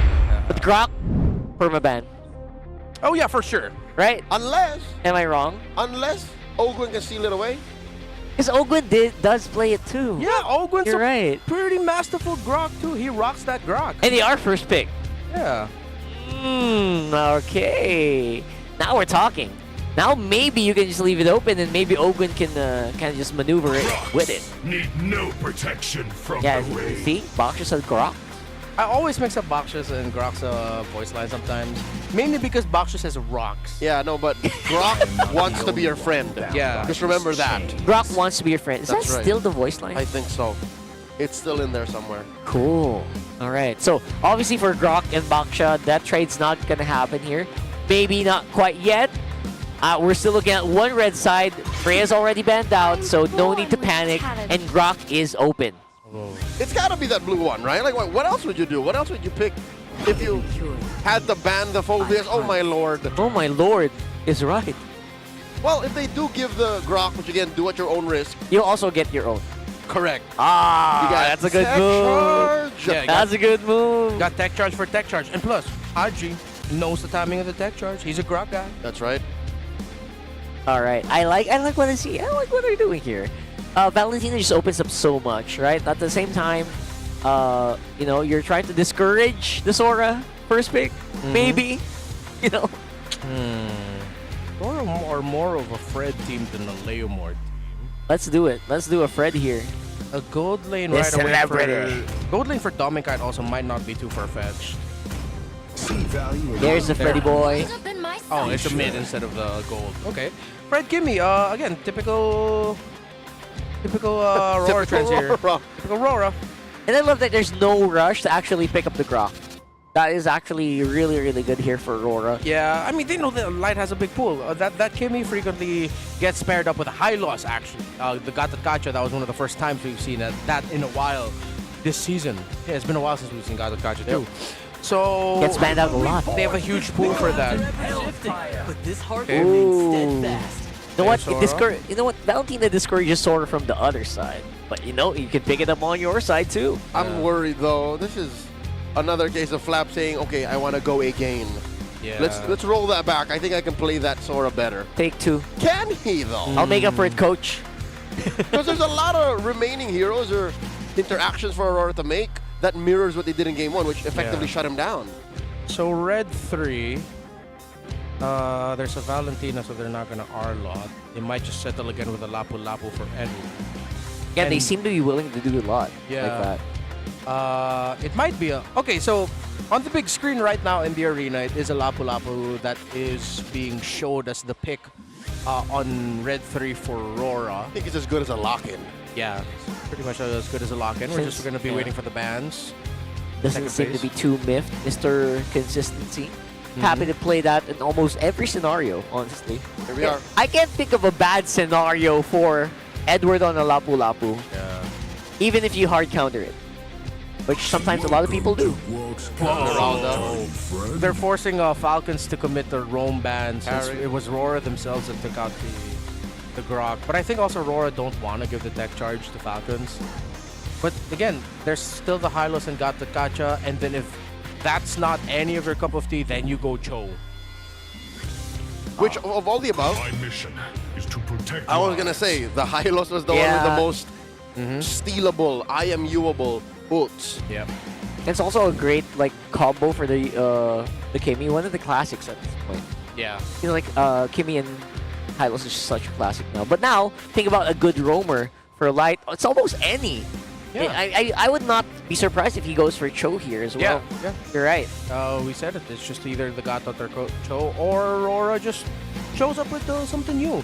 For Domeng, though, because they're playing again another lineup with Kimmy, I don't think they're gonna fight their gold, but they're gonna get some. They can even afford to go for like a later game scaling gold laner. Moskov. Moskov's good. Claude's good. Moscow's like a huge mechanical duel. I don't think we can really expect Granger anymore. He's Sad pretty to much gone. say. Yeah, he's pretty much gone. Granger's like a B+ pick right now. Yeah. So if you want to go comfort, obviously you go Harith. If you want another source of basic attack damage, you go Moscow or Claude. So that's like my best three options right now for Domengite. I still really don't see the vision of them going for Fighter Gold or even like a Yi Sun Shin Gold. I wouldn't put it past it. Okay, you mentioned it. I think Yi Sun Shin is good too. Yeah. Oh, you guys think YSS is good for this one? For the Northern Lights? Oh yeah. Okay. They have enough of a front line in the Fred in the laps. Yeah. They got so much freedom because the Yushin will also kind of just take attention alongside the Kimmy. So it'll be a little bit difficult to lock down. Well, I get outvoted here, y'all. I will secede. I will concede. Yes. Whatever. Yeah. But would you overthink it? Like, would it not be easier to just Claude here? That's an easy answer, right? Considering you don't see the roam. Oh wait, no. Actually, if Cho doesn't get picked up here, there's a case for Ogwin to take it for himself. Because if that still is a Cho game for Aurora, actually we saw a bit of it earlier. Cho, Lapu, Fred, great crowd control. That's a deadly combo. Sun rises when I give the word. Huh? No Cho for Light today. Okay. I want to go for that big wombo setup. Yeah, they needed to go a little faster. Yeah, okay, Kali, Kimi. Ah, yeah, the other options that we posed were quite slow. Yeah. So are they going to allow the Gatot over the Roar, the Falcons? With a lineup like this, basically triple bruiser lineup here for Aurora, it feels like Domengite's going to go for a really hard carry. Not necessarily a carry. Sorry, I misspoke on that one. Most likely a Claude or carry. Hey, speaking of carry, Marco can play it. Yeah. Oh yeah, 100%. The OG. I feel like he's the OG carry, honestly. Yeah, his game 1 carry wasn't bad at all. Like I couldn't knock it. Cho carry. What if Rora tried to make the Leslie work again later? Oh, it's Kalea instead of the Cho. Kalea carry. That's almost exactly what the Cho does. Yeah. So pretty much works the same way. Is it just a Claude, or are we gonna see something funky like the Leslie or? Okay, she's not really funky, but Obsidia's also. Okay. Also still a choice. Actually, Obsidia Kimi with the Kali, Lapu, Fredrin, that's pretty nasty. You can do it. You can basically get away with the Obsidia here, I think. I would rather Moskov. Moskov is like the easy answer as well. What? Claude. Why the Moskov. Claude or Moskov? Why DC on fighters? Whoa! Really? There you go. I mean, they are playing through the Kimi. Whoa! 1-1. Welcome back. A debut pick for 1-1 in Season 17. All right. What do you think about that? Wasn't even in our thought process. Weirdly enough, I actually like this better than the Obsidia. Yeah. Oh, yeah. I think into a lineup like Falcons drafted, this is a better pick. It'll go online faster. For sure. And it saves itself from Ogwin. Yeah. And Falcons is lacking range. I mean, to be fair, 1-1 does need to get somewhat close to all of that, but considering that 1-1 isn't the only carry, you're also really playing through the Kimi. And maybe this is just a matchup preference for Domengite. Let's see if them picking up the 1-1 is because Domeng realized, oh, wait, sometime maybe in one of the scrims that 1-1 beats carry in lane, we'll see in the laning phase. And there's no eminent burst. Yeah. There's no way for the 1-1 to just get deleted off the map so she can kind of try to really fly. Yeah, and if they want that burst, it has to be through a very aggressive play from the Valentina. Putting yourself at risk just to try and whittle down the health of that 1-1. Yep, not necessarily a Dark Continent pick, but definitely not what we expected coming in here for Aurora in game number 2. Yeah. Go ahead and look at the possibility here of a really hard carry 1-1. I miss 1-1, honestly. Whoa! A lot of damage on the Ogwin here. Ouch. Can Light finish the job? Light jumps on the Hadji. Hadji covering Ogwin's tail. He's fine. Light and Yue look so comfortable with trading in mid when Yue has the Kimmy. It's like, it's so reliable, right? Yue plus Kimmy. Yeah. Whoa! Flat blocking Edward from joining that eminent fight. Waiting to break out once again in mid. And it looks like it is confirmed. It's difficult for the carry to dance with this 1-1. All Because right. even before all... Wait. Once more, Ogwin takes a face full of magical blasts from Yue. Light, quick sand guard into that brush. Ogwin jumps on in. Canonically the deadliest Stormtrooper ever. Oh, yeah, for sure. The First Order is very proud. They always hit. This one always hits. Oh! Oh! Forced to flicker on out. A lot of damage from Hadji. Ogwin going hunting, jumps in, and takes that Light. Passive hits. That was beautiful coming in from Ogwin. Yeah. And that was even more than you expect from Dakalea, right? Sometimes you don't have someone near you. Dakalea just, backs off. Yeah. Ogwin wanted blood. Yep. Both junglers will be level 4. Kyle goes into the jungle of Rora to get the Lizard. And he will be able to get this alongside Flap. He has to give that to Flap though, so he hits level 4. He does. And it looks like Falcons will have a better advantage for Turtle 1 as Edward will be delayed. Nice try, Habibi. Nice. It's been a while since I've heard that, by the way. Love that sticker again. Oh. So, here we go. Falcons starting up quick and strong. Flap. Face checking into Demon Kite. In comes the rest of them. They pop Kite. The celebrity is down. The retribution on Kyle is good. He's on his steed. And they might take down Lightning Andrews. Yes, as Hadji helps Ogwin escape. Oh my lord. Edward. Flat man-to-man defense on Edward. Edward versus 2. Hadji gets a double. Yep. Gets away with the skin of their teeth. Falcons actually gets out pretty much scot-free with a kill with a turtle. Dear God, 2K up? Yep, 2,000. A lot of big wins there for Falcons, and everything is going right. The management of the rotation, the takedown onto Light early on by Ogwin, the second death onto Khalid, Flap hitting level 4 before the Lapu Lapu. And on top of all that, Marco was able to double in mid. Oh, Flap has Light on his tail. Can he see Demon Kite as well? Fortunately, he makes an exit towards the right. Oh, if he went the other way, oh man, Demon Kite would have words for him. Yeah. I think that was just very fortunate he decided, I'm just going to go straight through here. Yeah. I'm not going to try to go around through the jungle. That was a fork in the road. Yeah. Ogwin marches into Light. Light not ready to fight just yet. Yeah, they're catching everyone that kind of just crosses the river here, so Falcons has pretty good river control. Making sure that Aurora can't really exert themselves across the map. Yeah. And I think that's already step 1 of containing and controlling our current world champions.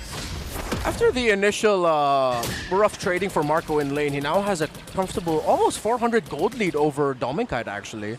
That also comes from the fact that Falcons got the turtle, but yeah, pretty much the carry's okay in lane now. Ogwin hit with that taunt, answers back with a Tsunami Slam, forcing a defensive Rampaging Sandstorm. Light, quick sand guard into the Pixel Brush. Yeah, it's one of those trades that's just clearly like ult for ult. Look, it's 18 seconds by the time for the turtle to spawn. So if both roamers are going to be going into that without their ultimates, it's I mean, it's just a trade at the end of the day. That's exactly what you want. You want to try to maybe force the enemy to use a flicker or something. So that's a good try. Yeah. And naturally, Kalea does have more harder crowd control built into her kit.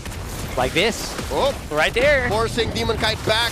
Traction Pulse throwing the Flap, forcing him to use that torrent form. And he is going to help provide it underneath this turtle. Oh my lord! It's Edward who takes it. Flap goes down. Marco takes Edward. The trade. Demon Kite backing off the flicker forward. Marco gets a double. Falcons smell blood. Yue falls. Hadji gets him. 4 for 1. Take the turtle. We're happy with the kills. I think I'm starting to realize now. Oh, wait! Tsunami Slam.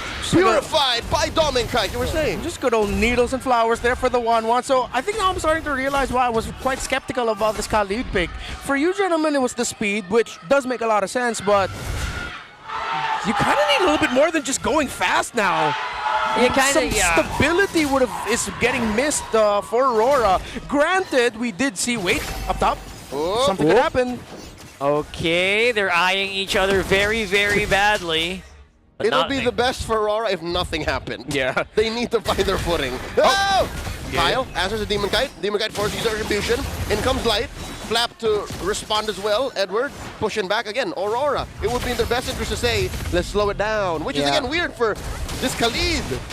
One thing it brings is speed. I kind of get it because the Desert Tornadoes just don't hurt as much as you think they should.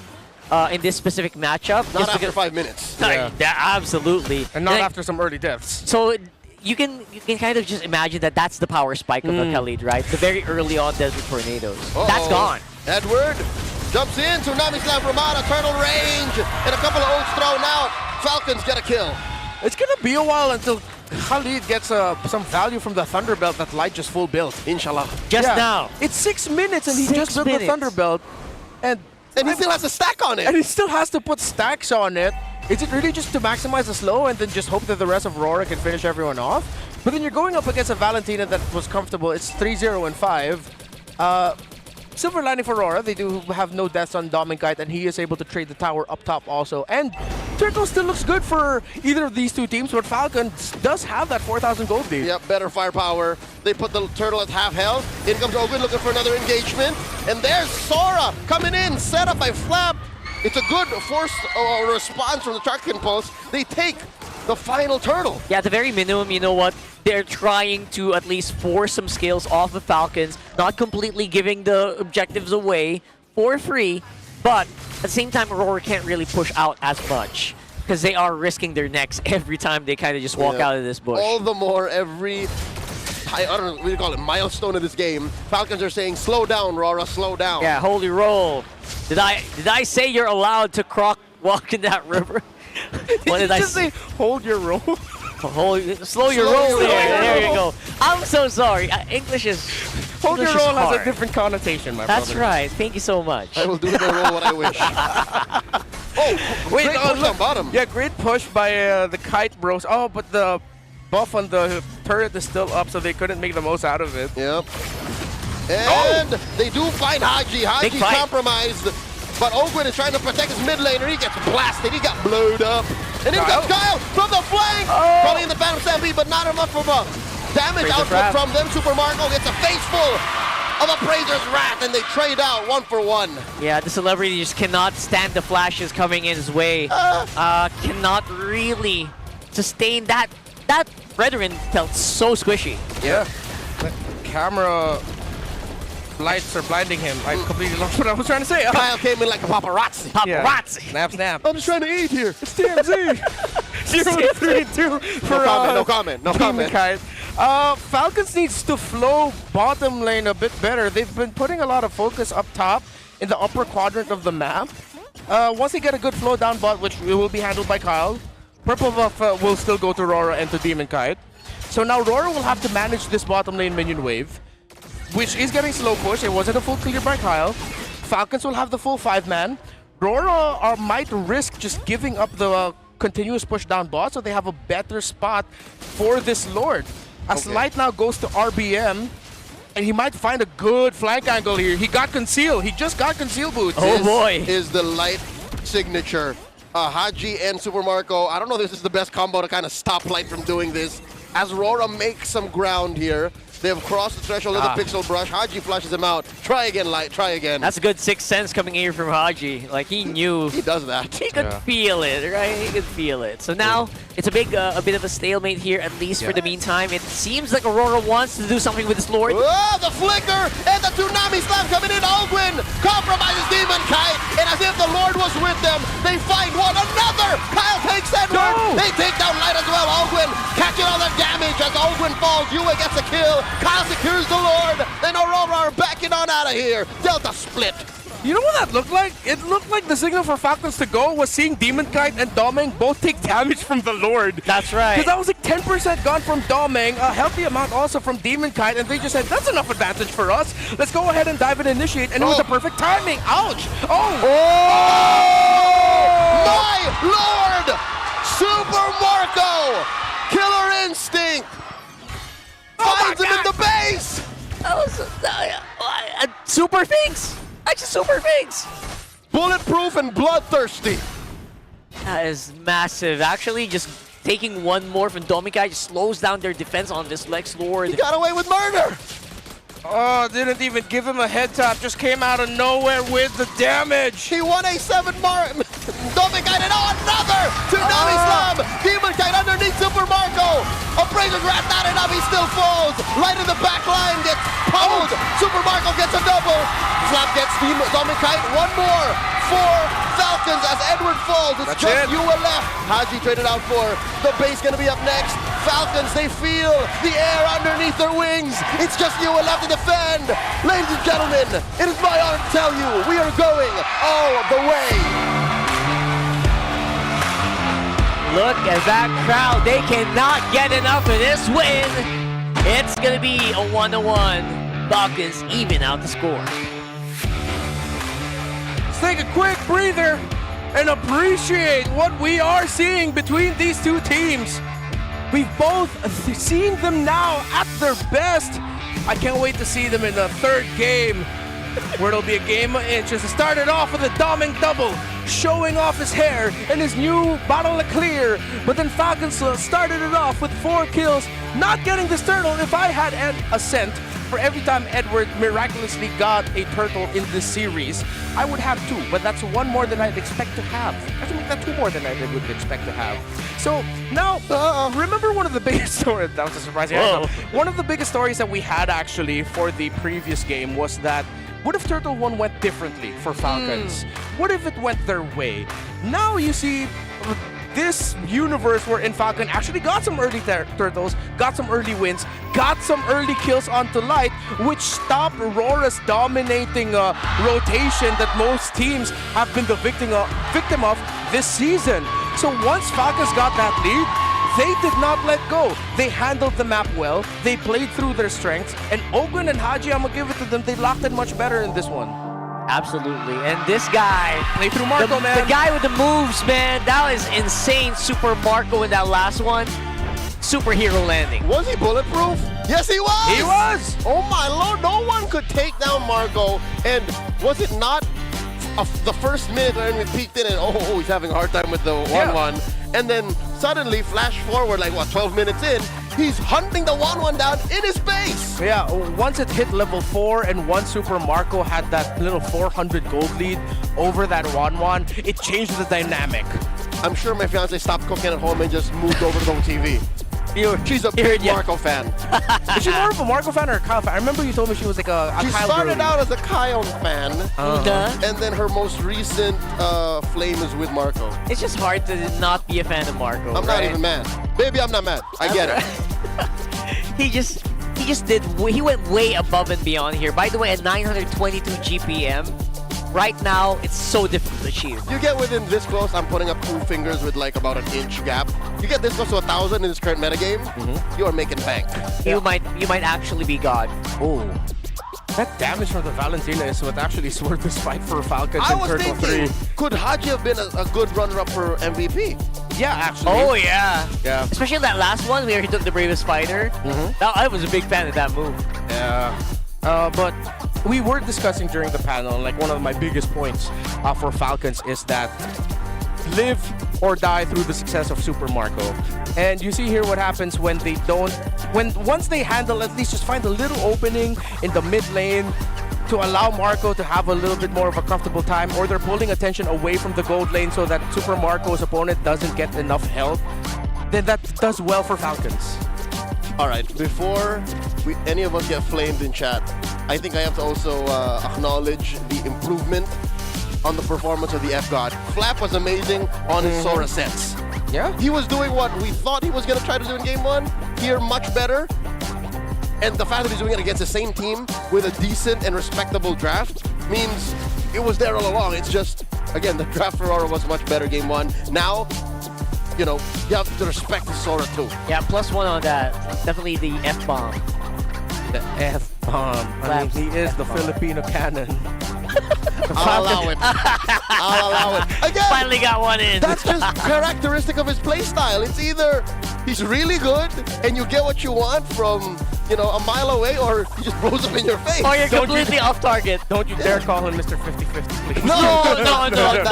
That belongs in a very specific part of history. All right? We miss you. Miss you, brother. All right, so It's cool that he didn't even build damage items. He went straight for the utilities. He went dominant size and radiant armor.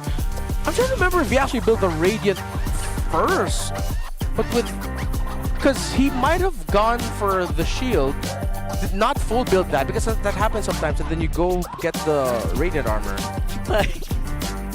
well, I mean, all right. Normally, I would personally pick the radiant armor just because of the additional regen. Yeah, because they're also better for laning. Yeah, they're also looking at Yue on this Kimmy. Maybe, but okay, maybe I'm just overthinking at the wrong spot. Great game, Falcons. Good job. Great game. I agree. I'm just gonna have to double down on Carl. Like, just the radiant armor is the right call earlier. For most, okay, 90% of the time it's radiant armor. Good call. Yeah. Athena shield for like the really big nukes. Yeah. And then the dominant size was just more kind of just to put RORA down deeper into the mud.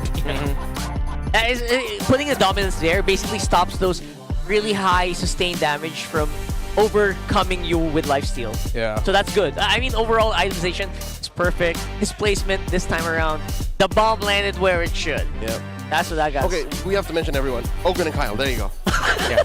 +1. Just so that we get everyone out there and everyone gets their flowers. Yeah, because that wouldn't have worked without obviously Ogwin trying over and over again to burn all these purifiers. Yeah, those three actually play the same heroes from game 1. Yeah. And I feel Love like it. In this in this series so far, if people keep asking us why we put so much importance in the Romid trio and the Romid duel, look what happens. The story of the two different starts. Now that Light got taken down early, it was Falcons that was more comfortable. That's right. And you know what? You want to be like Light, where you actually got scouted out very early on. Join us in the project. Esports for everyone. You're giving you the power to bring the MPL energy to your own local community. That's right. Participants get exclusive access to tournament modes, free in-game items, and even diamonds. Just head over to, note it down, ph-mpl.com/e-project to start your application. Make things simpler. You can scan that QR code for more information, or you can visit our website so you can turn that passion into action. Yeah, passion into play. Play into passion. There you go. So, anyway, the clock is ticking, by the way, and seats are filling up. Don't miss your chance to witness APBR and Twist of Minds right here at the Victoria Sports Towers, April 11th. By the way, after our break, the tickets are selling out. Get yours now. Yeah. Don't forget, next week, no MPL PH. Don't show up at Victoria Sports Don't Tower. show up at Victoria Sports Tower. Please. We are on break. We'll see you after Holy Week. And calling all super fans, stay updated on all things MPL PH. Connect with the most passionate community in esports. Join MPL Philippines. Right there, official group. Enter the Discord, bro. Join the Discord. And get your all-access pass to exclusive content, the latest news, and community discussions. And of course, direct lines of conversations to all of us. Everyone on this desk is in these groups, so you can just tag us and we'll see it immediately. And you also have a chance to get featured as our super fan of the month. To be part of our MPL Philippines family, scan the QR code on your screens right now. That's two different things. One for the channel, one for the community group. Join the conversation and we will see you there, okay? Yeah, join us Be there. nice to us, please. Yes. You might be able to actually play with us. You know what? Next week, let's go ahead and look for people to play with in that Discord, since we're all on the break. Yeah. We're all in our own homes. Maybe? It's a deal. GG? It's a deal. I'm down. Let's do it. All right. So we're on the game number 3. What a wait. They just don't want to let go of MPL PH just yet before we go into like the big break. But again, before we get started on our match number 3 though, we got a little bit of a video coming your way. I think it has to do with Hadji. Let's check it out. I think so. Ayan, yung thoughts ko nung paglipat ni Hadji sa Falcon, tingin ko favorite color niya talaga yung green. Green talaga yun. Kasi galing siyang Omega, tapos Falcon. Ito, green na rin to. G! Joke lang yun Good luck sa amin, Edward. Ward, bigay mo na sa amin. Champion ka naman sa Worlds eh. Hello! Ang gaan naman nun. Cute, no? Dahil favorite color daw green. Tinawag, pero nag-sorry naman kayo eh. Observant, ah. So, kung susundan natin yun, if we're gonna follow that, that's Twisted Minds Athena, Team Liquid Burrito. May yellow ba tayo ng team? Do you have a gray? APBR? APBR. Or Onyx. What's gray? What's gray? RORA? Gray ba? Hindi ako green ba? Somewhat. I Medyo. agree. Yeah, maybe. Pwede na yan to AP represent. Yeah. Someone take control of this discussion again because I completely derailed you guys. I'm so sorry. I'm so sorry. Take control. Okay, recap natin yun. Grabe naman, talagang nagkaroon ng malupit na sagasa doon. Super Marco, nagpakitang gilas na naman. Yep. That was crazy. Buti na lang ikaw nag-take charge. Sasabihin ko sana global ban. Wala sa MDL. You got used to the MPL. Buti na lang talaga dahil dito sa draft recap. Pero nabanggit ni Rockart yun nung naisipan namin yung mga combo. Nakita niyo yung chip ban yung game Yes. 1. Galing. So Kasi- parang nakita niyo yun, ito block na Freya, di ba? Doon pa sa MDL kasi yung mashup-less chip. Kaya ngayon kung may naka-ready na ba dyan, may nakaluto na ba? Wala pa naman yata. To just actually counter the Freya. Kasi yung kanina naghahanap kami ng sagot para doon sa Freya. Oh, lalo sa mga good laners natin today na sobrang palung-palo talaga. Ban lang pala tayo. At tingin ko ito kay so far kay Doming kahit parang yung Leslie tsaka yung mga dark system yun, ano, parang Dark doon lang yata Continent, eh. Yeah, I was thinking that they'd actually consider the Leslie in the last one. Parang kasi di nag-work eh. So baka yun ang weakness ngayon ni Doming. And let's see, di ba? Kasi may 1-1 na. I think sana ibalabas ulit si mga Asudia, ganan. I was thinking about the Obsidian the last one too. Tignan natin yan. Ken, for now, balik tayo sa ating kanya-kanyang mga trabaho. Mamaya na ulit kayo. Get out of here. Bye, get out.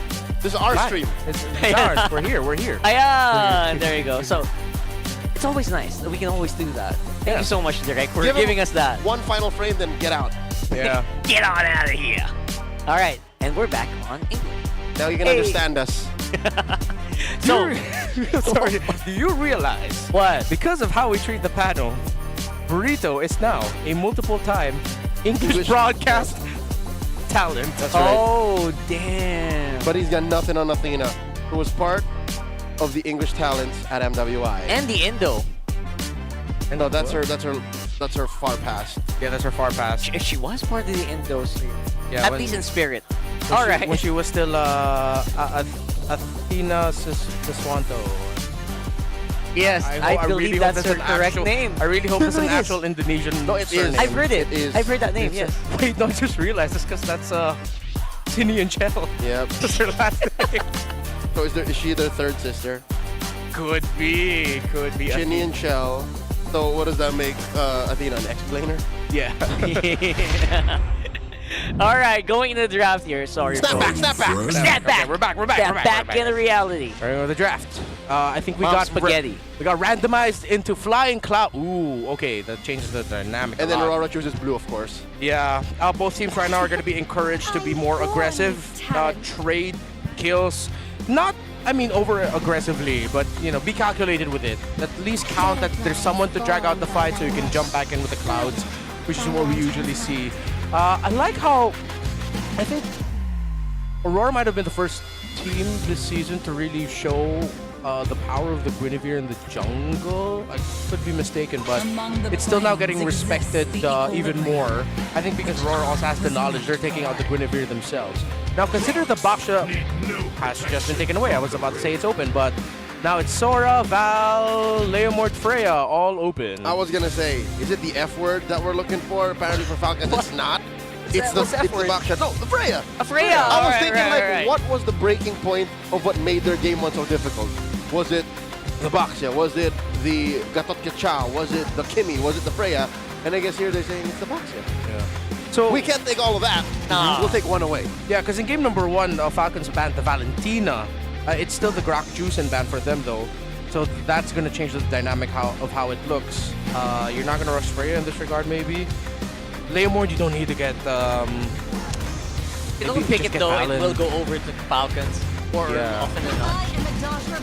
Oh, wow, they said no. We definitely get the Freya. Okay, Aurora. Okay. So are they gonna try to reinvent that game 1 draft, like, or recook it? Yeah. Because they can end up with a Fredrin and it still kind of look the same. Yeah. I agree. I feel like the Fredrin is actually, it was an okay answer. It just felt like the wrong ingredients on the other side of it, on either left or right of the Fredrin. Sora Leomord. Do you want Leomord with Freya? Is that a fair fight? Oh, I mean, yeah, it can be. I mean, there's still a lot of power on the Leomord. You can kind of burst her down. Yeah. I mean, one of the biggest problems for Falcons earlier was that they just didn't have enough. So they get to Valentina. Ooh, what is Hadji gonna get? Is Hadji gonna try to pull out the Freya cosplay? Wait, excuse me, what? These are really soft counters. That is the earliest Phobius I've ever seen. Yeah, and honestly, at this point, kind of unwarranted. What trade are they looking at? For majority of the season, Soras have trumped Phobius in terms of impact and lane. Despite having a Valentina on this other side, I think Aurora should get the Sora. Yeah. Well. Value in me? What am I already telling you? And then they go Kimmy? It's fine. I think Kimmy, yeah. Kimmy would be really Again, good we here. just have to reproduce that draft from game 1. No need to overthink it. Yeah, you get your Roman, your... Jet Trooper reporting for There, duty. yeah, it is. So they have 3 of the 5 picks they have from the last one. They haven't shown their Roman or gold yet. Oh, excuse me, Roman EXP yet.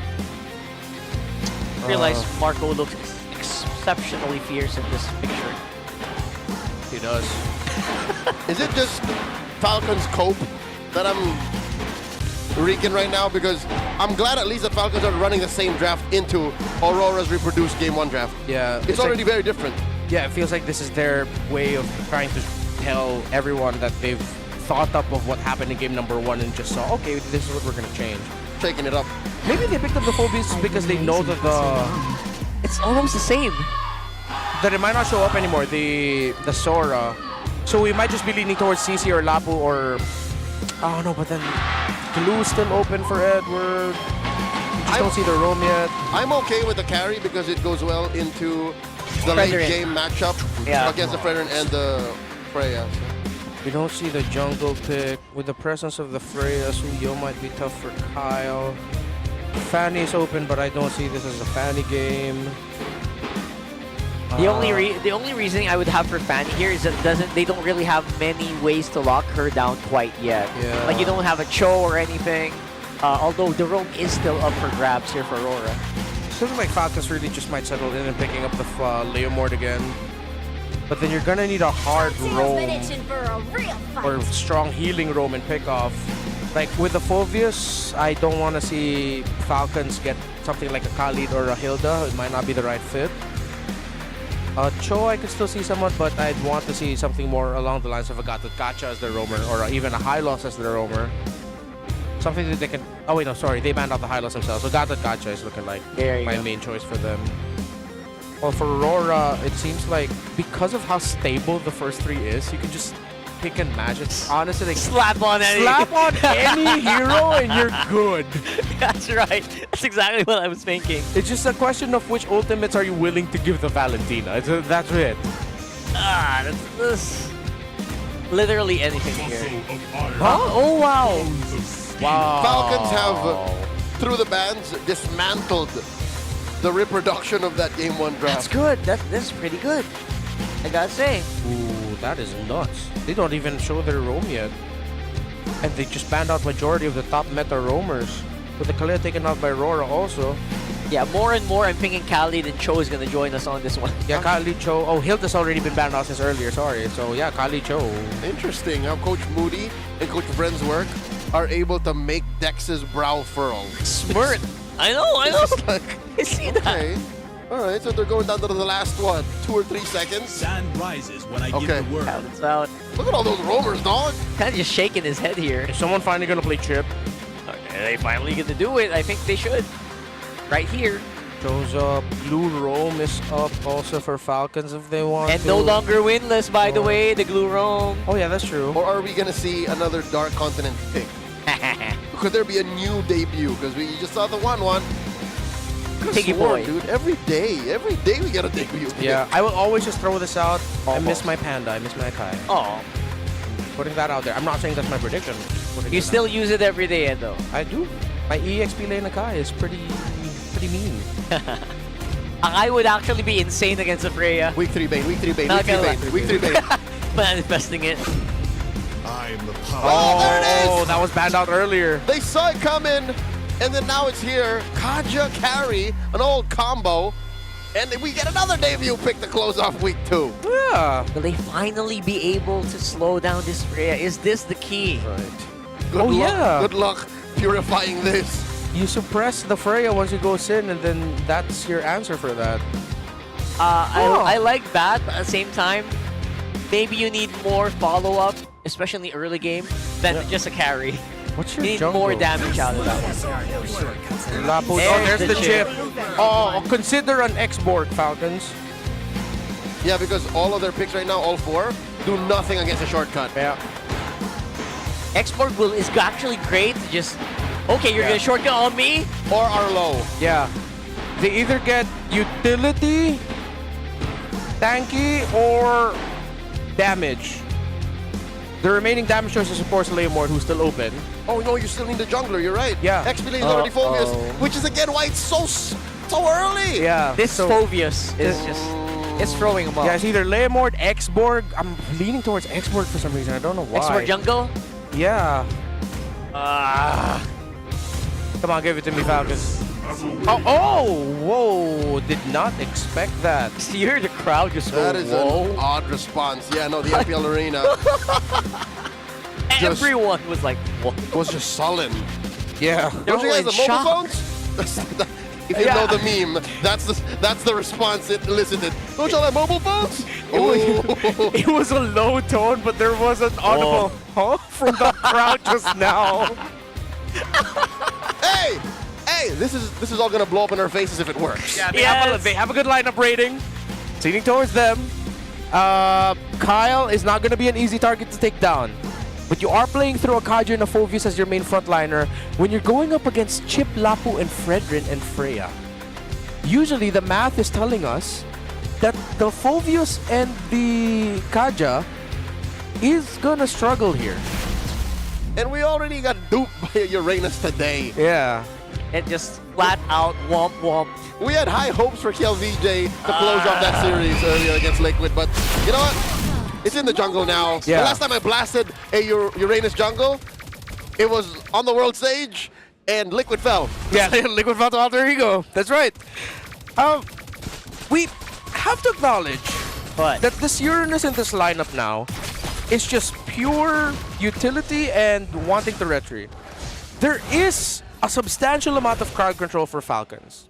They got Focusing Mark, PYT, Inspire for Ogun, so they're maximizing the cooldown reduction on the Kaja to get the ultimate as fast as possible, to get the ring out as much as possible as well. You got Terrify, Dark Wave. Exactly, which means that Super Marco does have the crowd control he needs during team fights to be able to be free. And that's what was lacking on the side of AP Brent earlier, which was crowd control.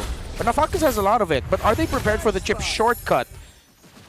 Yo, the way it looks, Falcons are not fighting. They are just asserting themselves. Yeah. Magic damage focused mid-trio. That's fine for now. Kyle's doing good, yeah. But later on, it feels like that might not quite be enough. Yeah, dude, there's a huge gap between the Uranus and the Fred. Yeah, no, he's just literally, again, asserting himself.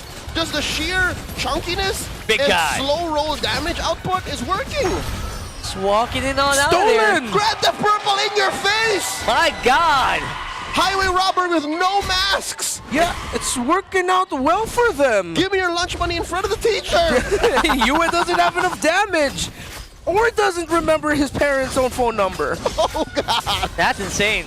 So Demon Kite literally just walk around. And he has no older brother. He did not do much in the last few seconds. The last 30 seconds, Demon Kite just literally walked around. No kills, no real fights breaking out, and Falcons have a 500 gold lead. That's palpable. They go straight for the turtle, and Aurora can't even think of contesting. No answer, because your jungler is just way behind. This is literally and figuratively one of the Uranus games of all time, and it's only been 2 minutes. Okay, all right. We see it now, Falcons. Free turtle take, and Falcons force a retreat out of Edward, sending him underneath tier 1, and they continue the ransacking of Rora's jungle. Ogun's level 4 light is far from that, so there's a divine judgment for this Kaja available. And no shortcut. No shortcut. Man, this is big right now. The control that's being given by Falcon all across the map. And you know what? While all that's happening, Super Marco's like, thank you so much. Make sure they don't look at my lane. Flickers on out from underneath sure death, under that Appraiser's Wrath. Where's the response? Still no kills, by the way, 3 minutes in. Yeah, kills, but just a lot of steal of jungle. Resource management. Oh! Yeah, almost a 400 gold lead for Kyle's Uranus right now, actually. Again, Super Marco just loves everything happening right now. Oh. Falcons going on the invade. Edward trying to cut through that flank. There's a consecration from Kyle. They jump on, take down Edward, and they're not done. They continue forward. Light taking a lot of damage. Yue from the right side. Kyle put those edges on one. They take out Demon Kite. They're trying to take down Light. They cross through, juggling damage from the turret. Oh my god! Oh, what the hell? To take it. A lot of damage, and he goes through one of the Y walk portals. Yeah. Hey, it's working.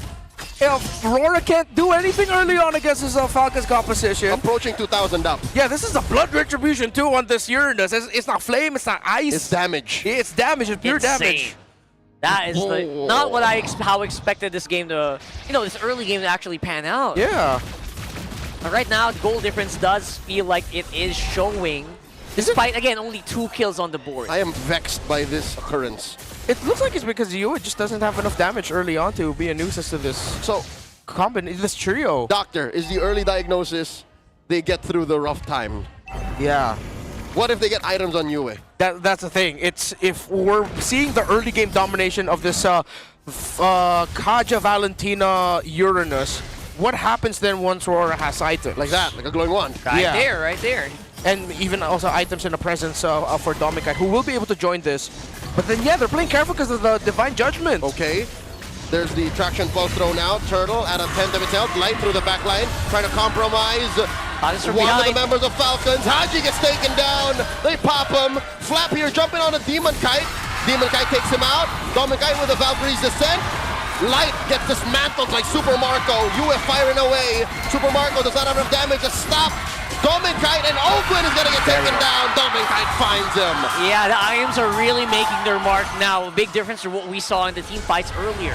Yeah, Falcons were able to bully the jungle early on, but then it just reaches a certain point. So that's why we couldn't see the early game vision, because we were already thinking about everyone level 4, early game items, 5v5. It's tough for Falcons to fight. It's tough for Hadji especially. Woo! Hadj goes underneath, knows how to use it. Edward wins it. But there's going to be an eventual trade here as Flap tries to finish what Edward started. So 2-on-1, but still a 1-for-1. Yeah, bottom lane is going to get pushed out here. Oh, but a pull! Chip is there. Oh, Dominic Kite. Valkyrie descent away. Light takes a face full on Light Wheels as he goes down. Can Ogun chase him? All right, Dominic Kite's fine. He was forced to trade it out. He could just committed the stun and then sacrifice himself so that his gold laner gets away. Good counter there. That's a 2-0 for Super Marco right there. Yeah, carry still, though we also have to watch out for that. So as much as we're talking about this scenario being good for RORA, full 5v5, items on the board, this time again compared to the carry earlier by APBR at the hands of Shizo through an EXP lane Uranus, this jungle Uranus is built around the composition that has a bunch of crowd control through EXP, mid, and roam, so that Super Marco has the crowd control and space he needs to deal damage. They're working well so far, right? It feels like if you can slow down Demon Kite, that's also great. The question is later on, like free item Freya. That's my big question. What are you gonna do about that? Like, how does the fight start, and who starts it eventually? Like those are the things that have to be answered here by Falcons. They need to be able to answer a rampaging Dominic Kite who is getting into position right now. He has this big wall in front of him, and of course Falcons blitzing this turtle. Soft reset. Traction fostered out by Yue already. Light checking that Y brush. No one present. Dominic Kite threatening this push. Are you going to trade it for the turtle? In comes Light. Shortcut through. Kyle secures. The rest of RORA come on through. And they put so much pressure on Demon Kite. Kyle gets the kill. And another one jumps in. Super Marco takes down Light. Aurora have gotten scattered throughout this fight, pushing into the bottom lane tier 1. Yue fighting for his life alongside Edward, and Falcons claw down and take out 4 members. No one falls on their side. 3,000 gold up. We set it up before that fight. Falcons and the tools that they have to allow Super Marco to shine. The fight got split up, but Falcons in the front line, Flap got to hold, Kyle got to hold, which meant that Ogwin and Hadji had space to help Super Marco to then eventually rejoin the fight. Look at that big fight split. Flap and Kyle go after Demon Kite. Dom and Kite will be fighting under here, but then eventually he'll be forced back. Kyle is just a wall you need to get back and away from. And eventually, the rest of Falcons join in, converges 5 under the turret, and take down Edward and Yue. So that's basically how they plan to deal with Dom and Kite. Isolate him, split him from the pack, and be able to deal with him the way that they know how. And it's not even an automatic, I see Dom and Kite, I have to hit the DJ. It's actually more of a deterrent. Like, okay, you get too close, we will hit you with the DJ. And that's how bad it is. Oh, Flap jumps on in, forcing a defensive Valkyrie's descent, and Flap flickers to the right. Ogren looking for one. He's jumping in with an infernal pursuit. A shortcut calling in Edward. Calling in Demon Kite. And look at the right side. Edward pushing Marco away. Tier 1 up top gets pushed, but Kyle is in the middle of 4 members. It's a little too much even for him to survive. Consecration, flicker forward from Yue. Kyle still alive, but only for so much longer. Yue gets a stack on his Sky Piercer. What are these fights happening here? Breaking out non-stop. I feel like it is Falcons trying to take advantage of Aurora basically being discombobulated, but at the same time, they did it a little bit way too deep. Yeah, MVP Edward in that last fight, locking on to Super Marco, which forced away Hadji and Super Marco. All right, no sign Kyle. of life from Aurora, no retribution. They blitz, the Lord, Flap takes it down 1, but they trade for 2. Demon Kite and Demon Kite now right foes, and one more, Edward goes. 4 for the Lord. They're even better. That's worth it. I absolutely feel like it's not worth it. Now it's 4 down. UL alone. Didn't we just see this a few games ago or last game? Yeah, from out of nowhere, Falcons with a sudden turnaround. I thought that was the end of that as Edward got another massive land shaker. But their sustainability, the damage, again, space provided for Marco. And RORA just crumbled slowly. Let's revisit that. Watching Yue and Marco knock up from the Lord. Demon Kite got taken out. Demon Kite decides to go straight for the back, but he got taken away real quickly because the Divine Judgment from Ogren was saved for the Freya. Beautiful. They didn't even start the fight with it. They left the DJ very, very late. Again, a last-minute deterrent in case the rest of the frontliners could not hold it. All for Marco. And Marco has yet to die. 4-0-5. Look at his full arsenal here. Up by about 500 gold away from Dom Kite's Freya. We thought it would have crumbled. We thought that by the time RORA built items, Falcons would have folded with this, again, arguably cheesy lineup. But so far, they're making it work well into the 11-minute mark. Yeah, I think the key here is keeping Super Marco alive. Yeah. I don't know if that's just by intention or by design. Oh! Divine Judgment on the light! Gets the call in, the shortcut. In comes the rest of Aurora, and they clash onto the backline, forcing back Dom Kite. Edward falls. They take down the portal. You ain't going nowhere. 2 for free. Go over to the Falcons. Okay, it's perfect because I have to correct myself from the last one. The suppress actually landed onto Edward in the previous Lord. It was the Terrify from Hadji as the Valentina that stopped the Freya from being able to just slice through to Super Marco. And yet again in the sequence just now, we see the big ticket value of the Terrifies from the Valentina through the Shadow Strikes. You're right. And maybe I think they got terrified at the same time. So all of it just happened in tandem. Yeah. And why it looked like they got Divine Judgment. Yeah, and look at the KDAs of Hadji, Ogren, and Marco. This just goes to stress up the point that we said of how Falcons fight. It's Kyle and Flap versus the rest of RORA, while Hadji, Ogren, and Marco are playing together. The KDA's kill participation all very similar and close to one another. They're not even overthinking it. They're just dealing with whoever's up on front. And they're basically just saving the crowd controls for last. At the 12-minute mark, it's as if we were still back in the 2-minute mark. They took the orange right in front of Aurora. And there's still this gap once again. Earlier it was like a 1-level gap, which is again almost insignificant. But now we're back to a 3-level gap between Kyle and Demon Kite. And that's going to make a mark, especially with this one. Next Lord coming up in 10 minutes, Huge. 10 seconds rather. The retribution between level 12 and 15? That's huge. Forget about it. Yeah, not to mention you also have like just really massive crowd control that's stopping you from using that retribution in the first place. Yeah, and Falcons just need to keep their formations set. Don't collapse too much. Dom Kite opening up top for Aurora. It will send back 2 members of Falcons, it looks like. They're worried because there's no more shielding in the turret. They send back Flap. Oh, Lord, this is the point of no return.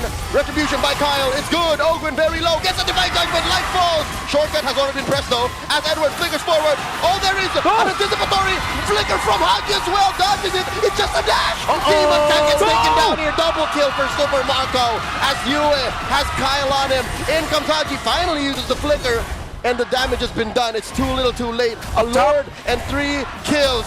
The Falcons in the arena know that the killing blow could be here. Dominkite has a hope and a dream to push in. He might actually get this. Yeah, someone gonna recall. Oh boy, oh boy. They're not recalling just yet. They're not recalling just yet. And Dominkite didn't go back. He's clearing. He's gonna try to take it. They're sending Flap back. Edward is back. Demon Cat in 4. Okay, base race as the Lord is still alive. Light! They're already in the base. Light through the back line. There's a DJ. There's a Valkyrie's descent. Ogwin gets popped here. Damage from Super Marco. Down goes Hadji. Ogwin backing out. Edward takes out Super Marco. Flap and the rest of them are falling. Flap pushes in. Kyle's still alive. And in comes Kyle. In comes Flap. They're still checking range. Dominkite with a shutdown. 3 for 1. RORA still alive. The light at the end of the tunnel was there, but it went well for RORA. From out of nowhere, it was the chip, the turnaround, with a shortcut, with the blitz, the stun, massive flank by Light. Oh my god, in wrestling terms, that's a literal clothesline out of nowhere, bro. You don't expect that to happen, and when it does, it is massive, straight into Super Marco's face. And they layered all their crowd control. The taunt also stopped Hadji from getting out. What a defense by RORA. Falcons did not expect Light to come out from that angle. Light committed the flicker to get in that position. Yeah. That was so good. So there was a lot of resources spent to do that, to close this gap, but just the same, it's a miracle that Aurora's still in this. It is. You know what the amazing thing is? What they're doing is they are targeting Light right now. The Divine Judgment, the last 2, have actually been solely focused on this chip. And I think that is key, is slowing down Light, slowing down the big brains, the guy who's making the moves. Is actually gimping Aurora. Yeah, we have to look at the mid lane though. All towers still up for Falcons. But it's at that point of the game where one big win in the team fight for Aurora and that mid lane is not going to matter. They're going to push either through the side, through any of the sides. As Falcons now, we are seeing the strength of their lineup as 5 and how difficult it is to manage the map as 4 and 1. That's the problem. If you're talking about just the map, Aurora still has life. And that's why they're dodging where Falcons fights. And now that's why Falcons are flushing out these brushes. They actually want to break into a fight out of nowhere. Yeah, these engages from Falcons might get trickier and trickier to execute. Now that RORA feels like they're aware of the game plan, it feels like they've already shown the cards, and now they can kind of formulate the way out of it. Which is not such a bad place to be in if you're an Aurora fan. Because the map is on your side. It's literally everywhere. It's like your skin. It's your biggest body part. Yeah, speaking of RORA fans, man, this is the loudest. That's scientific, by the way. Yeah, it is. That's right. In a pop quiz, if you get asked, like, what's the biggest organ? It's your skin. It is. As I was saying, like, this is the loudest crowd I've ever seen in season so far. Yeah. This game is cerebral. It is. See here the back and forth. All right. Between the two, full 5-man, does Falcons have enough resources to help handle the map as Dominkite is still threatening bot? Marco showing. Keep doing that and he can show up through the chip portal. Hadji holding L left bush mid. Demonkite and Kyle holding the Lords. Okay. So Dominkite has made himself visible.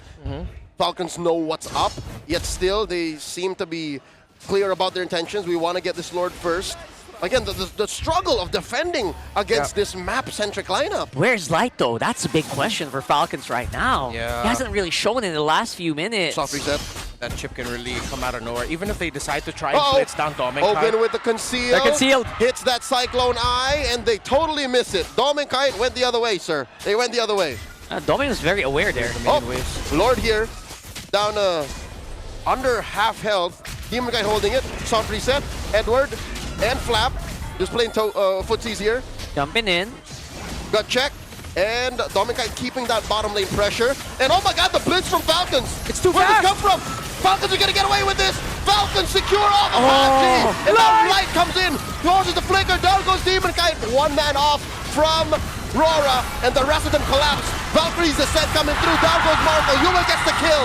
traded off for, still alive. All 4 members. Oh, Light Hadji! goes down. Hadji dealing a lot of damage. Down goes Dominkite. 3 for 1 the trade. Ogre's immortality popped. Flap jumped on Edward. There's still a Lord coming through in mid. Yue is very low. Kyle is chasing him down. Yue far away from home. This might be it. Might just run it through mid. Edward, he's still here. He's still trying to keep him at bay. He's holding on, Yue but only just for long. recalled, and they're dealing a lot of damage between Yue and Edward. Edward gonna get his immortality popped here. Hadji has stolen away a Winter Bravest Crown. Fighter. Winter Crown freezing. Demon Kite still back. alive. Demon Kite is alive, and the Lord at a fourth of its health. Oh, they can defend. Aurora might still be alive here. They don't have a basic attacker. Falcons have to back off. I love this game.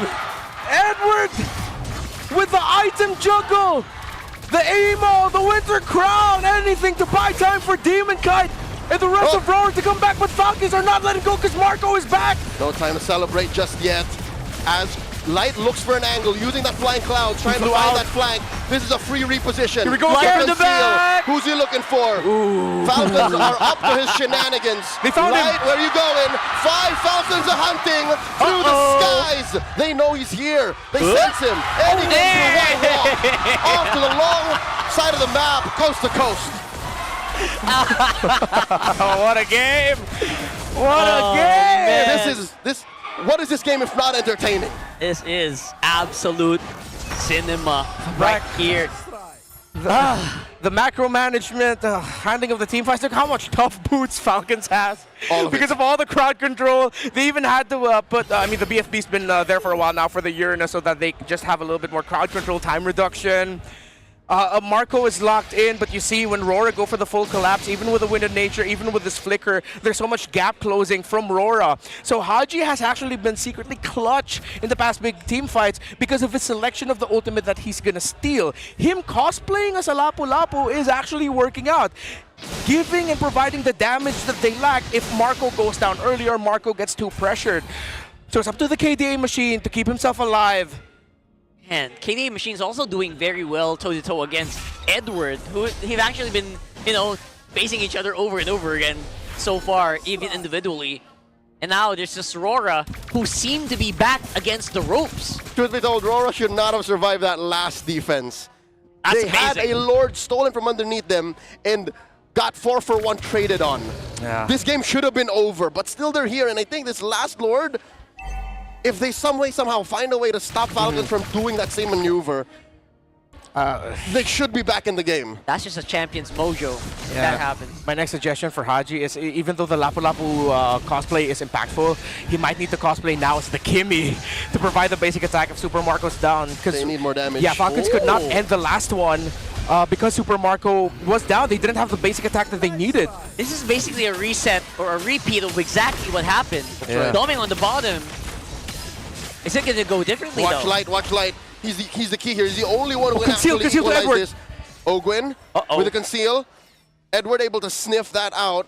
Lord gets soft reset. The dance continues. But Doming's on the bottom side. He's actually having a lot of fun. They're forcing some backs from Falcons. Marco and Hadji, are they feigning the recall? Hadji actually does commit. There's the traction pulse thrown out. Kyle holding it down. They burst. That's Hadji answering back. Lord here at a tenth of its health. Kyle and Demon Kite holding on to this retribution. Who's gonna get it? In collapses all of the teams now. Kyle gets it secure off of the shortcut. RORA come through. Super Marco getting pressured here by Demon Kite, and Demon Kite finds him, pocket immortality. Super Marco comes through. That might have been it. RORA have thrown all that they could over at Super Marco. Demon Kite on him. Look at the back line. Hadji dealing out of damage on Edward. Hadji chasing Light. The Lord through mid. Demon Kite may have gone in too deep. They pop his immortality, and they'll take him down in short notice. Flap takes him 1 for none, plus the Lord. Aurora are down 1 member. Hadji kept Yue away from that last fight, hence why RORA was lacking damage. Here's Hadji with a chip ult. And now, Dominkite defensive use of the Valkyries. The set Lord still alive. Divine Judgment on Edward. Down goes the Lapu-Lapu. 3 defenders left. Marco's here. The base is under attack.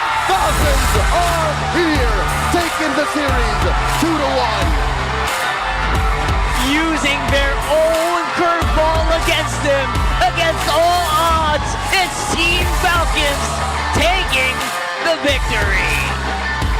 We our second week with another impressive result. Another Game 3. In a surprising turn of events, it's the KD Machine and Hadji leading Falcons to victory. Super Marco played 3 carries, didn't he? He did. Still his main flame. What a guy. What a guy. And what a match that we've had in this one. Losing it out, it feels like, you know what, that could have gone either way. I felt it. The technicality of it all is insane. I don't know if Hadji's going to be awarded MVP of this game, but Or he maybe is my MVP. Match MVP. Or maybe match MVP. The Valentina performance was otherworldly from the Machine. He was playing multiple heroes, a Lapu-Lapu, a Chip. Most of the time it was a Lapu-Lapu. But then you see the impact that the Divine Judgment has. This is the weakest we've seen Dominic on this Freya because he had so much ultimates and crowd control. If it wasn't the suppress, it was actually the Terrify of the Valentina that's stopping him. But you cannot discredit Aurora for all their defensive maneuvers, playing through the chip, playing through their light. At the end of the tunnel, they were able to hold on, provide the space that they needed for Yue on this Kimmy. But then once Falcons acknowledged that the Kimmy is a problem, Hadji took it to himself in the last big team fight before this one to keep the Kimmy away, and he used the chip ult to bring Falcons to victory. How just masterful use of all the tools in your arsenal. Let's see the guns that actually wielded them. Let's throw it over to our team. And with a great bounce back to close out week 2, give it up for Team Falcons! Boys, congratulations! That was a breathtaking game, lalo na nung Game 3. Kyle, talk to us about that Game 3. Pinili mo ang Uranus na talagang hindi namin in-expect. And there were series of back and forths na parang matatapos nyo na yung game. Ano ba yung pinag-uusapan nyo during those moments? Pinag-uusapan lang po namin kung paano sila ma-end eh. Kasi yung Kimi ni Yue, ang hirap tapusin yung base sila. Dinedef niya lang. Okay, so gumagawa si Yue ng mga kakaibang plays na talaga namang nadadamage kayo. And also Domeng, di ba? Nagsisplit po siya. So, sino yung nag-shot call sa inyo during those times? Kanya-kanya na. Oh, hindi naman po. Ano lang. Nag-uusap po, lahat po kami, nag-uusap po kami about sa ginagawa nila. And it's the connection na nangibabaw sa kanila dun sa Game 3. And speaking of connection, kanina parang everyone was holding their breath. I wanna ask Super Marco, sabi ni Domeng kahit na siya yung #1 gold laner sa MPL PH, ano ngayon yung masasabi mo doon? Wala naman ako masasabi doon eh, kasi wala naman ako pa kung sino yung #1 eh. Basta mahalaga sa akin, malabas ko lang yung laro ko, tsaka maigitan ko sila. And we've seen how that played kasi grabe talaga yung tapatan nila kanina ni Domeng, right, Oden? Oo, dead man siya sa rankings. Basta kung sino na lang manalo sa game. Pero ngayon, ang lakas ng Phobius nitong isang nandito sa likod. Hello, Flap TV? Halika nga, Flap. Grabe kasi yung pag-flex mo kanina eh. Parang ganun din yung flex ng Phobius mo. And back-to-back teams ang kinaharap nyo since yesterday. Nakatulong ba yung laban nyo kahapon sa Team Liquid to bounce back stronger today? Opo. Sobrang nakatulong siya kasi para sa akin good loss kasi marami kaming natutunan talaga. Kaya yung lessons namin kahapon, dinadala namin sa mga susunod na laban namin. And we've seen that sa inyong performance. Ngayon gusto ko naman kausapin si Hadji. Hadji!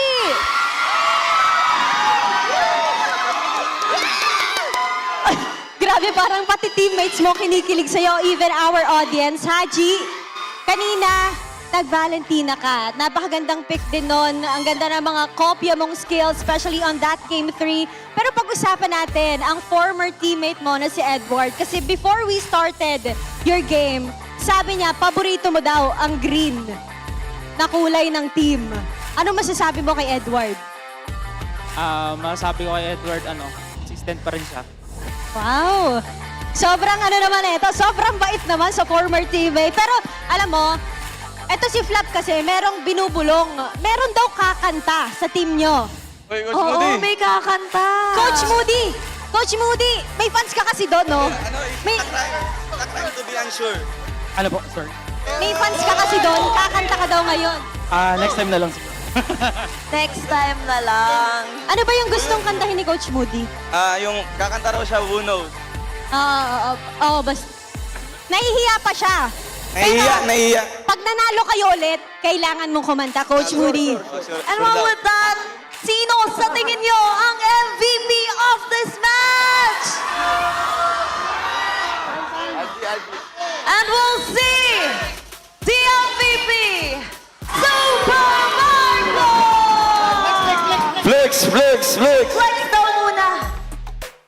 Oy, nahiya na. And I wanna ask Super Marco, ano ang message mo sa Falcon fans right now?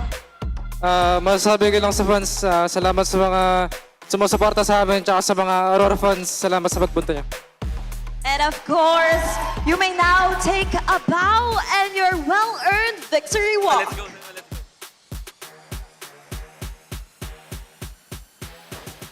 What a way to end week 2. Parang may gusto pang sabihin si Ogwen, no? What a sweet victory para sa kanila. Indeed, a great bounce back para matapos ang week 2. Alam mo, Thea, sobrang ganda ng vibe ngayon ng Team Falcons, especially since malakas din talaga ang nakalaban nila ngayong araw. And we've seen surprises not just in hero matchups but with those kind of plays. And we'll analyze more on that as we throw it back to our panel.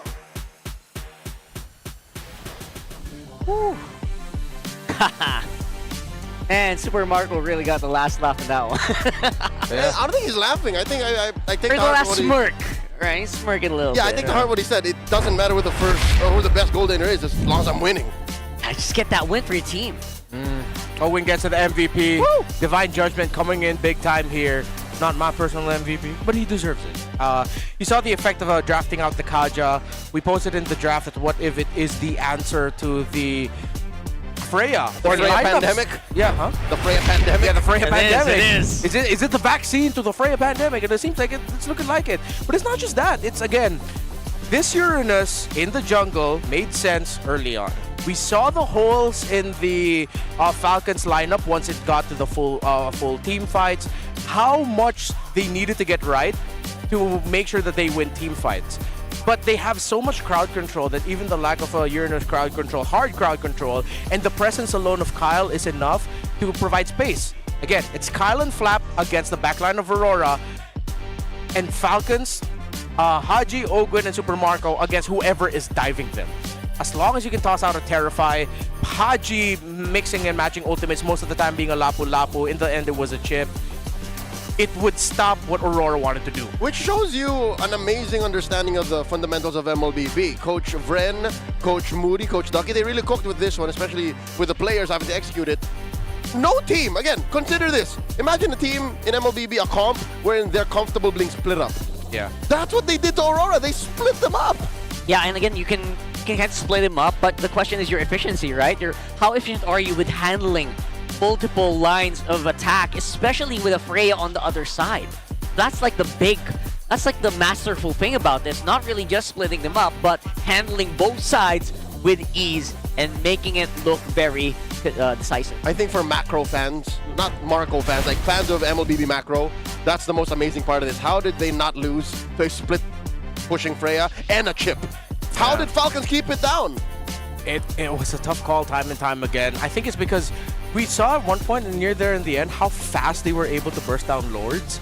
That because even though Falcons were giving up control in the opposite side where Dominkite is pushing through, at the end of the day, RORA needs Dominkite to join them. He can't single-handedly try to end it alone because there are also members of Falcons, whether it's Flap, whether it's Hadji, most of the time it's these two, backtracking, staying away, staying free from vision so that RORA cannot completely tell Dominkite, hey, you're free, just go try and split push end it. He's never really free. He's never really free. Really. He's forced to rejoin the fights.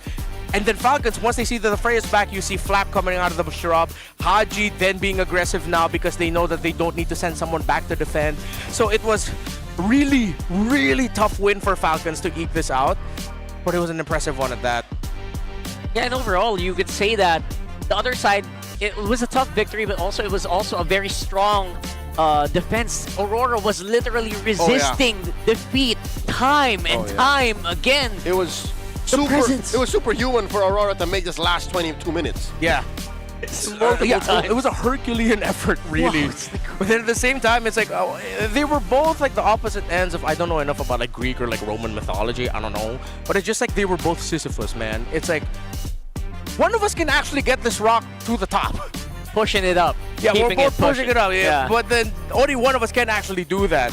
It's just the back and forth between these two, the handling of micro decision making, your timing of when you decide to jump, when you use your crowd control at the right time. I don't think that was just them pressing buttons. It felt like a lot of the times it was calculated whether or not they were directly thinking of doing the thing. Yeah, and that was amazing.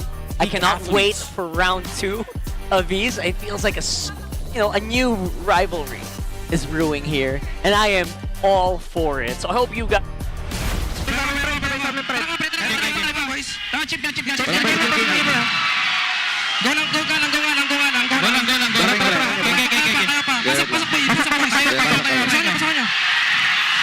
Ito, kompleto na ako. Rose gold na din ako. Masustain ko pa unti ito. May pambayan sila ka, Mark? Wala pa. Ito, meron na. So yun, tuloy natin yung plan on top. Ito tayo, pre. Baba nyo. Pre,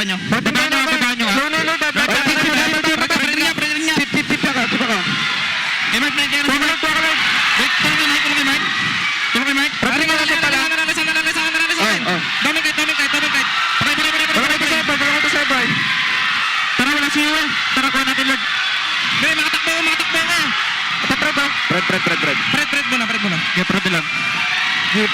Di patala sa log, tipi mo kami. Tipi mo kami sa log, Okay.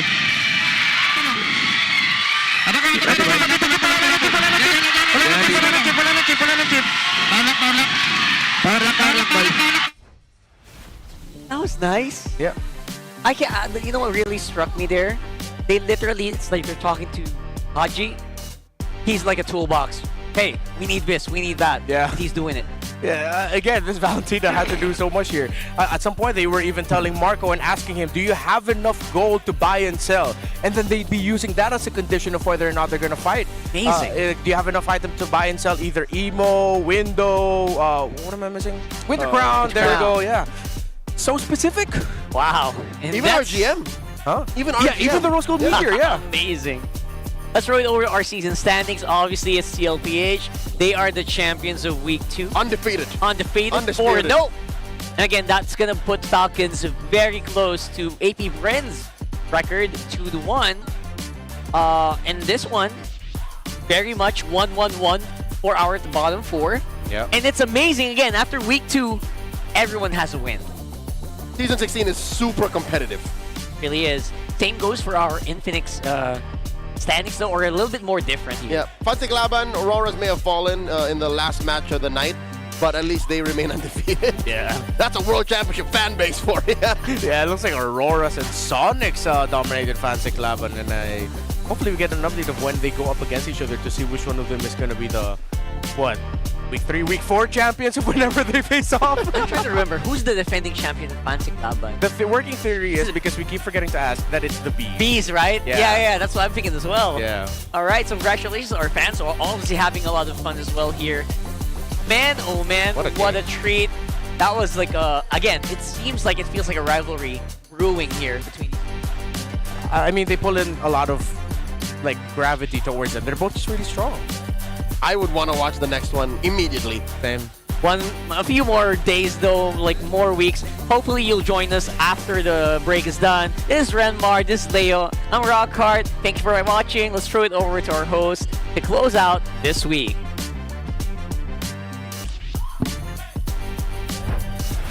What an incredible finish to our second week, MPL Superfans. Dalawang digdigang matchups ang nasaksihan natin today.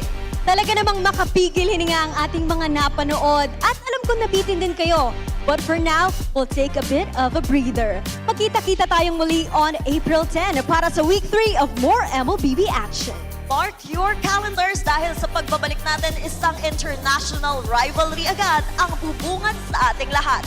Because it will be Onyx Philippines versus Aurora Gaming. We'll see you guys soon! At ngayon, maraming salamat sa lahat na sumuporta sa atin ngayong linggo. Muli, this is your very own Odin. At ako naman si Thea, patuloy lang ang aksyon dito sa tahanan ng pinakamalalakas.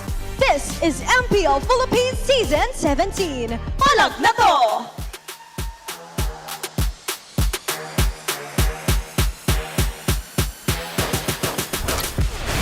17th season of MPL Philippines is brought to you by the following sponsors. Infinix, the official gaming phone partner, the power behind every Madlang gamer. Smart, the simply reliable connectivity partner of the MPL. Our partner in esports, Clear Men. And our strategic partners, TT Racing, Ferry, and SIP. Don't miss any MPL action by following our official Facebook and subscribing to our YouTube channel. Follow MPLPH on TikTok for more content. Experience the lakas ng Pinas of MPLPH Season 17 live at Victoria Sports Tower. Grab your tickets now via the official MPLPH website. MPL Philippines is monitored and supervised by the Games and Amusement Board.